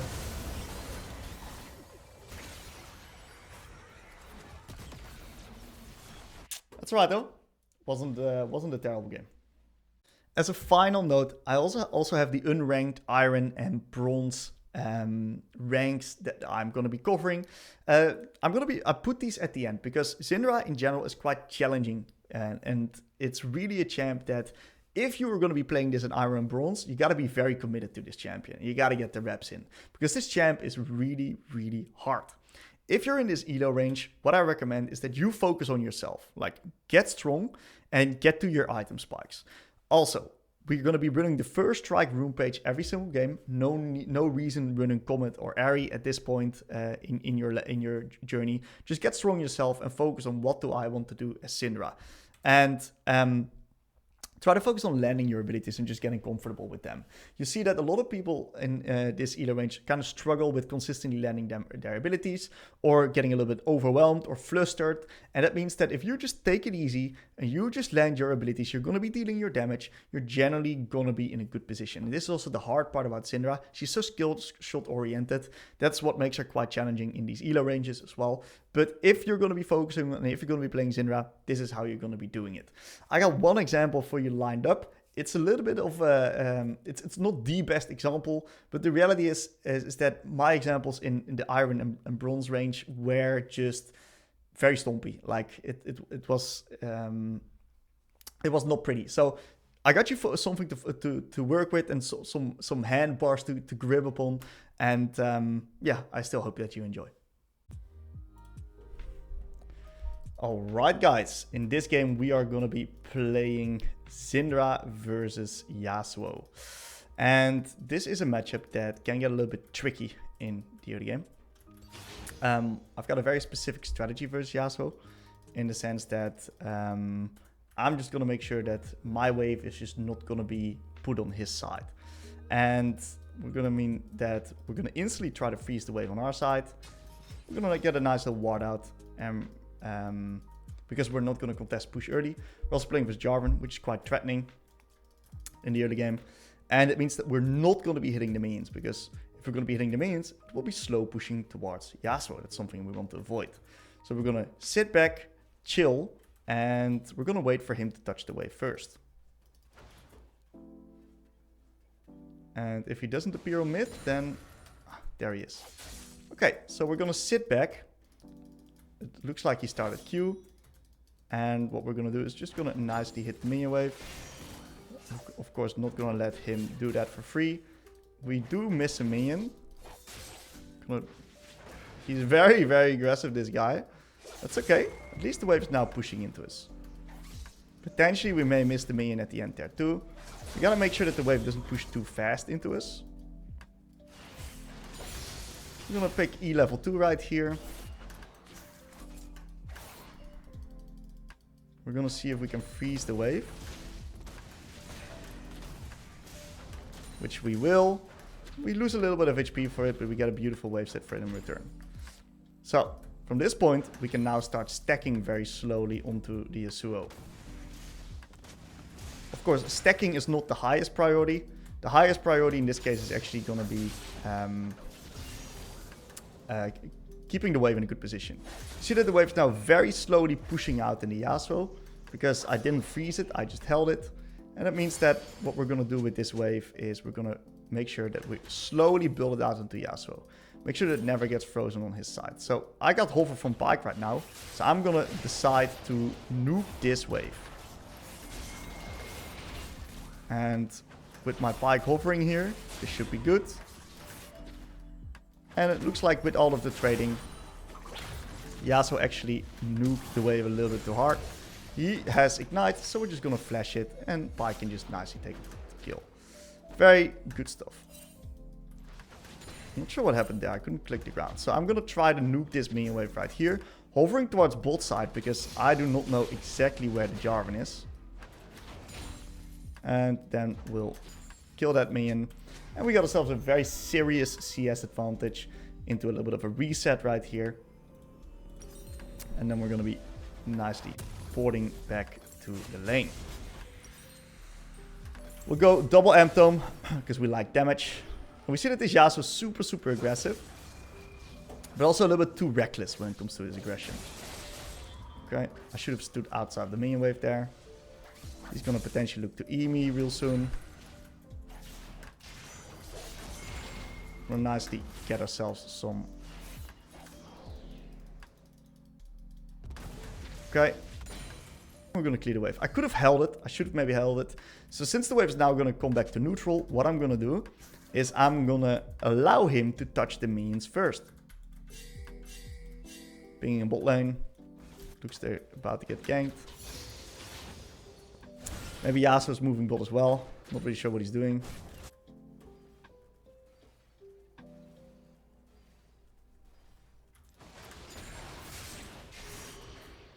Okay. Yep, we're just gonna let him push the wave. Make sure that my wave never gets frozen on his side.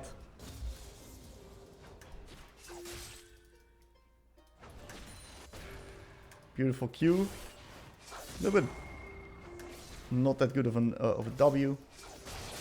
He's gonna try to push this, so I'm gonna QE him right here. I'm allowed to use my E in this sense because of the fact that the wave is really close towards my side. So I'm not that vulnerable anyway. I don't have abilities right now. Okay, Hecarim is doing some dancing. And I'm going to steal the kill with my Q. Thanks a lot, Hecarim. Okay, so Hecarim looks like a bit of a beast.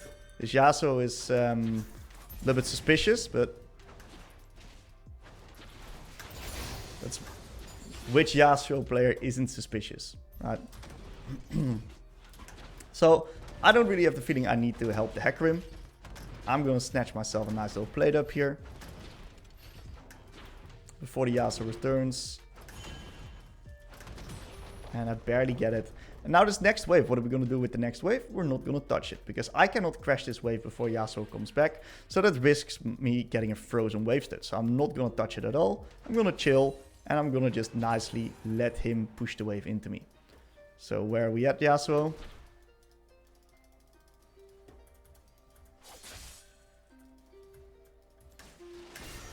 Very nice.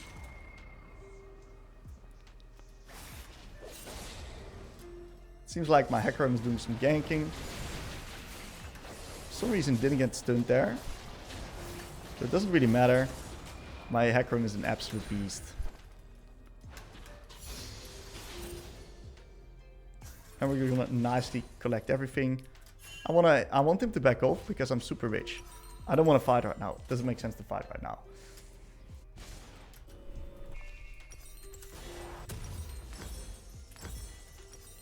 And since Yasuo is doing some deaths, I'm going to be opting in for the occasional Dark Seal. I only go Dark Seal on Syndra on 2 occasions. Either I need to heavily contest lane versus a champion that I need the base stats from this item into, or when it looks like I'm going to be snowballing the game. And in this case, it's going to be the second position.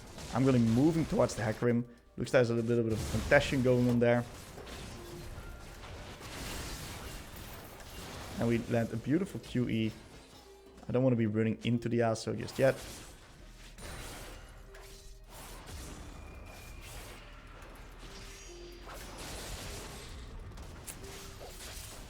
A little bit sloppy movement here.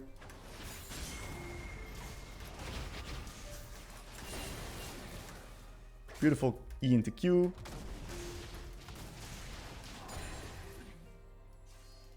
Yasuo's inting.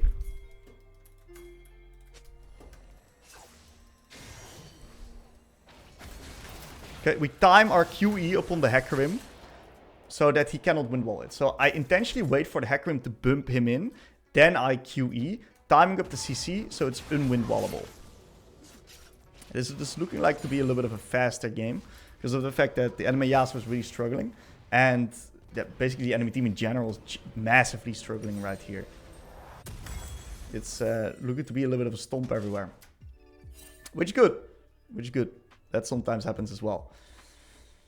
All right, we see that Darius is behind. Bot is somewhat even. Jungle is really far ahead. I'm really far ahead. I'm just going to keep playing with my Hecarim from this point. I'm going to start taking vision control to the side where he's going to be playing on. I'm going to be hitting the Yasuo like this. You see that he's...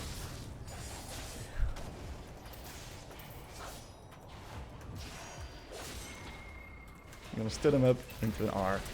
Beautiful, nice little kill. So this is like a little bit of desperation right from his side. So yeah, mainly look at the ability usage in this case. Very nice and patient with my abilities, waiting for him to mess up. And we're going to get some nice little vision towards bot side. Because look at what my Hecarim is doing. He's clearing towards bot side. That means that I want to get bot side vision control. I want to lean there. I want to ward there. And if something happens, I'm always the one that's first to move.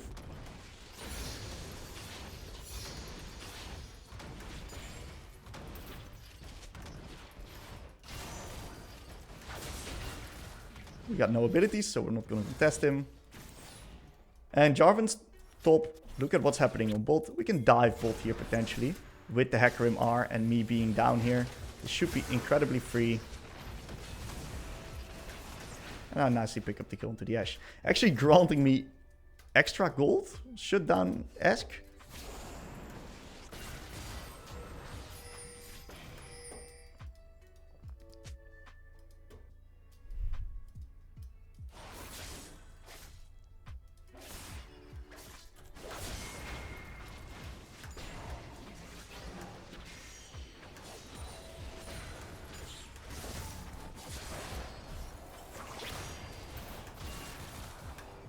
Into the E here.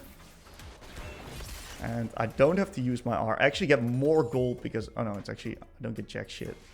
I thought Pyke gave me more gold. I'm going to bait in the Jarvan. Oh my god, it's a little bit... I have no abilities. I got a flash.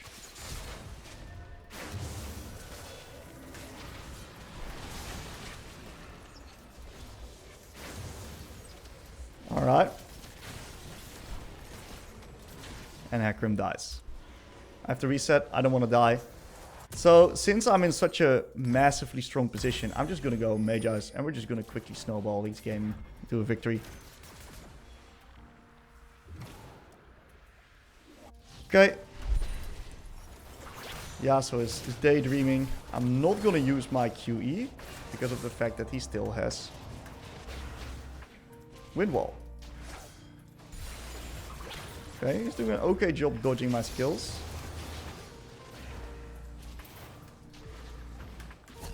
Oh my god. Alright, we hit him with the QE. Forgot about the barrier. Really good stuff.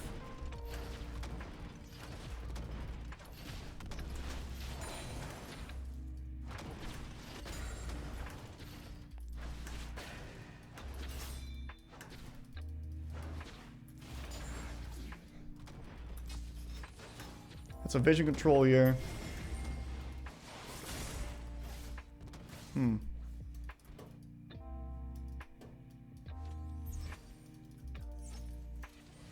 I have the feeling I'm a bit lagging this game. I don't know what it is, but that's alright. We're just gonna make sure that Hecarim gets this objective. I gotta make sure I don't get Ashe ulted here.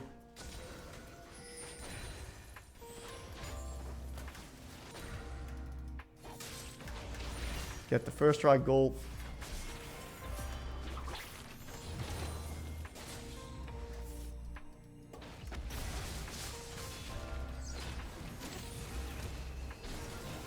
Oh, that's a disgusting QE.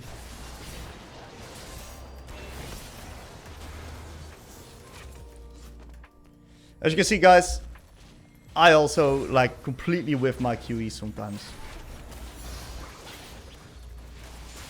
That one was a lot better. A nice little kill. You see that this game is just fighting, you know? QE, get out. I gotta run away because I don't want to lose my stacks on my Magi's. Only way I'm gonna ever like stay here is if she's gonna run into me and faceplant herself into a kill. And we're gonna just make sure that I always prioritize my own HP, my own life, I mean, and therefore also the Magi stacks that I got. Don't want to be losing them.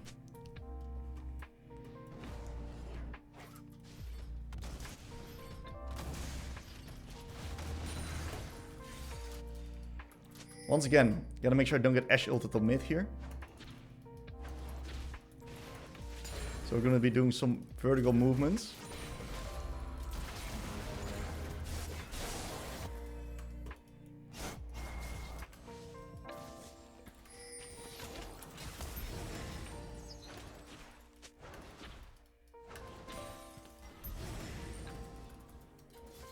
I'm covering. Damn, dude. This Ashe 2 Ws and I'm fucking dead. It's crazy.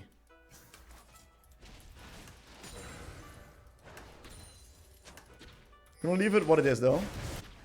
I got no info on Kai'Sa, so I gotta be a bit careful. Kai'Sa's bot. That means that I'm now free to push.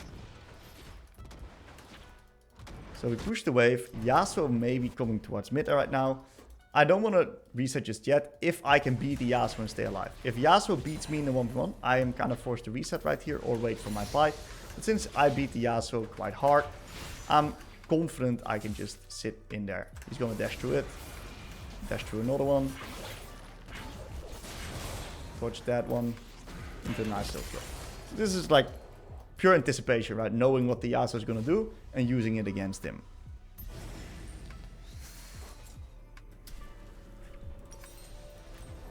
And then we gotta bring ourselves the Cosmic Drive. So we are insanely fast right now. We see that we're getting the next objective. So the main way that we're just gonna snowball this game is very simply constantly brute force around these neutral objectives. Because whenever you're fighting an even fight, whenever you're ahead in kills, you're always putting yourself in a position where you are gonna be winning.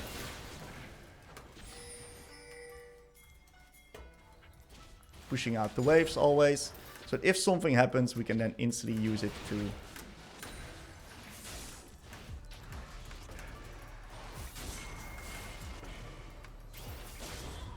okay, he's getting me here,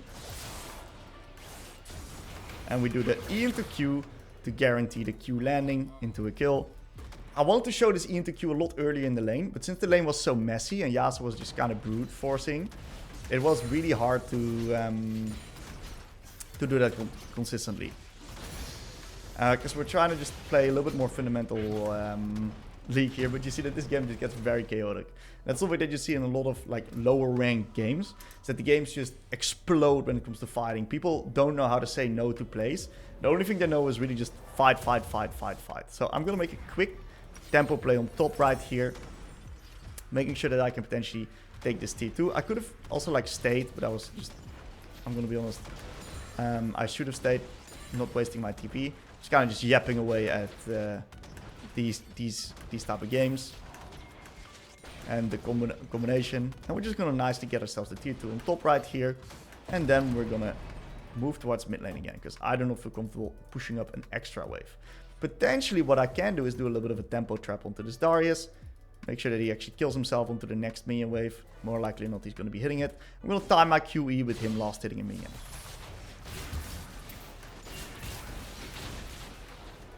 Very easy kill. Using the Fall of War and timing my engage with last hit. Make it really hard for him to dodge. This Herald is quite big to get, because the Herald is going to allow us to... I'm going to give Twitch the mid wave, he's doing well. To push the pace of the game a little bit faster. We don't want to make this game any longer than it already is. We're just going to be ending it off real soon.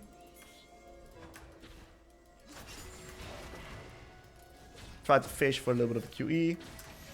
And Ashe is a little bit out of position here. Gotta make sure I don't get Jarvan. Yep, that's exactly what I thought. So what we're gonna do... Ooh, that was pretty close. So the SR hit me. What I'm going to do is I'm going to now reset. Unfortunately, I don't have TP, otherwise I would have bought it. And the best thing for me to do is actually get Zhonias here, since I'm so far ahead and I want to preserve my stacks. Otherwise, I would go Rabadons. If we're a little bit even or behind, I would go Rabadons because we need damage. But in a situation like this, it's just all about preserving the lead that I have and making sure that I'm in my 1k bounty away towards the enemies. Therefore, the Zhonias is a little bit better because whenever I get Jarvan ulted in the next time, I now have this Zhonias to defend myself if the enemies bombard themselves on top of me. And it looks like we're just kind of taking over in this particular game. Pretty quick game. I just like to end the game. Not much learning to do here, much further than what we're currently looking at here.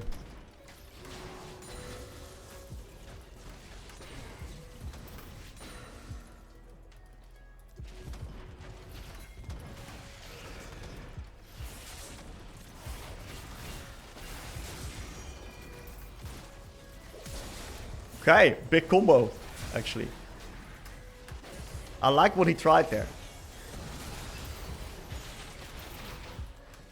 Nice R into E, stunning multiple people.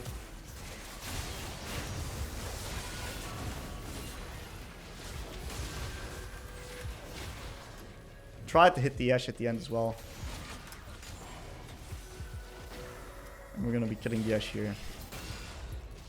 So, we can potentially just end the game now.